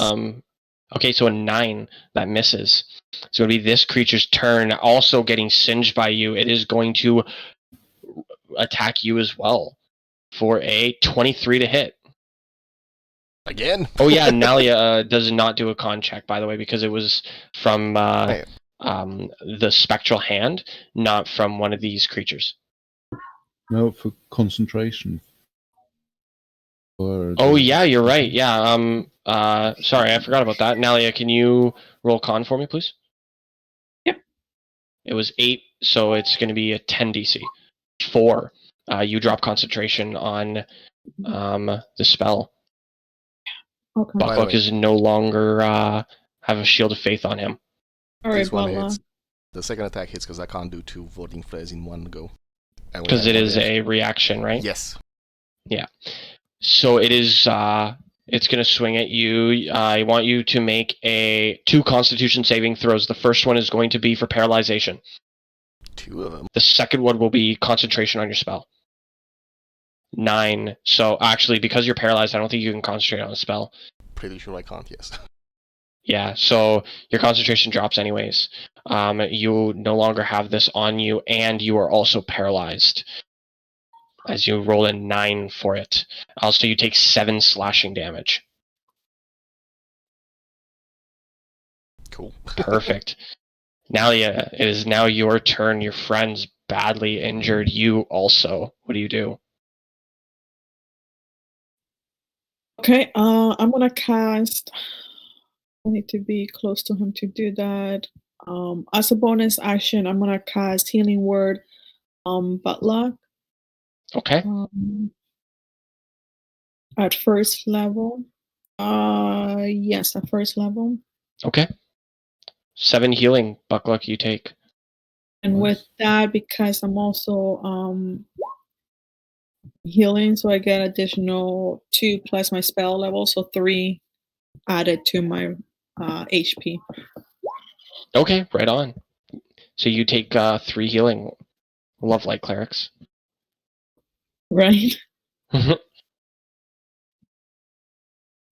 what are you going to do for your action? Okay. As my action, I'm gonna try to hit the big one with my light crossbow. Alright, roll. Because it will be half cover as well. Doesn't matter, you wouldn't have hit anyways. So as you shoot your bolt, once again trying not to hit Buckluck as well, it goes down into the pit. And that's Is that it for your me turn? then. Yes. All right. Buckluck, it is now your turn after getting a nice little bit of healing. This creature badly injured in front of you. It is now getting much lower than it was before. What do you do? Recklessly. 25 hits, 12, 13, 14. 14. This thing is very close to death. It is almost laying on the ground at this point. Damn, that was my turn. Okay. Gravel, it is now your turn. I will 2 finish creatures off. around you. Okay. Okay, I'll finish off the bug thing. All right. Let's roll for it. Natural Yay. 20. So Oh, you wait, swing. what? Sorry? Oh, okay. No, it's not natural. It's from a champion feature, the 19 by the friend because of my my improved critical. Okay, that's fine. A natural 19 for a critical, regardless. You swing down on this creature, severing its head off. Nalia kind of standing there, waiting for this spectral hand to hit her. Once again, it slowly dissipates, leaves out of your view now. It is no longer there. And this creature falls to the floor, dead. I basically tell it, don't mess with me or my party. Right? Is that your turn? Yep, that's my turn. All right. It is now the wolf's turn. What do you do?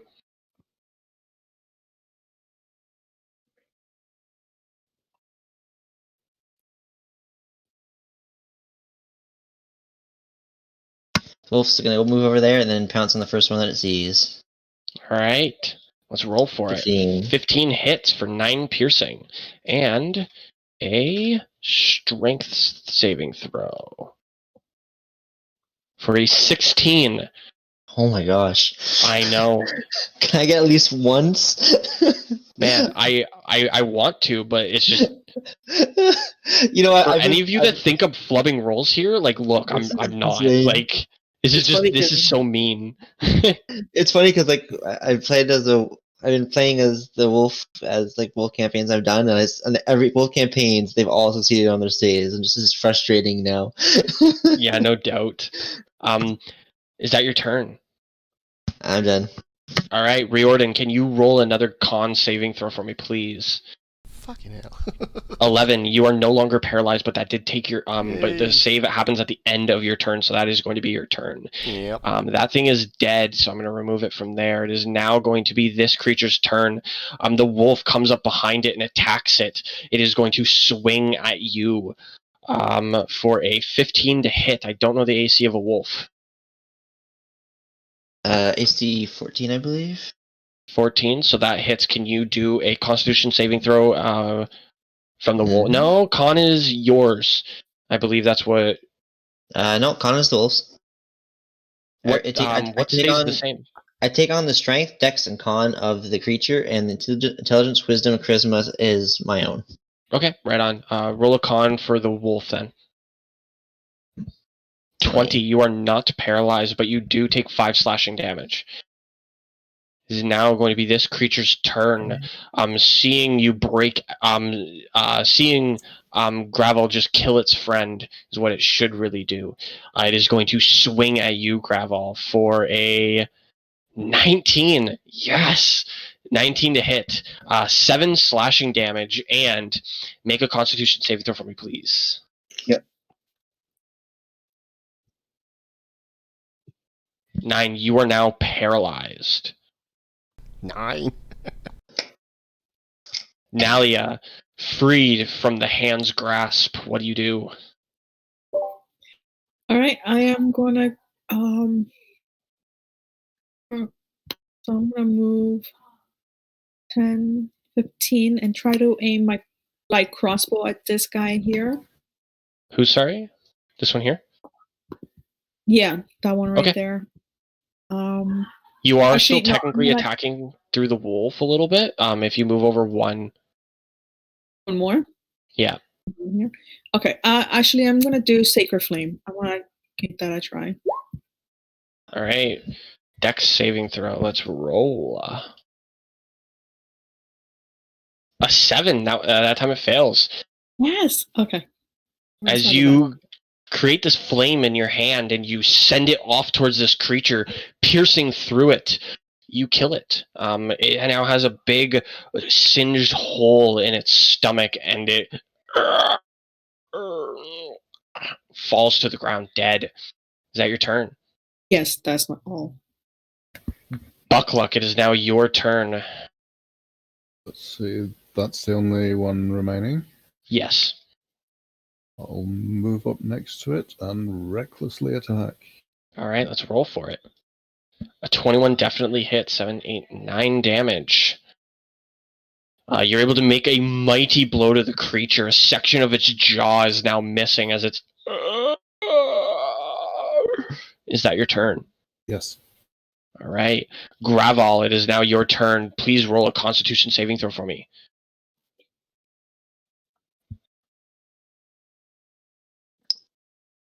You are no longer paralyzed, but that does take your turn. It is now the wolf's turn. What do you do? Alright, the wolf is gonna run around. It's gonna jump up onto the wall and then pounce on onto this last one. All right, let's roll for it. Make a bit more room. 25, natural Ooh. 20. Right on.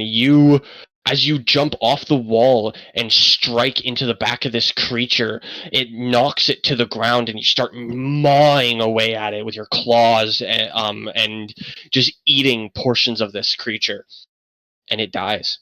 Hey. And with that, we end combat. Nice. All right. After a moment, you lose rage as well.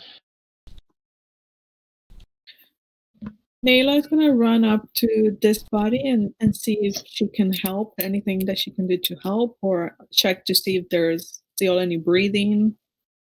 So that one there is one of the where one of the creatures popped out. It is currently empty, as well as this one over here is also empty. This one looks like it might have a body in it, but it is motionless. Okay, can I try? Could I ask someone to use their sword to see if we could rip those webs, rip the webs so that way we could see if they could breathe and try to unhook them and get them. Yeah. So okay. Eldon, you can't stand there. You are Yeah, falling my bad. out of and also Okay, Nalia is right there, so you can't stand there. Uh, Where do I use my sword? is axe okay? I have my long sword. I think. So what do I cut exactly? So I'm gonna try to hold on to the body. You guys cut the web, and I'm gonna try to lift it and bring it onto the floor next to us here. Okay. Yeah. Can you roll a oh my god, English is not my language right now. An athletics check. Fuck, that's what it's called. Can you roll an athletics check to see if you're able to actually hold this body up? Would it be okay if I gave myself guidance? As you are holding onto this creature right now, you can like let go for a second, guidance yourself, and then regrasp it. 19, yeah. So as the those around you chop away at the webs that are currently holding it, one person kind of almost slipping into this pit as they're hitting away at the one that's kind of hanging over the pit. It drops into your arms as two of them are released, and you as you grab it, because this is a large body, and as it falls, it slunches. As you're holding onto the waist, the upper body kind of folds down onto your shoulder as you kind of carry it, kind of like a fireman carry, and then place it on the ground a little ways away from the pit. What would you like to do with this? I would like to ask either Gravel or Bullock to help me get rid of the web through their face gently without hurting them, and then I'm gonna see if I could check for breathing, and maybe stabilize, see how far they are, if they're still alive or not. Okay. I'll help. Yeah. I mean, you It know was like Orcish, right? You can just call him, Bullock, and then you can just call Bullock, him Ben. and I just call you Boo. it's so funny though. All right. So who's cutting it open, and how are you cutting it open? So with the tip of the blade, we're gonna try to just tear a little bit of the web through the face. So I gotta be really actually gentle with it.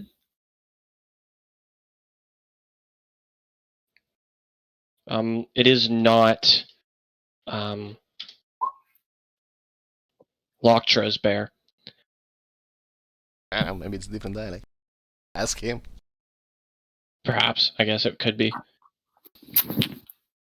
Or is that like a not a meta? It's just like a you want it to be bear kind of a thing. No idea. Okay, right on. So as you guys kind of, you take the tip of this tip of the blade or axe, depending on which one you are using, and you start carving through. This is very thick web. It is difficult to get through. It's roughly 3 to 4 inches thick as you're cutting away at it, layer by layer by layer. It takes you a good 5 or so minutes to make it through this safely without disturbing the body inside. But as the final layer is cut open, there's a bunch of little tiny spiders that pour out from it, and it runs, and all of them run towards the pit and start going down. You see about 300 to 400 spiders come out of this thing as they send themselves off, and as you look in, you notice that there is a decaying corpse in here. The scent is almost intoxicating. It makes most of you like rear back and almost throw up from it. Whatever was in here is long gone, and it is very dead. Oh, okay.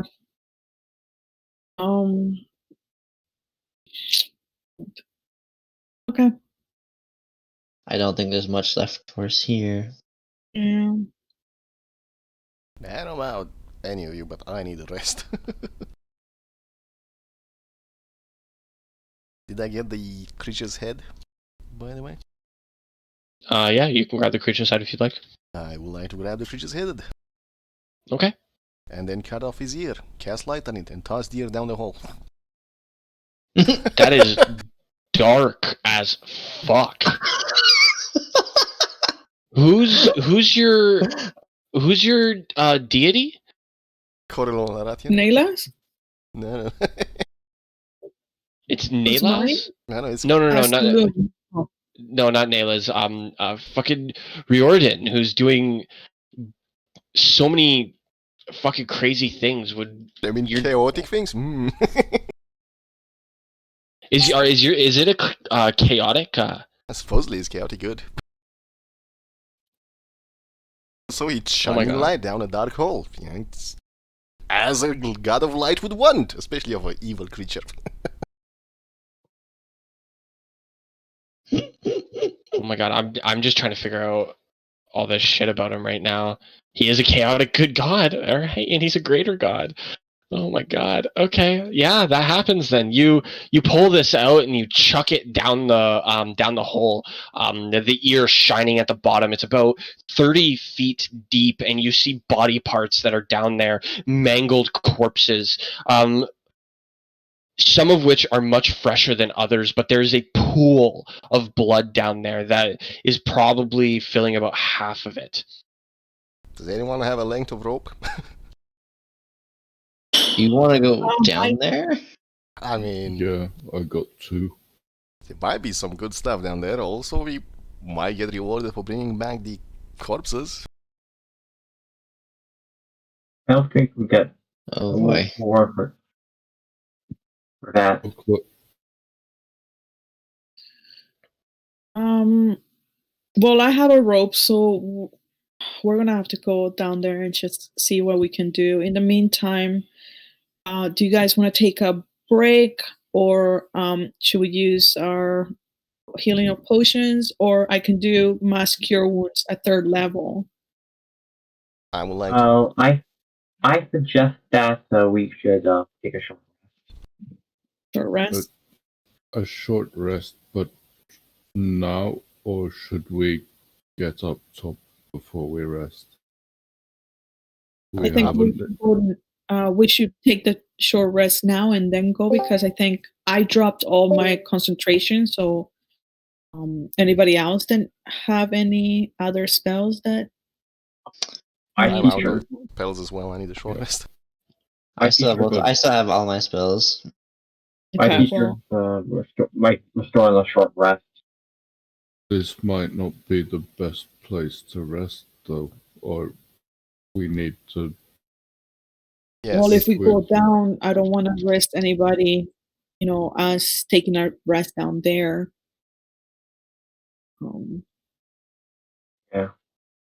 Well, if rest here, it's dangerous. If you try to walk out, you might be ambushed, and it's dangerous still. Yeah. So what you guys can do is you can have people in 5-minute intervals do watch. So that way, every 5 minutes, someone will roll a perception check in like quotations for your 5-minute watch, and you guys can rest down here for 35 minutes instead of a 30. Okay, I'll take the first watch. Before I take my rest, I want to use my harness divine power to recover one of my level 1 spells, Okay. and then I'll take a rest to bring up my channel divinity back to 2. So, okay, I got it. Okay. So who's taking? So nobody roll hit dice or anything or get anything back right now. So harness divine power is to fuel your spells as a bonus action. Okay, cool. Can whoever's taking first watch roll a perception check for me, please? I'll take We'll do first all watch. 5 perception checks first, and then I'll give you guys your short rest bonuses. 18. So Nalia is taking the first watch, and as you, after the 5 minutes passes, you don't notice anything. Next one. I'll do it. Buckluck does his Gravel. I'm going to disregard yours for now. Eldon, I'm going to disregard yours for now. Because I'm nice. You're welcome. Buckluck. You're welcome. Buckluck. As you are looking around for your 5-minute watch, nothing happens, but you do kind of notice the blood that was once on the ceiling from these webs are slowly starting to dissipate. Next, who is taking the watch? I will. Okay, roll for it. Guidance could, but you'd be concentrating on guidance, so you'd lose 5 minutes of rest extra. It's no point then. 6. So, Gravel, as you were looking around, nothing strange is happening around you. You're looking off into the darkness and don't hear anything. Eldon, can you roll a perception check for me, please, for your 5 minutes? 15. As you were peering off into the darkness, nothing strange seems to be happening. And finally, Riordin, you can guidance yourself, as it'll be 5 minutes of you looking about. So that would be fine. Nah, there's no reason. Doesn't matter. 23. As you're peering out, it's weird. You kind of look around a little bit, and from the Moontouch sword, you notice the shadow that is being produced behind Gravel is a little longer than it usually is. Other than that, we might have it just company. seems to get There's eerie a strange in here. shadow over here, actually. Yeah, it is a little eerie down here. I tell this. You can all get your short rest bonuses. Hey. Including hit dice. Including hit dice. Whatever you get for a short rest, and also what you feel like. I don't think it's actually anything. It's putrid and just plain stomach. Disgusting. Yep, actually, that is more true. Yeah. I'm rolling both of them. So many hit dice. 5, 5, 7. We have a 12, 4, a 10, 13. Buckluck is full. Right on. Nalia is close to full. Another one, I think full. If I had rolled that 7 first, I wouldn't need to roll it a second time. Yeah, well, it happens, man. Yeah. Ah, well. Don't think we're gonna get another short rest anyway. Yeah, Gravel did a 12. Right on. He just got full health right off the hop. Nalia is full now with her 10. All right. So, Can we take a short rest in real life too? I need some water. yeah, I was actually just about to say that too. Everybody take 5 minutes. We'll come back here depending on what time it is for you. For me, it is 9, so just on the hour. Everybody be back. Thank you. Cool. Chat, just so that Yep, I know. do that right now. Okay, cool. Did you just get back, or? I'll stand here for a bit. Okay. Just make sure you post in the Roll20 chat. Pretty much every DM is going to want you to do that. Just as a futurized tip. Now, being you guys just finished a short rest after killing these creatures. Riordin was able to notice something by using the power of light. Can I do something real fast? Involving an action? You can cast something if you want. I would like to pull out one of my bolts, cast light on it, and throw it behind Gravel at the shadow. Okay. As you throw it onto the shadow disappears. This place gives me the creeps. So who wants to go down there and investigate the bloodbath of corpses? I'll go Take turn then. token. Should we take out a rope? And how far does it look? How far down does it look? It's about 30 or so feet. It's hard to tell because of all the body parts and the blood pool that is currently down there. All right, I'll go first. I have dark vision, so we'll take out a rope and then tie it to. I don't even know. I can hold it if you want. Okay, that would be great. Gravel, why do you have two of you right now? Oh. Sorry, I thought I was trying to look for my the two confused disappeared, that's all. Here, I'll do this for you. There's that. It happens, don't worry. I'll go through the bolt down the hole since I can only have one light spell, even as a light cleric. How disappointing. LOL. Okay. You throw it down there. After whoever goes first. It lands on top of the body parts, by the way. Sorry, I didn't mean to interrupt. Fine. I have a crowbar if anyone has kittens or something. Or I can just hold it. So sorry, I don't mean to interrupt, but an easy way to keep track of your crossbow bolts, Riordin. You know where your channel divinity and warding flare is? Yeah. So here I'm gonna add something. You can do something like this, where you have your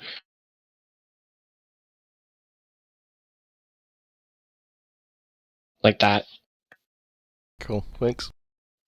I just find it a little bit easier to do that instead of thank you. Instead of constantly going in updating this part, you can just do this part for now until you get to your regular sheet. Sorry, I didn't mean to interrupt anybody. It was just a small tip. Oh, that's fine. Okay. So what are you guys going to do? Who's going into the hole? I'll go in first. Are you just jumping? No, we're gonna use a rope to get me down. So. All right. I think I used my rope already yet, but on the first go. Well. Yes. I'll go through the bolt down the hole. Now if I can fix my damned spells once we're done. I'll keep looking at your character sheet while you guys are role-playing jumping into a hole. I'm not jumping, I'm staying up here. I'll And take this out my way- rope and then hand it over to Buck. I'll just keep watch while they're doing this. Okay, no problem. I'm gonna start lowering myself down. Okay. So there is a wall that you can kind of perch your legs onto as you're climbing downwards. You can roll a whatever the fucking strength one is, athletics or whatever. Roll that one for with advantage as you have a wall that you're currently walking down. 17. Yeah, you are able to make it in, and as you start sinking lower and lower into this pool of blood, it is it's about 4 feet deep. It goes above your waistline. It's covering a section of your stomach right now. Okay. And you said it was about 30 feet down? Yes. All right. I'm gonna gently, as quiet as I can, let my teammates know that there's a pool of blood down here. And it's about 30 feet down. Okay.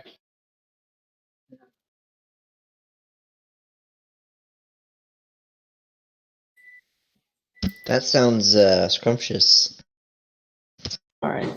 Can I look around in that area? What do I see?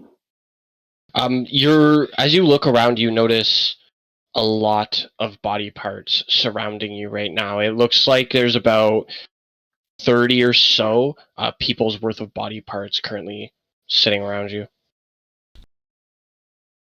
Oh, okay. This is a bad idea.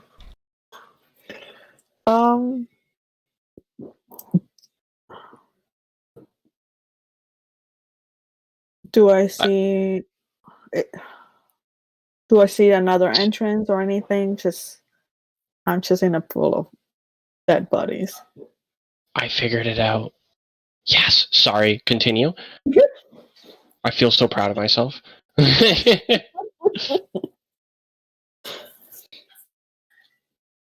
Yeah, do I see like another entrance? So as you're looking at like around the area, it looks like it's just a hole in the ground. It's nothing special, anything along those lines. You don't see anything that is inherently eye-catching. There's no like areas that you can go to, nothing along those lines. It's just looks like this might have been like a feeding area. Riordin, it is. We'll do I this showed later. you how to do it. You can look in the Discord area, and I posted a GIF of my screen. Cool, thank you. And then you can do all the spells that you need to change in your vault. Don't do it now, as it will not update in your vault. Yeah. Okay. Now, yeah, what else would you like to look for down there? I can't think of anything right now, so I'm just gonna yell out to everybody up on the top and be like, okay, so it just looks like a pool of, I am swimming in a pool of blood and dead bodies. Anything valuable on the dead bodies? I can't seem to find anything valuable.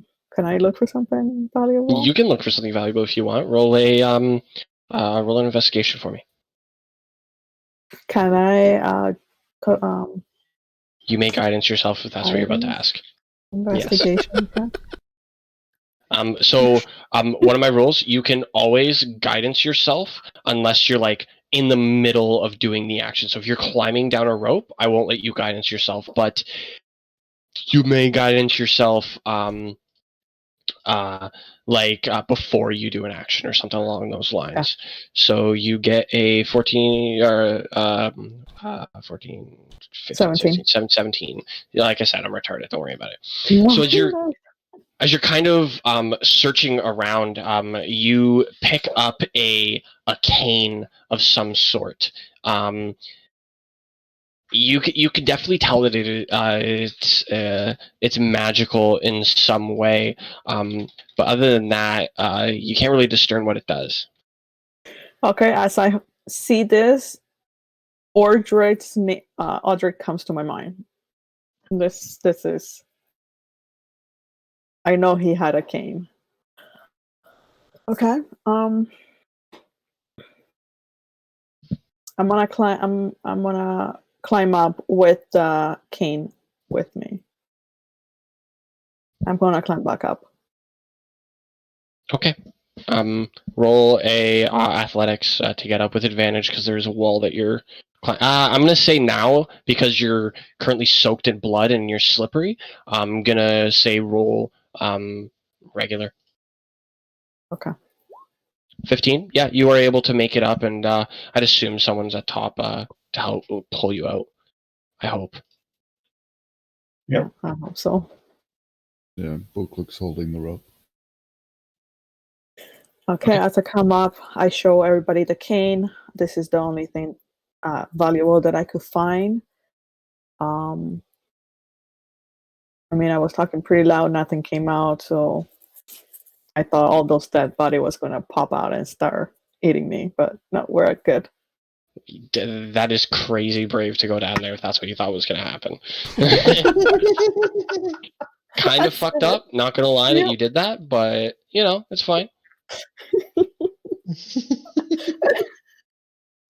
When you told me, there's like a pile of dead bodies, I'm like, oh no. Well, since we're investigating dead bodies, might as well check the body of this cleric. That's right, we actually did do that. I just grabbed it. Okay. Hey, Nyla, did you get my bolt back? I'm just joking. It almost hit me, but okay. I guess you want investigation for that? To find out what the creature is? No, to find out if there's anything of value on the creature. Anything of value, yeah, you can roll an investigation if you want. Nothing of value on the creature. Cool. Well. Yep. And for the good, we should probably investigate the rest of the caves. Make sure we kill all of them. Or as many as we can. Yeah. Yeah, that would be a great idea. Yeah. Alright, after you.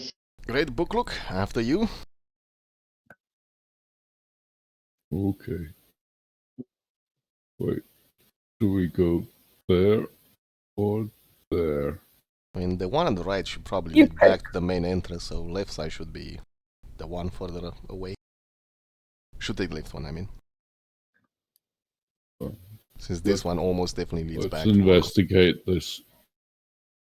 Let's Uh-huh. look through this whole thing. Riordin is now paranoid about getting attacked through the walls again, so he's paying more attention than that. Okay. You guys can roll. Whoever wants to look at the walls and everything. Riordin, you said. Yes. Roll a perception check for me, please, to pay attention to the surroundings. Oh my If you God. roll lower than a 15, yeah, so you have a 15. That's fine. I always use your passive perception if you roll lower than that because you obtain this skill for a reason. I'm not going to make it so you just lose it if you're looking around. I feel like that's a dick move. Dang. I guess we're not the only one Looks armed like when a down here. weapon. So stepping into this room, you do notice that there is another one of those larger cocoons. Like the one that you guys cut open, there is a sword broken on the ground in front of you. You look up now, and as you're peering at the massive amounts of tangles of webs that are currently sitting above you, these ones are all dried. There's no blood on them whatsoever. They are white, frail, and brittle. Yeah, so I how will. Sorry. I'll cut up the webbing, probably expecting an enemy to come out. You're gonna start chopping away at the cocoon? Yeah, just to try to. Okay. Try to Are you actually swinging, or are you trying to slice down it? like him. And I'll tell everyone to be prepared to see what comes out of it. Okay. As you are kind of chipping away at each layer of this, once again, as it slowly starts to spread open, you see through the cocoon now into the blackness. You notice a hand that seems to have scabs going all the way down it. And as you cut further and further through this this cocoon, you start seeing more and more of this nod on skin look to it, as it's not wearing any clothes, by the way. All the clothes seem to have been ripped off or disintegrated, or something happened to them. But it is you see fall out a large man fall to the ground. He is currently covered in scabs all the way along his body. He has a stench of decay on him as well, but it doesn't look like he's as decayed as the other creatures. As you look down at his face, you notice that his eyes white. His hair is pulled all the way back into a small ponytail. He has a slightly longer hair. It is blonde. His face, a section of his cheek is completely torn away. You can see his teeth, but his mouth is slightly agape, so you can look right into his mouth from the side on his cheek. It was probably about a week since this person died, give or take. I'll kick it open and see what happens. You're gonna cut him open. No, I'm going to kick him and see if he reacts. So as you kick this body, it doesn't move, but it moves because you kicked it. You know what I mean? You see it kind of shift a little bit and fall back onto the place it was just. Well, I wonder how long has this thing has been going on. There's a lot of corpses down here. I shudder to think what's actually happening to the town outside to make them ignore stuff like this. Moving downward. Wants to pick up the remnants of the sword to take it up to that uppity blacksmith and see if he wants to fix it. Okay, right on. So you're gonna pick up all the pieces to it. Yeah, as much as I can salvage. Okay. As you start picking up all these pieces, the hilt, you notice it has a circular pommel on it. It is gold in color. The handle itself is wrapped in beautifully, obviously bloodied, but beautifully wrapped in leather, and it has a small gold inlay going straight up it on either side. So um, it would be on the side that's showing, like pointed upwards right now, that you can see for the model on the ground.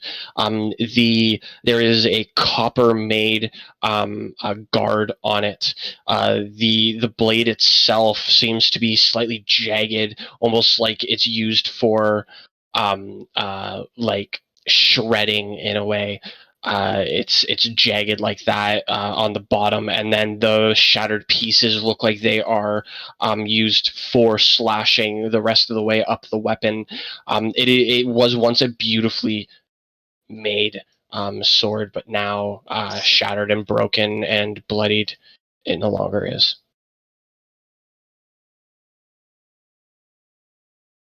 Well, it may be about as useful as a sword as the one that blacksmith had made, so... Actually, maybe more. By what you were telling me.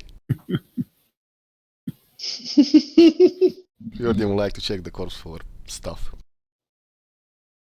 Okay. As you search through the corpse, you find a golden ring on his left hand on his ring finger. You see he has no other like types of valuables on him other than that ring. Cool. Alright. I pocket it and move on.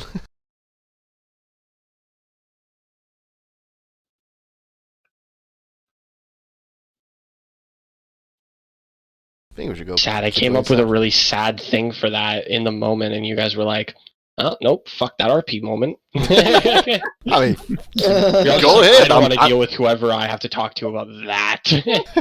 well, I'm not gonna look at it now. Look at it when it's safe. Deal.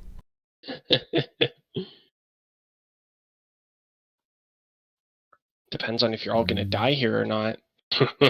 Whoa. It's fine. I got my divine I'm just intervention. saying, I'm running. If anything happens, I'm running. Oh yeah, the other steel punch up ran as well. Don't worry. I'll save butt luck. It's fine. It's fine. I'm just a bronze. I'll sacrifice myself. That's what the other bronzes almost did too. The other steel misty stepped out and fucking just dipped. Wow. Oh yeah, like full out. That's why I was asking did for wonder why a bronze was tanking between two ghouls, but I believe we've been here. Yeah. That leaves only the way up from the. So you guys get closer and We've been closer here? to the sorry. Yes, you guys have been here. This was the first tunnel you went down. As you are getting closer and closer to the entrance of this tunnel, you notice that the blood that is in the floor is currently sinking down deeper, and it is oddly cleaning itself, if that makes sense. Can I do a medicine check to see if that's normal or something? Yeah. You definitely can roll a medicine check for that. Normal, it looks perfectly normal fine. to you. Yeah. Nothing out of the ordinary here. Can I check to see if that's like a normal thing? Like I'll go lean towards the floor and kind of touch it and see what kind of dirt it is. Like, is this like a... Eldon rolled for you. So in my missions, I only allow 2 people to roll for the same thing, or 1 person to roll with advantage. No, that's fine. So Eldon, with your 11, I'm going to assume you're looking for the exact same thing. Exact same thing. Yep. Okay. As you peer down at the floor, and you kind of pick it up and you touch it, it is still slightly bloodied. It just looks like it's, to you, it looks like it's drying. Nothing out of the ordinary here. All right. Hmm. Probably just drying. It's probably fine. Perfectly normal behavior. Yep, perfectly normal behavior. Don't look over here. It's okay. Buckluck's Going to get you religious folks. Yes. These, Yeah. These bones aren't going to attack us, are they? No, they should be fine. They're not gonna come to life. That never happens. Don't worry about it.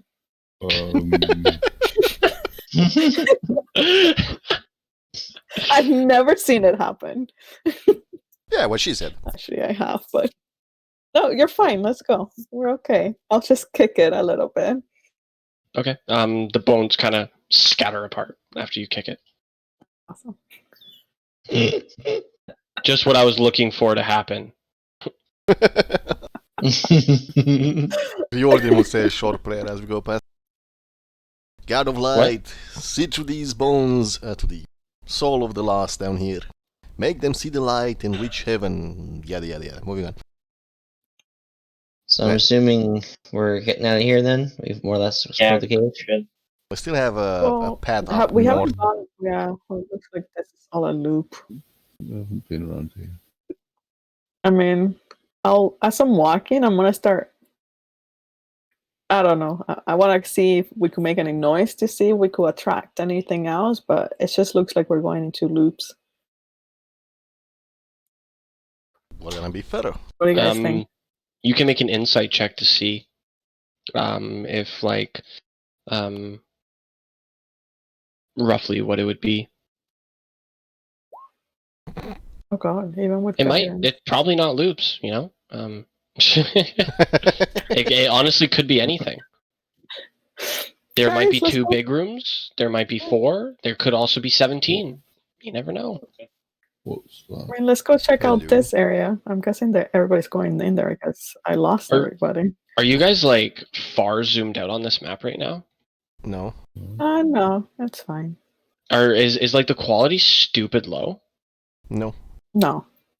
Okay. It is for me. If anything, we're far zoomed in, so it's hard to say Yeah. where we are. Where What should the we hell is check? that?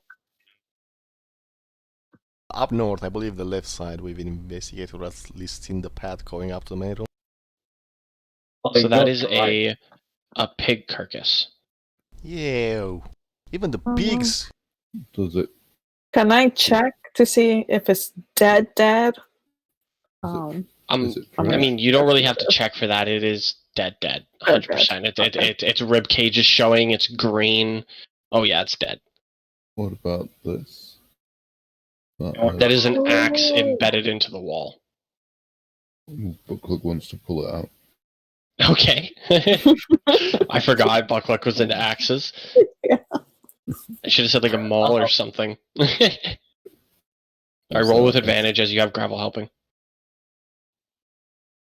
19. Yep, you're able to pull the axe out, but as you pull it out, the whole front half of the axe, the actual cutting part of it, snaps. As this was brittle, and the moisture from down here was able to make it even more brittle than before. Okay, but that smith, he wanted iron ingots, so I'll take the rest of the head with me. Okay. Yeah, that's fine. You can take the rest of the head. It is still kind of rustied. Yes, that is another one. This is another cocoon right here. As you look at it, it is leaning against the wall, however, unmoving. It seems stiff almost. Can someone help me get rid of the web? Yeah, I can't remember. Okay, so as you're cutting into it, slowly slicing away. These tunnels are getting to me. Yeah. As you're slicing into it, each layer slowly getting ripped away as well. As you do the final layer, a musky blood scent pours out from within as you peer into this cocoon. There is a blood that pours out, a massive amount. It covers the entirety of the ground, and as you can finally see, you see a elven woman standing there. No apparent injuries from what you can tell right now. Can I check if she's still alive? Yeah, you can definitely check if she's still alive. Roll a medicine check. I'll help you.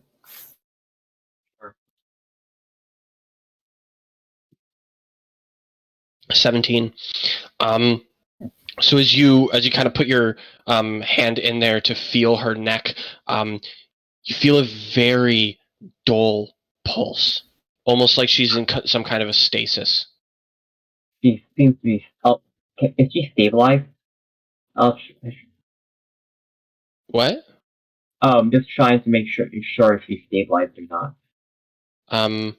Yeah, she's stabilized. She seems to be it seemed like what was happening was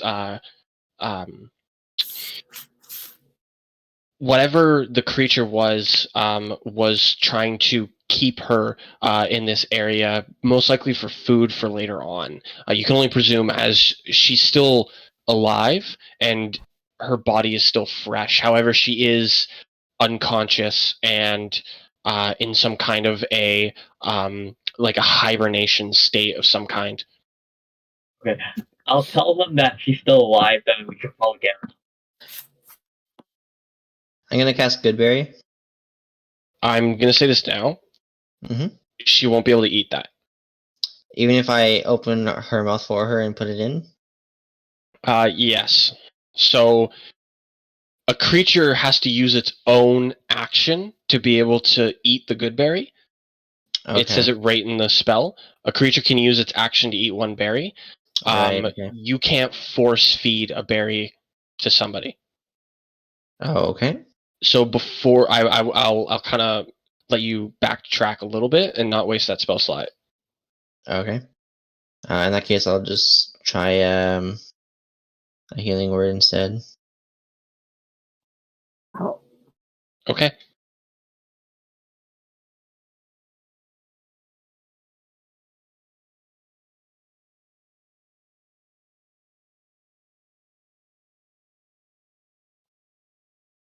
Remember, I'm an asshole.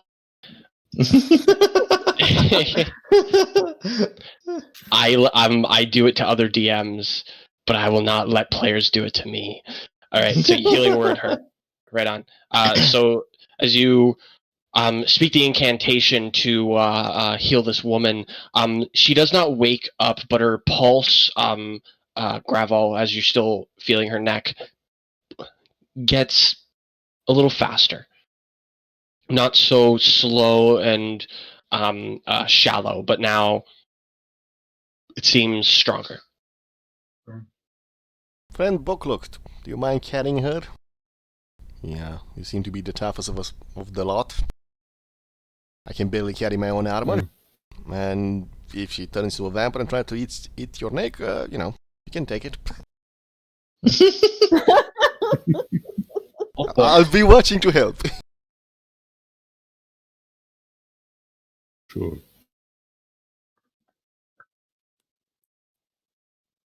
Now I really got lost. Where the hell are we? By the way, I'm trying to. Yeah, I'll try to get her out of the place too. Are we following? Booklet's gonna follow Nyla. You got it. Okay. With the elf on the I'll shoulder. just be like, just looking around. Thanks for watching now for me. I think, yeah, we just came into a whole circle again. We haven't been round here. No, we haven't. Also, about that elven woman, is she awake? No. Okay, plus I have to, leave the party if I want to get her out of the place. No, it's fine. You can stay with her. You're Your allies are just doing a loop. Okay. I thought Buckler Yeah, was Meta carrying knowledge though, but Yeah. I've still changed it. Gravel. Oh, Gravel just. Bucklock, are you carrying her right now? Yeah, I'm going. I'm carrying her. I Okay. thought, I'm I driving her, thought I actually. was. Yeah, I thought as well. Yeah, Buckluck Yeah. is currently carrying her. So Buckluck, your speed is halved right now. I'm going to give you. I'm just going to give you a snail. How much does she Am I weigh? back? Yes. Alright, good. Well, how close are you to going over your carrying capacity? You're at 151. How much is your carrying capacity? 270. So she is definitely over 120. She's probably about 150 pounds, give or take. That's a fat elf.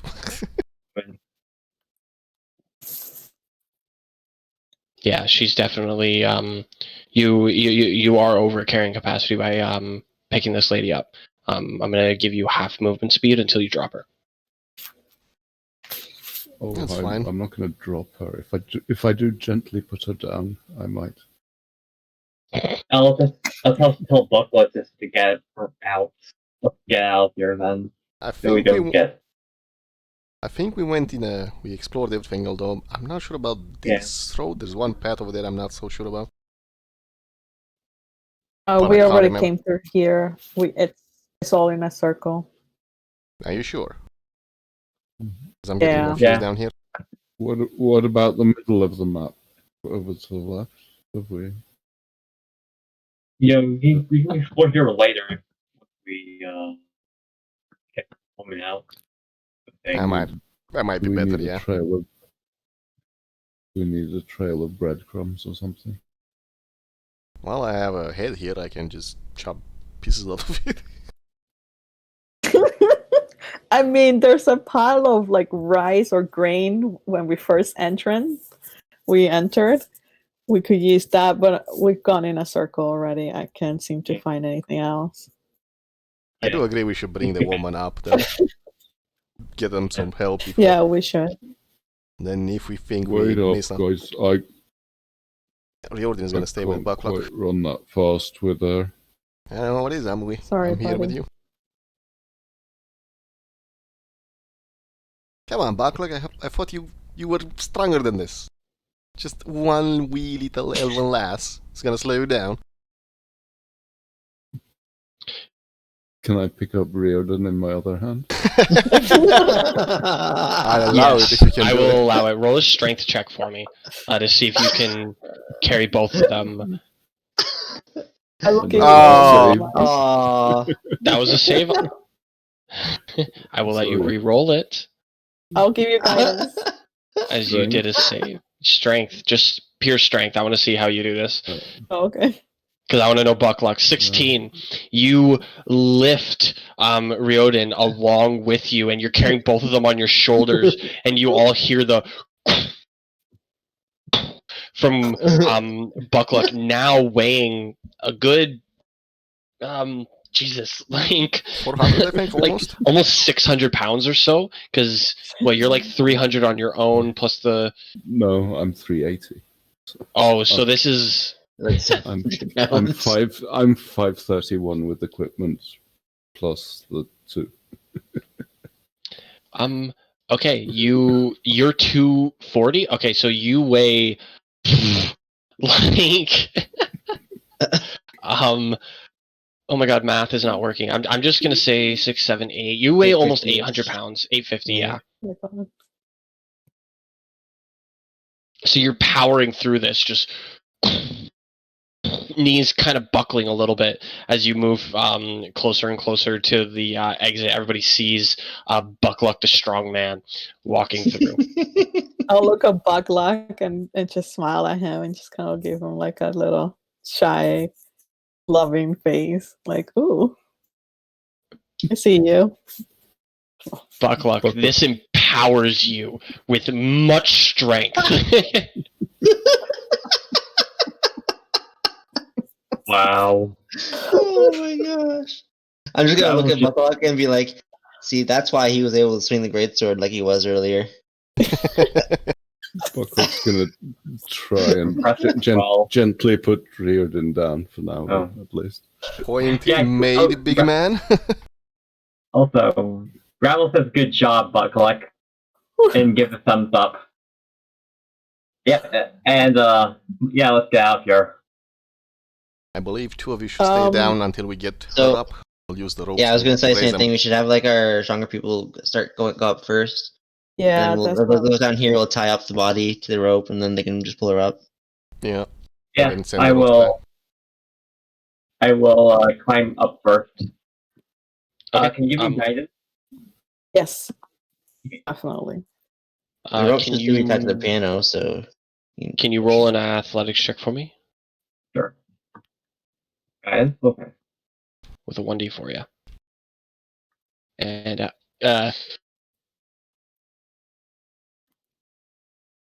okay, Buckluck gets the guidance. Okay, 20. Yeah, you make it up without any issues. You make it up to 20, and then you're able to brace yourself along the rest of the way. Very skillfully climb up this rope. Riordin, once again, you are noticing that the shadows from the light, especially up above, all your shadows are long. Once again, This cave is giving me the creeps. The shadows are getting longer again. God of light, time to shine again, and I cast light on my shield, and I point it at the shadows. they dissipate very slightly, but they waver. I see you, shadows. Make a move, I dare you. Who's climbing next? Buckle, go. So, Buckluck, you are currently carrying somebody up with you, correct? No, I was What suggesting were we gonna do? Or we're gonna? you can. I was saying we should have two people climb up to the top, like two of our stronger guys, so that we can tie up the body afterwards, and then you can just pull them up. Yeah. Yeah, I'll stay last and stay with the body and then tie it up. You guys could go up there and help pull it up. Okay, but I'll keep stay and help. watch so you don't get surprised by anything, and I will. shout if you see something. Okay, I will. Buckluck will just climb up alone then, I guess. Okay. Roll an athletics for me, please. Oh, You I'll also help. have guidance. I'll help him too because I'm on top. So you can't really help him during the first chunk of it, as he's just using pure strength to pull himself up until he gets into that small little tunnel. 9, 10, 11, 12, 12. So, Buckle, you make it about 10 or so feet up, and then your hands kind of give way from the sweat that is currently around them, and you fall the 10 feet. You are going to take a 1d6 of bludgeoning damage. 1, right on. You only take 1 damage. That's good. That's good. the first bad roll that I make. All right, you can try again if you'd like.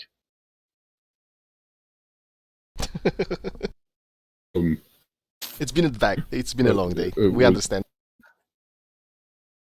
It was slippery. Yeah.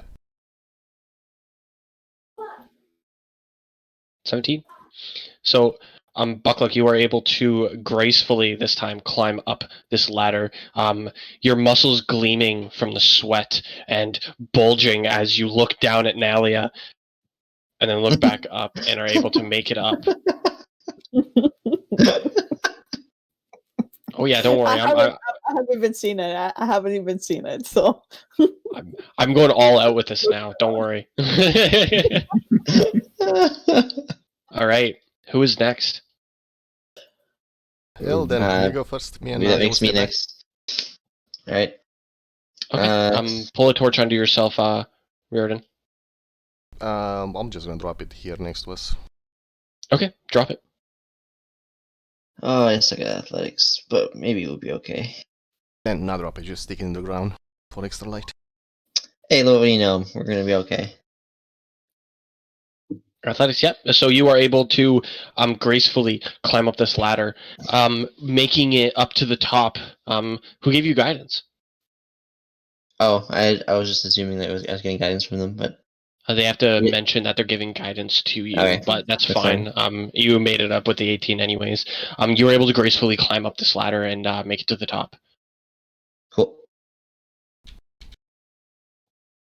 Riordin will get another torch. I'm getting paranoid here. Okay, and you throw it, I guess? No, I just stick it in the ground. Right on.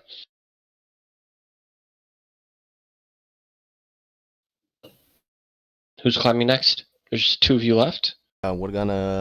I guess we're gonna wait for Bucklock to send down one of the benches there. Make it easier to get the corpse up, the casualty up.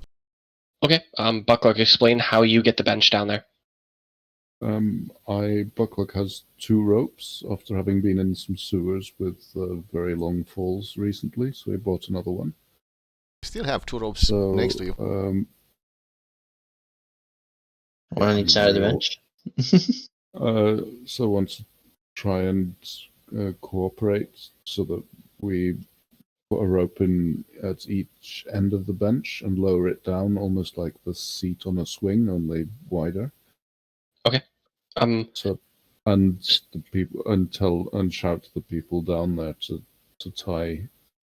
secure the unconscious body onto that.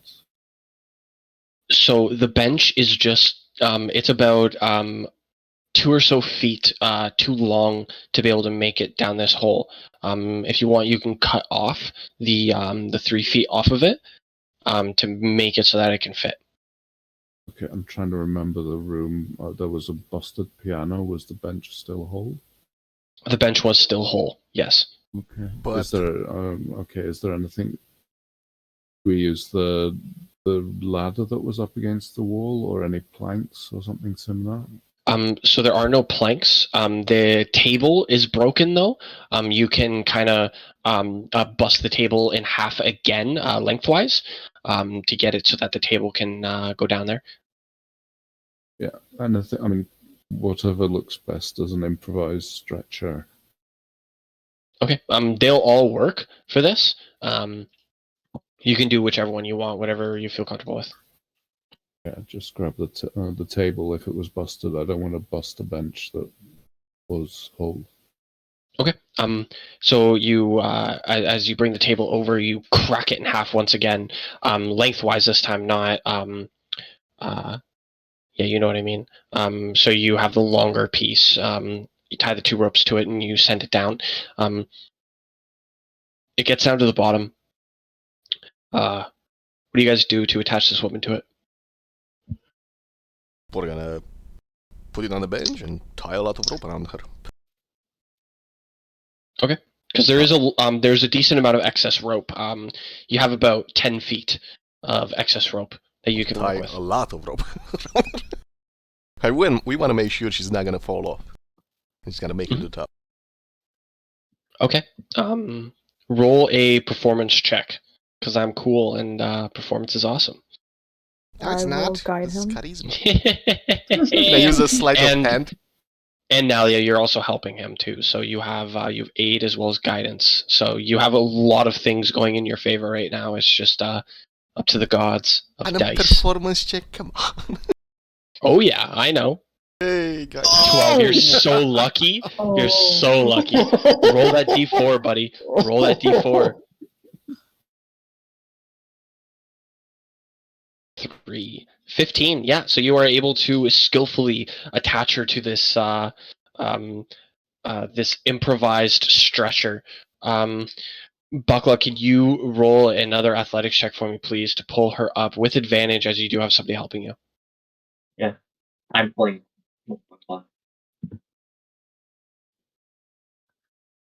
Yep, you are able to very skillfully pull this woman up without any hitches. She doesn't bang against anything or any weird stuff along those lines.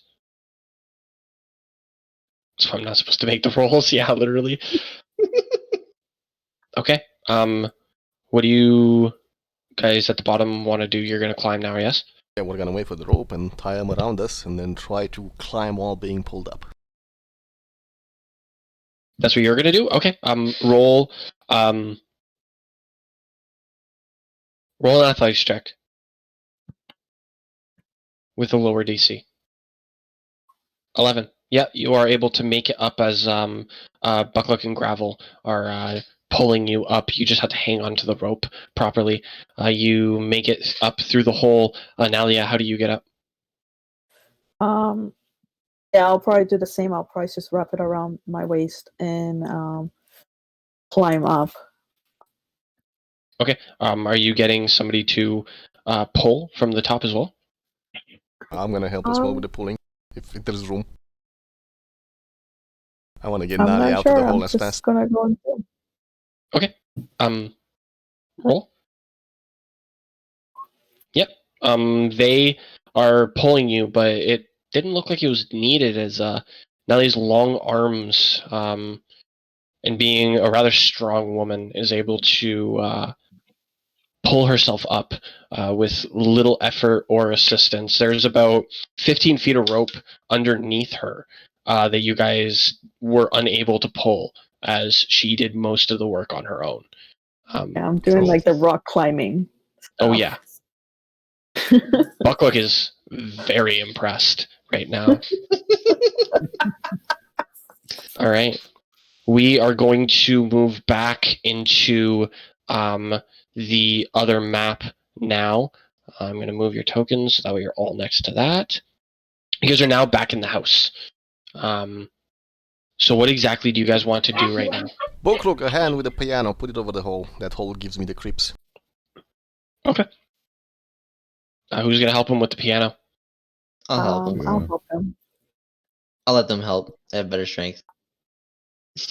Okay, so you pull out your Moon Touch Sword. This has boom, boom. There. Okay. Pushes not very well. Okay. Can you guys either can you guys roll athletics for me or strength, depending on which one's better? Which probably athletics. Whoever's helping him. So, what he's trying to do. 17. Okay. You are able to push and cover this hole with the help of your friends. Let's get the hell out of here. Riordin, as you are pushing this piano, you're once again able to notice the long shadows. However, this time, you see yours start to come out, and it is going to rear off in your direction for a swing, but you are able to dodge it as you noticed the creature come out at you. You see a version of yourself peering up at you, staring you in the face right now. It's going to pop up right next to you. I'm going to move your token so you're in a square, as well as you all see the door get ripped off of its hinges, and in walks a white-skinned person. It has red eyes. The mouth is nothing but a jaw. See, that doesn't make sense. It doesn't have skin around its jaw. It is just the jaw itself for the mouth. It does not have the upper section of it. And it walks in with a long sword in hand, its other hand glowing slightly with a red energy, and it has a long bow around its back. And in walks this thing. I want everybody to roll initiative for me, please. Have I mentioned this city sucks? You say this mission sucks? No, the city sucks. Fucking undead waits with two-handed swords can just walk in through the door! Like nothing's wrong. All right, 1, 2, 3, 4, 5. Right on. Let's make this descending. So, the first to react is this creature. I guess it doesn't matter. It is going to swing at you, Riordin, as it is you. Yep. A 19 to hit. It will hit, however I will use my last warding flare to give it this. You're going to use your last warding flare for a Yep. 17 to hit. Oh, you said 17? Never mind then. I heard 19. If it's only 17, no, I will not use it. I heard you say 19, which you would have. So the attack is a 19. You used your warding flare, so it's a 17. Yes, 17 does not hit. Okay. Now it is going to be Nalia's turn. The second to react, seeing the shadow rear up, attack at your friend. He's able to quickly react and spawn in his warding flare. What do you do, Nalia? Seeing this came out of nowhere and I was surprised, I am gonna summon my spiritual weapon. So you'll see my unicorn come out. I'm just kind of like really nervous, and the first thing that I'm like think about is my spiritual weapon. It would land right here. Okay, and you're gonna swing at it with your spiritual weapon. Yes. All right, right on. An 18 definitely hits as your spiritual weapon spawns in front of it, and it rears out and attacks this creature. The creature pulls itself away for a moment. The shadow actually separating from Riordin for a moment as the strike lands, and it forms back into a shadow once again. Is that your turn, Nalia? No, as an action, I'm gonna cast my sacred flame, so you'll see my purple light just come bursting out of So my hand. your action was using your spiritual weapon, the actual spell itself. Bonus action was attacking with your spiritual weapon. So you don't actually have an action to use a cantrip. Okay. That's new. Okay, that's fine. Because here, let me look at the spell one more time, because I'm pretty sure spiritual weapon is not a bonus. So summoning your spiritual weapon is a bonus action. Can you attack with it with the moment you summon it? I don't remember that. You create a floating. Right, did I post it? Yeah. Attack against a creature within 5 feet of the weapon. Oh, when you cast a spell. Okay, never mind. No, I am completely wrong. You're right. Sorry. I thought I didn't know it was a bonus action. I'm partially retarded. All right, dex save. Let's do it. Dex save. A 13. What is your save? 13. 13.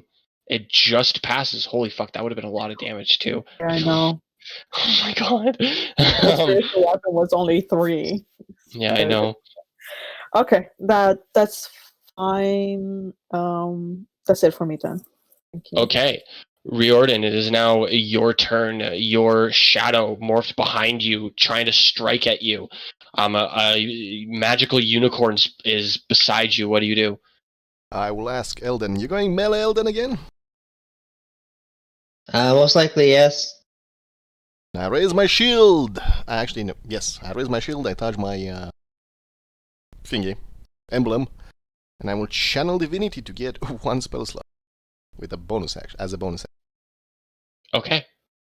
And with my action, I will cast Bless on Elden, Booklook, and Grave.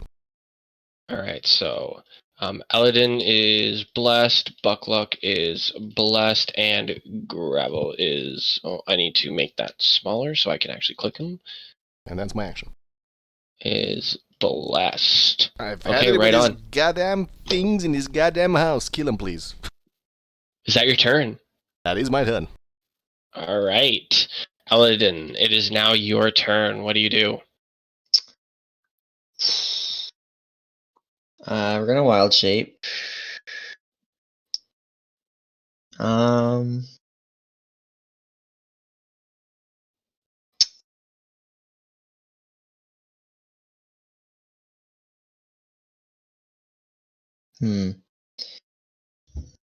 You gotta hurry up and pick. Yeah. All right. I'm gonna do the constrictor snake.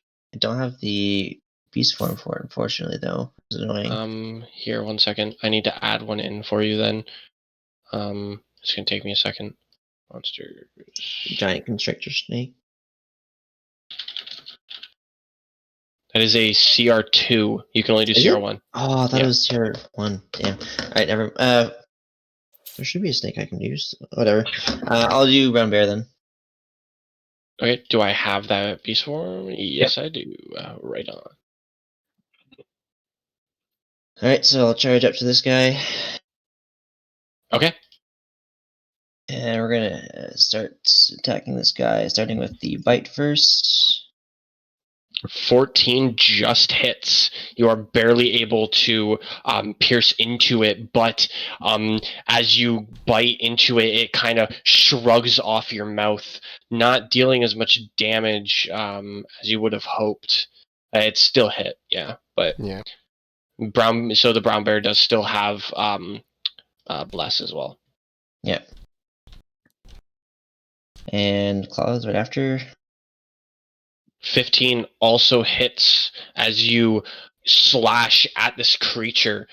Again, not doing as much damage as you would have hoped.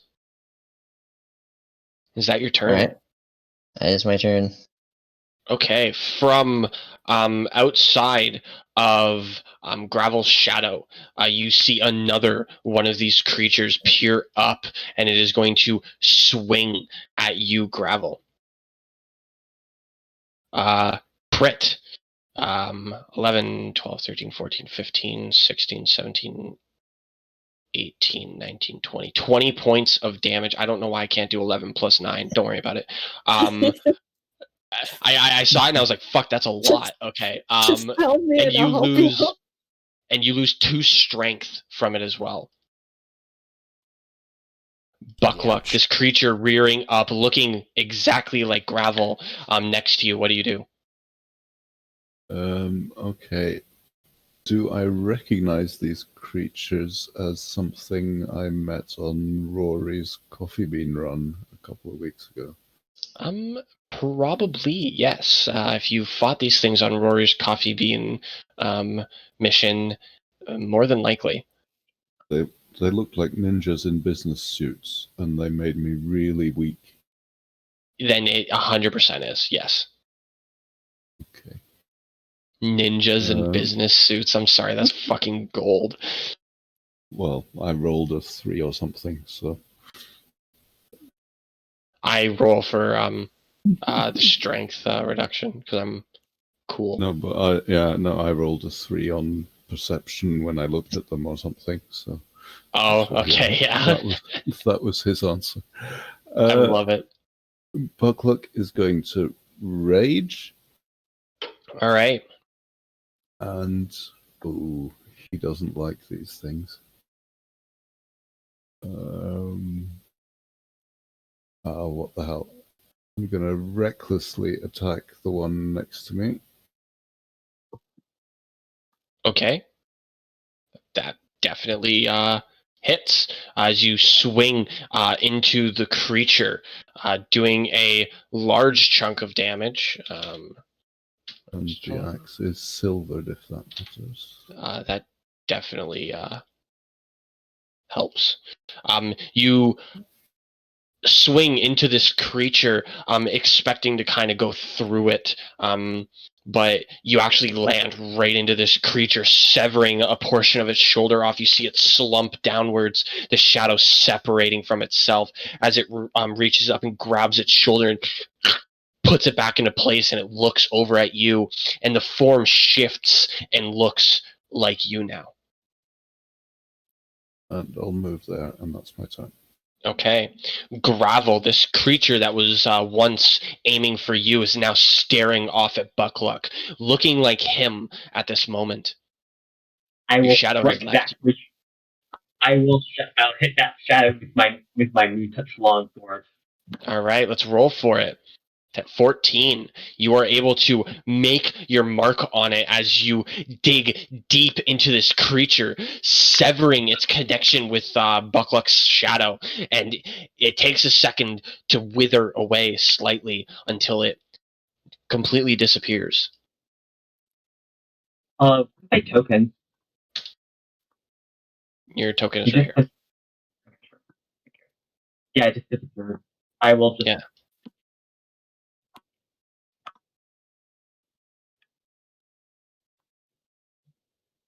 On the spiritual weapons. Sorry? Can you do like something like this, like occupy the same space as my spirit as No, but you can occupy this space here.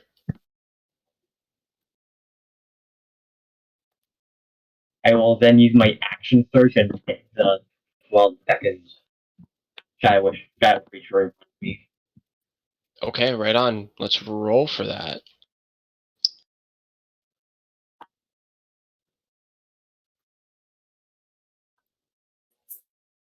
That definitely hits. You make a big hit into this creature. You are able to slice partially through it, doing roughly something similar, but instead you sever the shadow from Riordin. It rears back in pain from the massive hit. It looks off at you and digs itself into yours, transforming into you. Is that your turn? I will use my second wind. Okay. No, you already bonus actioned to right? Action surge is a bonus action? No, second wind. Yeah, second wind is also a bonus action. Pretty sure you can't do both in one turn. So that's action surge and second wind. So at second level, you can push yourself beyond your limits, or your turn. You can add one additional action. Oh, never mind. Yeah, you're right. And then this one is a bonus action. Okay, yep. Never mind. I take back what I said. I'm not used to fighters. I apologize. Okay. Yeah. So you only get to 8 healing. I don't think your dueling gives you extra health. Okay. It's just them. Yeah, that's no problem. Okay, is that your turn? Yeah. Okay. Next, another shadow starts popping up. Not supposed to be popping up as a brown bear, but it does. You see it rear upwards. It looks like a weird humanoid bear. It has a bear face, but the rest of it looks like Eldon once did. Odd, but satisfying in a strange way. And it rears its hand out and grasps into the bear's heart.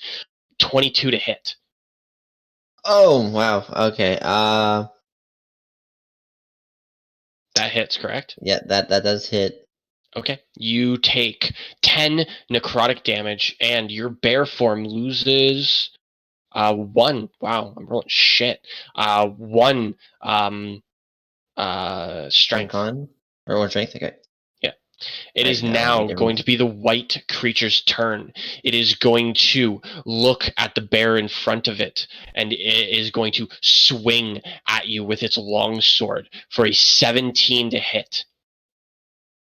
17 would hit, yep. You take 11 points of damage, slashing. 22 to hit. I'm rolling shit down. No, I mean for the strength loss. Yeah. You can't Another. choose. It is going to take its swing once again and cut upwards at the brown bear for a 17 to hit as well for another 11 slashing damage. All right. And it is going to it's going to stand its ground. And at the top of the round, another one of these creatures pops outwards from next to Nalia. It is going to pull itself out of your shadow, and it is going to swing off in your direction for a 23 to hit. God, I love this. Wow. But I also hate it at the same time. For 10 necrotic damage and 2 strength loss. It is now going to be this one's turn once again. It is currently looking like gravel, and it is going to swing off at you, Gravel, for an 11, which misses. Nalia, it is now your turn. Creatures kind of surrounding you. What do you do? All right. My bonus action, my spiritual weapon's gonna attack the same creature here. Okay.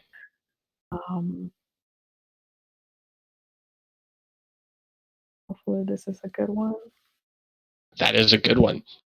Your unicorn, kind of floating in midair a little bit. It does a weird charge at the creature and smacks right into it, obliterating it. It just disappears. Nice. He's just stomping on him. And I'm gonna move my spiritual weapon to this side here. Yeah, that's 20 feet. And I'm gonna sacred flame him, so I'm gonna summon my purple light and hit him. All right, let's do a dex save. Natural 20. Oh my god. Okay. Okay, You're I don't. rolling really well today. Like, I'm sorry. Like I'm like. I posted the Gaizo again. Like I'm just getting all these saves. if I move, he'll get opportunity attack. So I'm gonna stay. That's it for me then. Okay. And then at the top of the round, or not top of the round, at the top of Buckluck, another one is coming up behind you. You see another one of these creatures peer out, and it is going to. Yeah. One hasn't come for Buckluck. I got Eldon, Gravel, Nalia, and Riordin. Yeah. So another one peers up behind you, and it is going to swing off in your direction for a natural 20. Wow.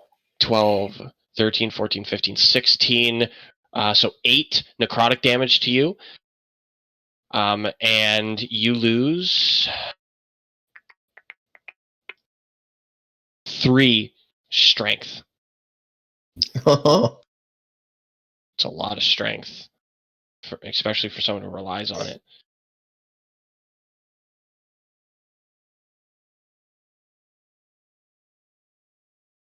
All right. It is now going to be Riordin's turn. Yep. Seeing your allies being assaulted by these creatures, what do you do? I look at Nadia and say, now might be a time to turn some undead, and then we'll hit this one with my short sword, which I pull out. Okay, swing. 11 sadly misses as you try jabbing at this creature, unable to land your mark. That's my turn. All right. Eldon, bear form, once again, very hurt. What does your bear do? Kind of slouching a little bit, bloodied and bruised.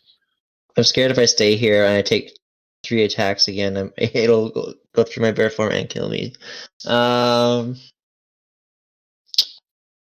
Oof. If you run, you take 2 attacks. Well, I could take the disengage action and not take the attacks. Not true. Figure out what you're doing, Eldon. Alright, I'm going to attempt to attack the shadow here. Okay, roll. 21 hits. That also hits. So as you swing through it, you kind of phase a little bit, and then biting at it, your jaw kind of phases through it as well. Is that your turn? Yep. All right, Buckluck, it is now your turn. Still raging, a creature now behind you. Another one assaulting your friends. 2's assaulting your friends. What do you do? I'm going to attack this one, and I'm not going to use Reckless. Okay. Didn't matter. Right on. Yeah, you hit it. You slash through it, connecting into it, doing another mighty blow to another one of these creatures. Is that your turn?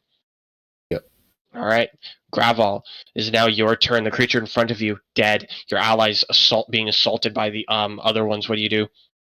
I will go up to this shadow, and I'll hit that shadow. Roll.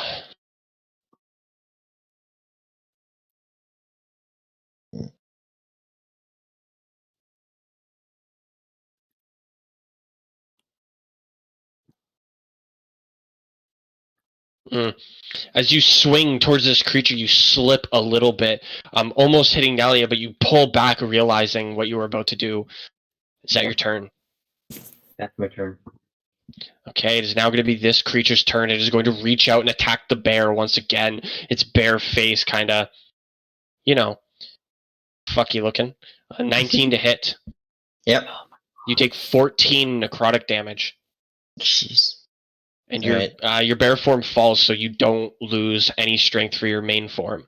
But you do take 2 minus, so Is it 14 you said? Yeah, so you get 12 damage to you. Oh my gosh. I'm totally gonna go down. And your bear form drops. I'm going to delete this if you don't mind and move your token over to here. I'd like it to be here, actually, if you don't mind. Yeah, that's fine. It's now going to be this creature's turn. It is going to look around for a moment, seeing all of you, noticing Eldon, after dropping his form, be weak. He steps up to Eldon, and he is going to swing with his longsword at you for a 21 to hit. I'm gonna reroll that.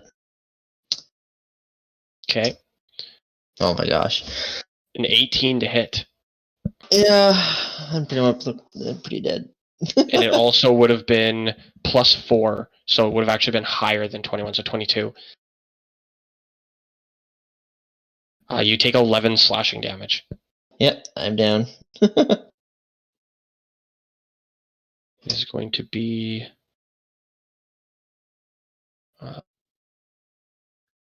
this marker. And then it is going to step over top of your body.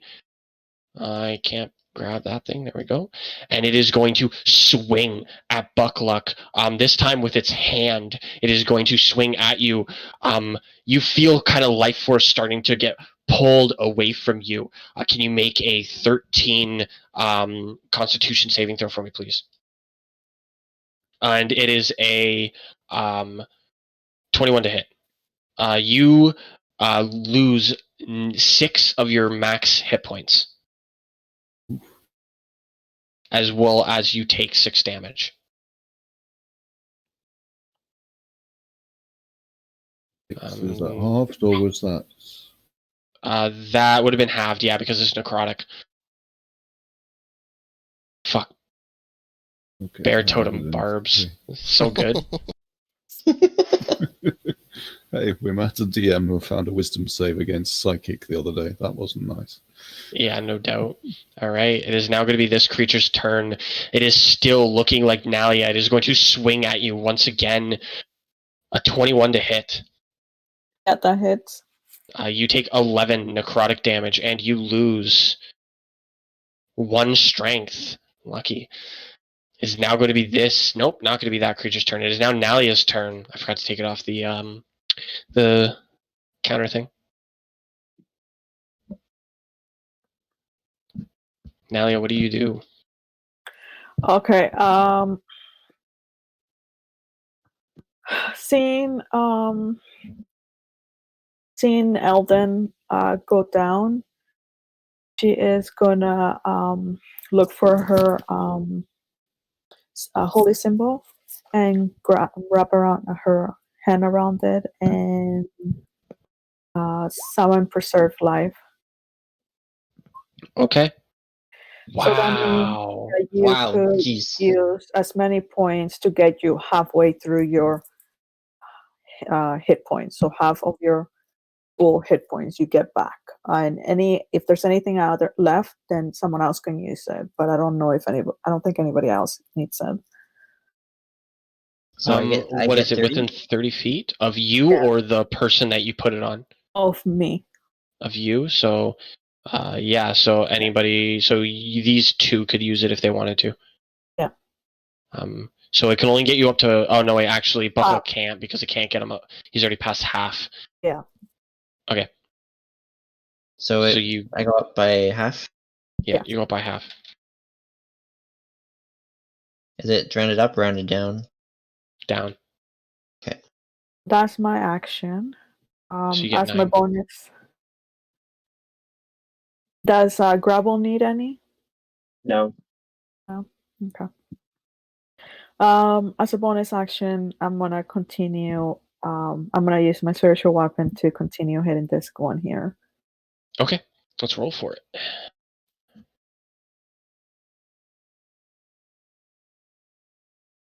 $14, that definitely hits. Wow, that is a big blow good. to it. You are able to, it stabs right into this creature. It rears backwards as the unicorn stabs into its back, looking back at it and realizing it does not have a shadow that it can jump into, and it is going to look back at you, Nalia. Is that your turn? Yes. How is this one looking? Pretty hurt. It's hard to tell as it is a shadow, but from what you can tell, pretty hurt. Okay. Yes, that's my turn. Thank you. Okay, it is now going to be this creature's turn.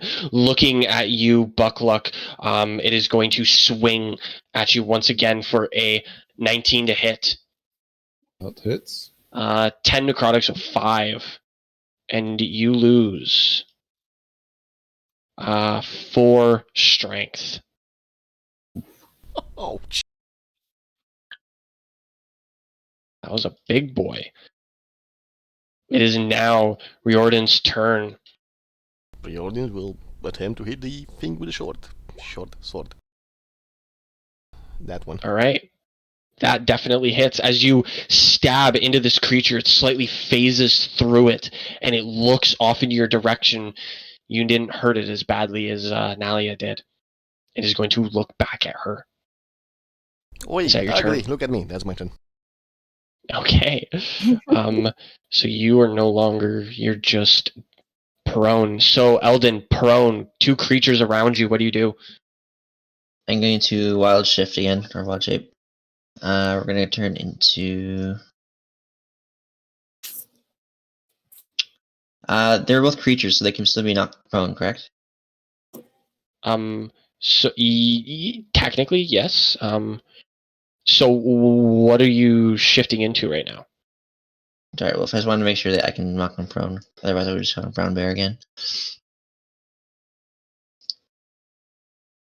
I don't know why, but I can't see the HP on the wolf. It's usually about... The average is 40, but... How many do you get? Is it sorry, just give me 1 second. I'm trying to figure out. You get these at short rest or long rest? Short rest. You regain expended uses when you finish a short or long. Okay, cool. Just Yes. making sure that's all. Yep. Okay, right on. So, because you are in this square, however, when you wild shape, you would be, you wouldn't be all the way over here. You'd have to take up either these, like these spaces here, or you'd be taking up these ones here. So you'd You have can to see push you somebody blink. back. As I shift, wouldn't I be able to control where I shift to? You're transforming into this creature from the area that you're at. So it spreads out from your body, and your head would go forward. So I'm going to say no. So you have to kind of, you know what I mean? Okay. What? They weren't pings. They were like, oh, that's not what I wanted. They were So you're these. saying I have to push someone? Oh, I have it. Yeah, you have to push somebody out of the way, basically. Okay. I guess I'll push this guy out of the way. Okay, so you're going to go here then, and these 4? Sure, yeah. Okay. So you push this guy back, this one back, you're here. Alright. Wouldn't Bokro get attack of opportunities against this one if he moved? No, it was a force move, not a optional move. Alright, and Direwolf is going to target this guy here. Alright, let's roll for it. Would he still get 20 blessed? natural 20. It would only be a 20, because no one I is went engaged down. with it except for you. But it still hits regardless, it doesn't matter. Just the difference is death. Would it still get us? No, because he was downed. So Yes.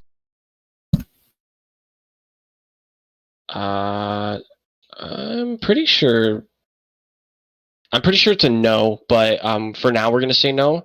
Either way, it still hits, so it's not dramatic.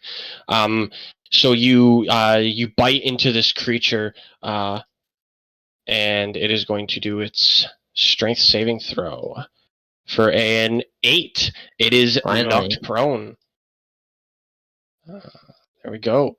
It is on the ground. Instead of a bear face, however, now it has a wolf face. Still a humanoid body. Is that going to be your turn, Eldon? Yep, that's everything I can do this turn. All right, Buckluck. Seeing your ally shift into a wolf now, what do you do? I'm gonna swing at this guy.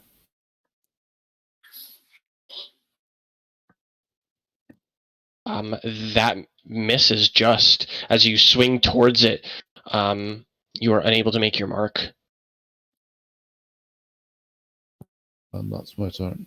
All right, Gravel, it is now your turn. What do you do? I'll swing the long sword at the ship. All right, let's roll for it.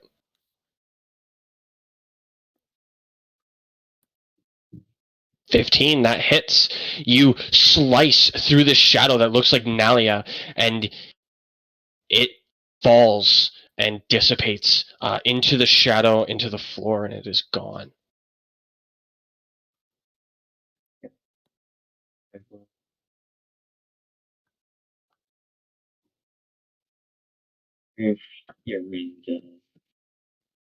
Okay. Is that your turn? Yep, that's me. All right. It is now this creature's turn. It is going to stand up after just getting smacked by the wolf, seeing someone else come up, a little afraid of how big of an impact this wolf just made on it. It is going to look over at the new creature, move into your shadow, and it is going to strike at you now for a 19. What's your AC? Just Yep. hits. Yeah. Fuck. 6 necrotic damage. And a -1 to your thing. Strength. Forgot what it was called. Don't worry about it. It is now going to be this creature's turn. Watching you shift into this wolf, it is going to rear back a little bit, taken aback by the sudden shift, and it is going to swing off in your direction with its longsword twice. A 15 and a 19. Both hit. You take 7 plus 10, so 17 slashing damage in your current form. Okay. It is now going to be Nalia's turn. What do you do? Okay. As a bonus action, she's gonna have her spiritual weapon just cutely prance around to this location here. So that should be 10, 15. 15, She's yeah. good. And she's gonna attack this one here. All right, let's roll for it.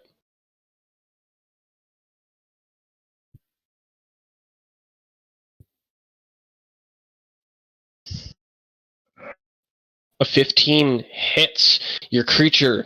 Your little unicorn kind of prances over. It goes over top of the shadow a little bit, doing a little dance over top of him before it finally lands in this space. And it, you see kind of like a fire in its eyes as it charges right into this creature, hurting it pretty badly, appearing off at this little unicorn kind of floating in the space next to it. It's gonna. Is that your turn? Oh no, wait, you have one more thing to do. Yep. And I'm gonna come over here and touch the wolf, and I'm gonna cast Cure Wounds. Yes, that's an action. Yes, so I'm gonna do Cure Wound on him. All right. Let's do. We'll do first level for now. Well, that's really good. 10 healing. And then that's it for me. All right. Actually, I'll move one more spot here just to get a good surrounding. Was the healing right. on Booklook? No, it was on the wolf. Sorry. No, that's all right. And it is now going to be this creature's turn. Buckluck, your alternate personality is going to swing at you once again for a 13, which misses. Riordin, it is now your turn. Everything around you is dead. What do you do? Riordin's gonna move over here. Point at this one and say, Coralone, I once again call your help and told dead it. You know, it is damage, right? Toll the Dead is... No, I mean this one is it damaged? Because if it's not, I'm going to switch Toll the Dead on somebody. Yes, it is damaged. Alright. Alright, let's roll for this. You do a 1d12. Eh. 6. So as you Did it as fail? you call for him, you see a bell surround it in a way, and it looks off at you and smiles. You did no damage to it. Did it seems like it's saved or just doesn't take any necrotic damage? Yes. That's my turn. Actually, no. All right. Give me a No. moment. No. Okay. You're moving back to where you were? No, I'm gonna make sure I make 35 feet. I'm moving over here. Okay, cool. That's And now, Eldon, it is now your turn. What do you do? I'm hoping that this one's low and just wanting to finish it off right now and go for another bite on it. Let's do this. It gets a 22 as Gravel is now 19? interacting with it as well. 19. It would have been a 22 to hit for a 9 piercing. 9. Yeah, so as you strike it with your bite, the creature sinks back a little bit into your shadow and then dissipates as well. And with the shadow falling, the head just kind of like, the wolf's head just kind of like turns menacingly towards this one here and lets out like a nice little growl, like you're next. All right, Buckluck, it is now your turn. What do you do? Buckluck is gonna say, I don't feel so great, guys. But he's still gonna swing his battle axe at the shadow next to him. A 12 just hits as you strike into this creature a little bit, a little weak compared to what you usually do. It's barely standing. You can see it's looking similar to how Buckluck looks right now. Buckluck is not out of rage. That's my turn. No, but didn't even see the range damage. The range damage is still there, yes. Yeah. All right. Gravel, it is now your turn. The shadow in front of you is now dead. What do you do? 3, 4. I hit that. I hit the one remaining kind of. All right, let's roll for it.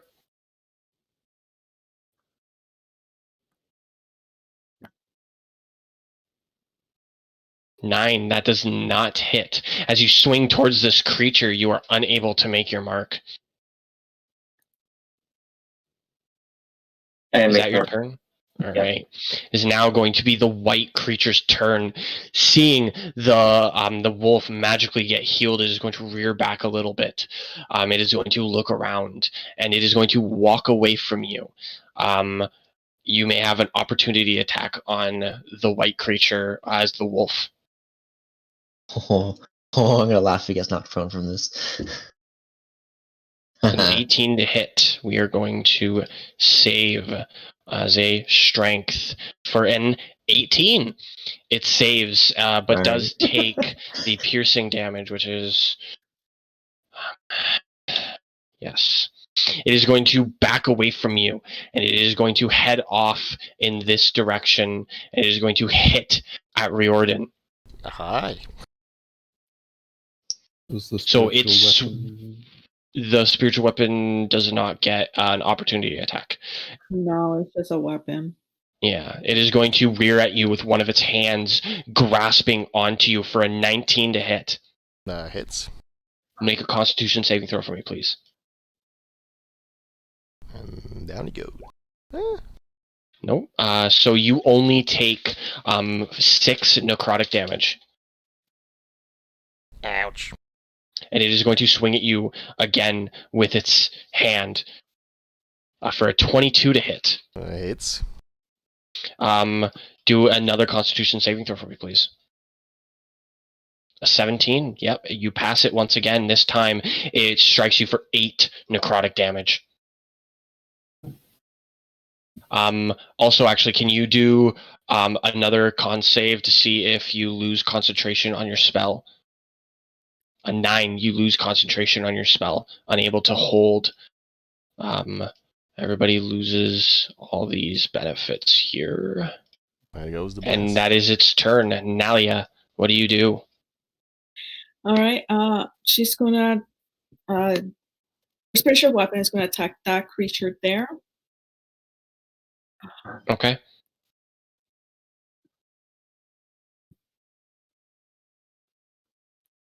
$17.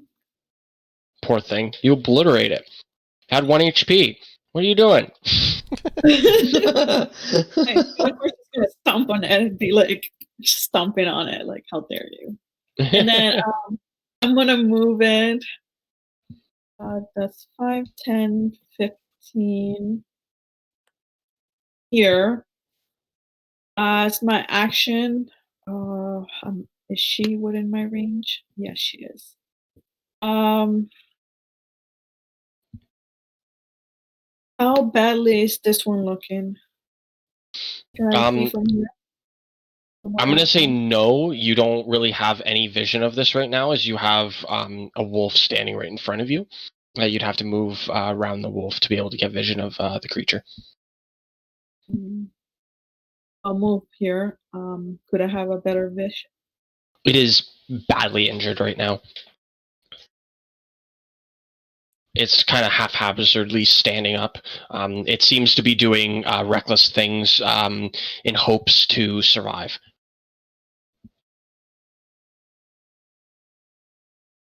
Okay, I'm gonna try Sacred Flame on that one there. Okay. We're going to do a save for a dex. A 16. It passes. Okay, that's it for me then. All right. Riordin, creature in front of you, what do you do? Well, I'm gonna poke at it with my sword. All right. Poke, poke, poke. 16. That hits. As you jab into it, you kind of phase through it in a weird way. It doesn't look like you're doing as much damage as you'd hope. It's at your turn. No, I'm gonna move down here. Now would be my turn. That hurt, you bastard. All right. Eldon, as the wolf, what do you do? Eldon's going. That's the hole there, right? Yes. Okay, Wolf's gonna charge forward to here, and he's going to attack this thing. Hell yeah! Critical That hit. is Okay. that is massive damage.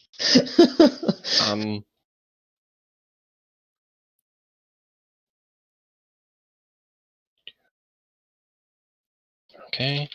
And it is going to see if it makes the knockdown save for strength, and that is a 16.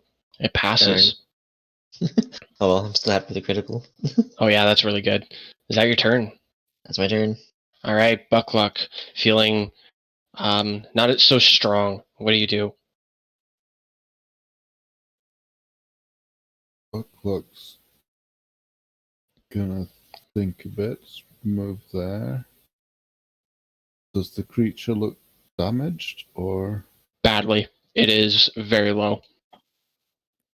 Yeah, he's gonna run up here and recklessly attack.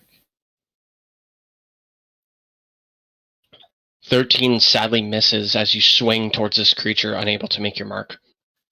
Oof, that's my turn. All right, Gravel, a little far away. What do you do?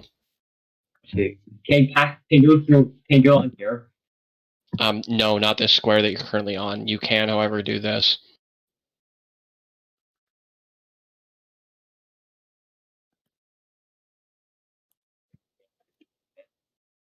You can. I guess you can stand there. I'll allow that. This is almost the end of combat anyway, so it's fine. I'll hit the thing with my long sword. Okay, roll. Wait, 15. Probably get. It's a 14 because the thing that my strength was more. A 14, that just hits. You are barely able to make your mark on this creature. 7. It is holding on by a thread currently. Yeah. What? Yeah, 6 damage because 5 minus 1 is... Oh, so +1. All right, is that your turn? Yeah. It is now its turn. It is feverishly looking around, being surrounded by all of you. It is going to haphazardly swing off in one direction, and then the next is going to attack at Buckluck in front of it with its longsword for a 20 to hit. That hits. You take 10 slashing damage, halved, so 5. And then it is going to rear off and smack with its hand off over towards Gravel, who's the new one to come up. A 23 to hit. Can you roll a Constitution saving throw for me, please?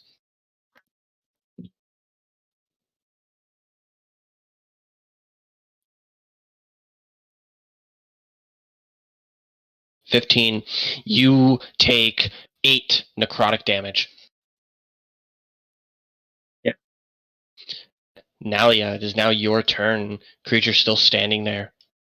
Right, she's gonna her bonus action. She's gonna use her spiritual weapon again.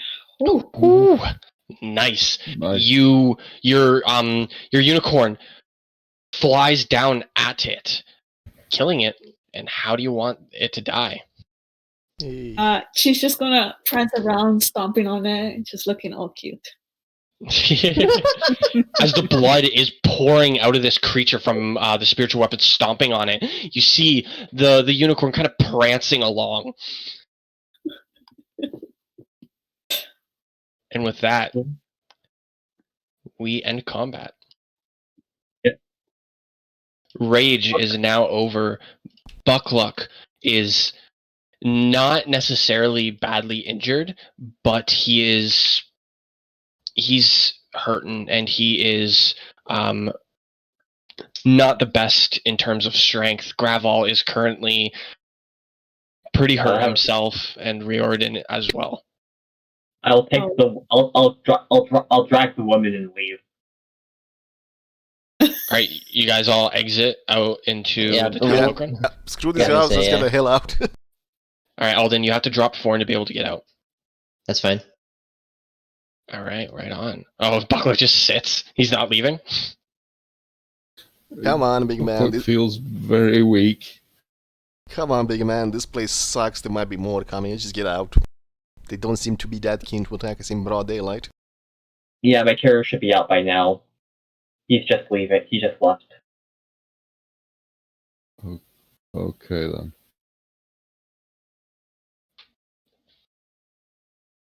In other notes, great victory. Should be out by now because he's just rushing out with the woman.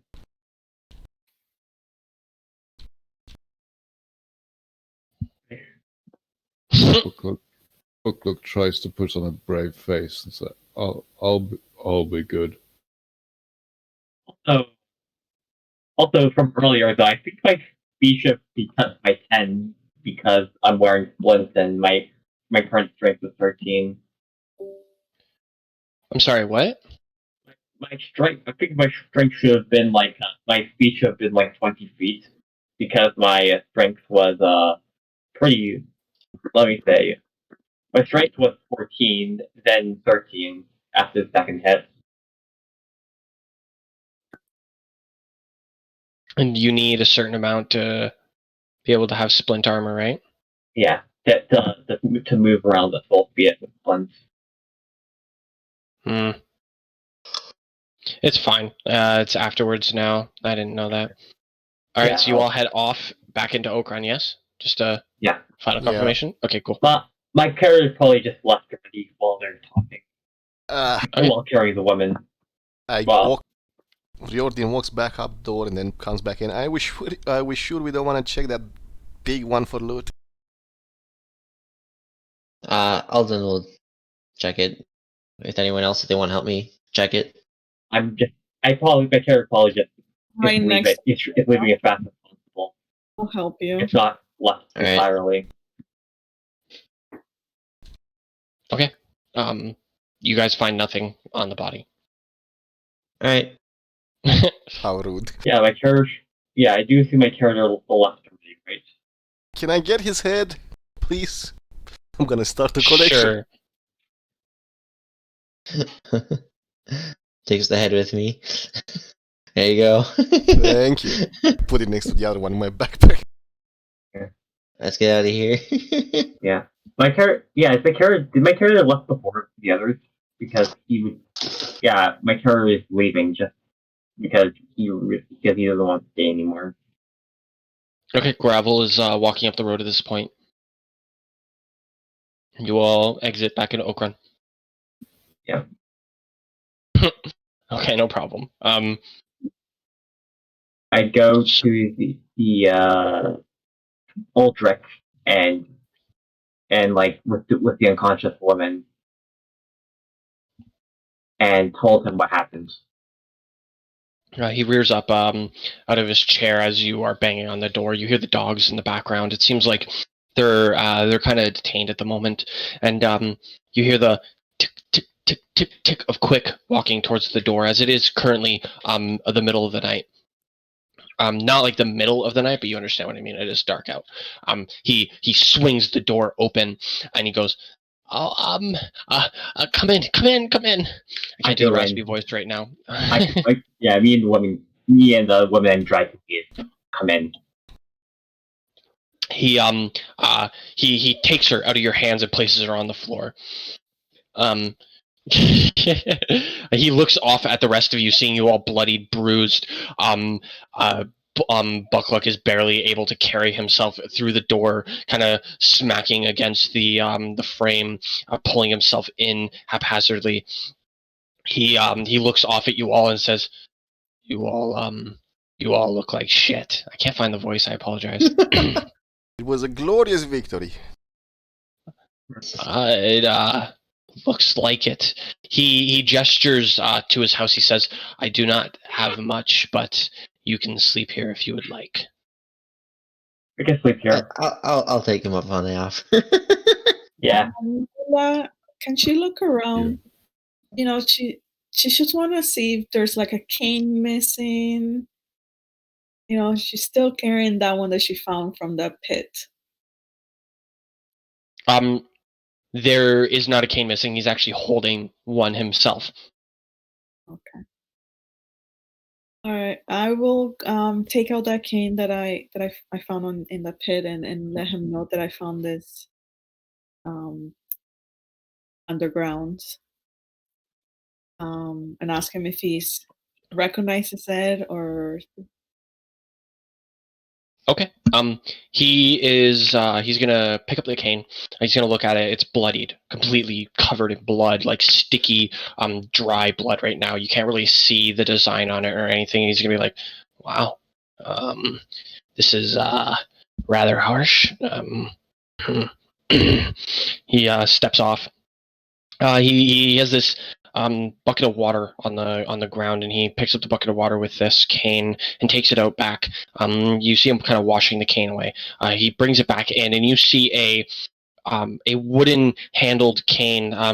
So the top part of it is wood, and then going all the way down the cane, it is pure silver. It is glowing. It is shiny still. It has runes embedded all the way around it in a circular fashion down the cane.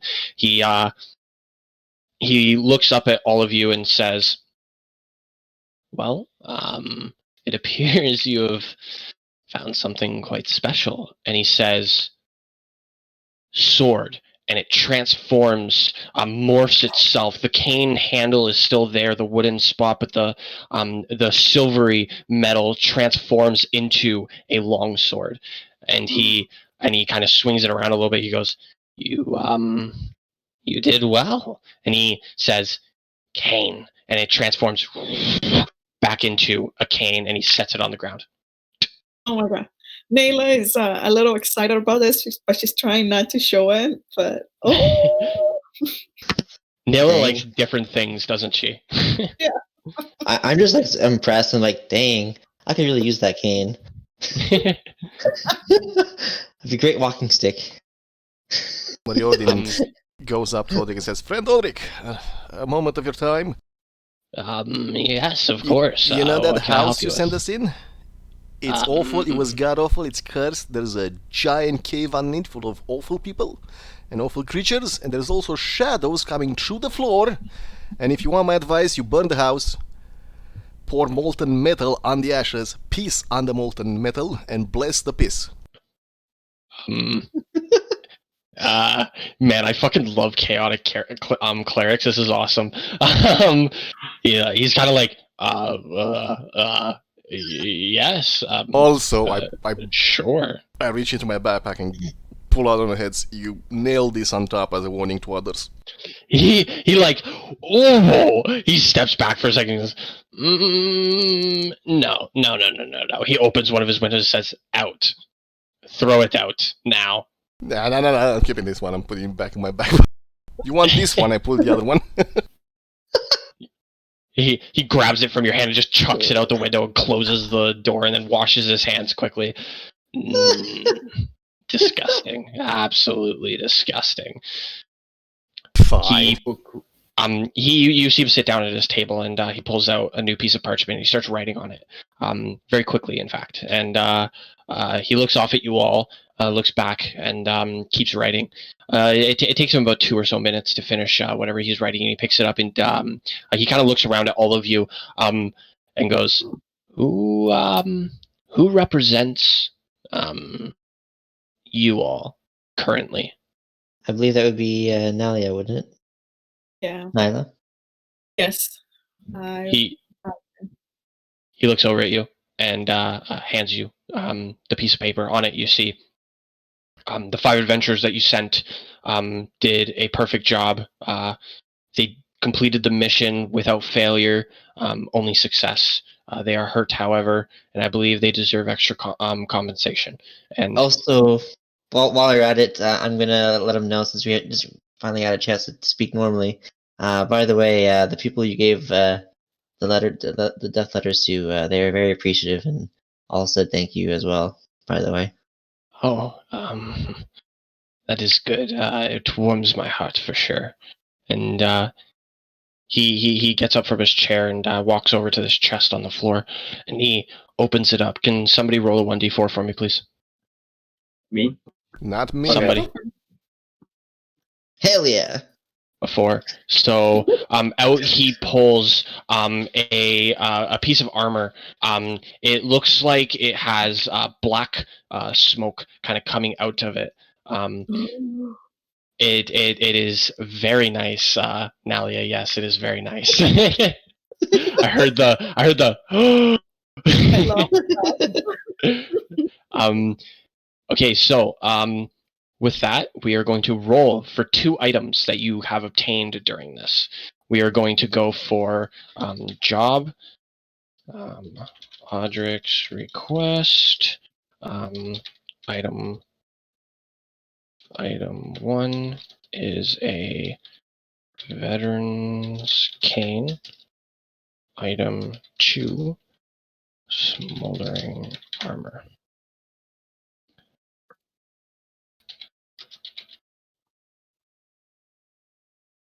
It is Riordin. Bucklock. The tavern. Gravel and Eldon. Alright, it is Riordin, Bucklock. Alright, so here we go. It is going to be a roll 1d5 / roll 1d5. Alright, so the first item, which is the veteran's cane, which is the one that transforms into the sword, goes to Riordin. The second one, which is the smoldering armor, which has a smoke kind of billowing out of it a little bit, goes to Eldon. Ooh, nice. So, Eldon, what is your current armor? My current armor, it's leather armor right now. Leather armor? Do you want to change from that, or do you want leather armor? The molding armor, is it made of metal? No, it does not have to be. So the smoldering armor can be. Let me just bring this up quickly. I've never had molding armor before, so. No, that's all right. So, just so that you know exactly what it does, wisps of harmless, odorless smoke rise from this armor while it is worn. You can either have breastplate, chainmail, chain shirt, half plate armor, hide armor, leather armor, padded armor, plate armor, ring mail, scale mail, spiked armor, splint armor, or studded leather armor. Wow. So it can be basically, so it can be any basic armor, basically. Yes, it can be any basic armor. Interesting. So, I mean, it's definitely useful. What do you want it to be? What is this specific one? I believe studded leather is the best, if I'm not wrong. You can get studded. No, it's studded would have metal on it. You can get like I think padded, is it not? How's padded? Padded is 11 plus dex, so no. Leather is the same. But padded weighs less. Oh, but you have disadvantage on stealth checks, never mind. Hide is 12. And it does not do anything to your checks. Hide is just as strong as studded leather, I believe, right? Or no? Hide is medium. Is the lowest tier of medium. Right. As a druid, I believe you should be able to wear that as well, if I'm not mistaken. Yes. But as medium armor only gets 2 dexterity bonus. I only had 2 dexterity bonus anyways. Ah, then you're good. And it's not going any higher. If you can choose plates, get that and just sell it. He can't use metal, he's a druid. Ooh, that's a good idea though. Yeah, because he doesn't have to wear it, just sell it. Yeah, so you can pick something that whatever Nally is wearing currently. Because she obviously wants it, so she might buy it from you. Wait, does it work on chainmail? You can you can have it as chainmail. Ooh. How much do you want to part with it? You can also make it plate as you so for plate you can't have less than 15 and it gets up by more. Do you have 13? Never mind, I take that back. So wait, can I make it anything though, or it's just that I don't have to wear it though, right? Or sorry? Wait, does moldering armor only take its form once and that's it? Yeah, so it can only take base items. This item variant can be applied to the following base items. So only once. Okay, so can I just keep it as moldering armor and sell it as moldering armor? I don't believe so. Give me a second. I mean, we can win all sorts of things in loot that we can't use ourselves. Like, if I get a spell focus.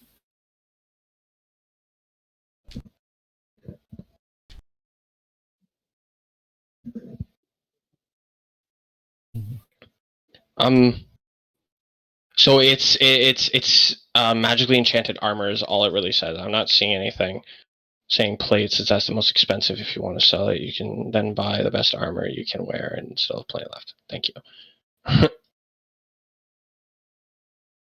Okay. So yeah, in that case, I could just like give it to her as whatever she wants, right? You can't give it to her. You can sell it to her though. Sell it to her is what I mean. Yeah.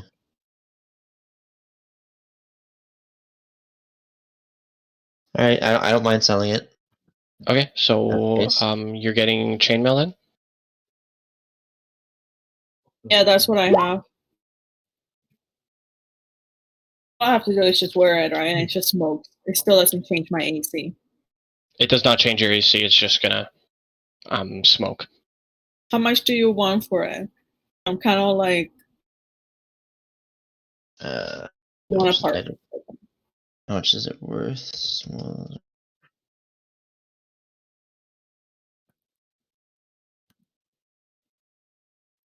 Who got the veteran's cane again? It was Riordin.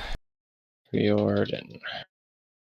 2 badges to Buck. Buck Luck. And Gravel. 3 to Eldon and Riordin. And 1 to Nala. How much gold do we get? So he's going to pull a large bag of gold out of his chest. He's going to slam it on the ground and open it. He's going to say, this is sadly all that I have, but I hope that it helps. And he picks it up and hands it. He's noticing that Buckluck is rather weak, so he's not going to hand it off to him, but he's going to give it to Nalia this as well. She's doing a little bit. How does so it costs that much? Chainmail sleeve. How does 80 gold sound? Does that pair? Yeah. All right. That's a lot less than I thought you'd sell it for. I'm not going to lie. I'm sorry? No, I'm just saying that was a lot less than I thought he was going to sell it for, and that's it. How much do they usually go for? No idea. Smoldering armor, I haven't actually seen it sold yet. People kind of keep it for RP reasons.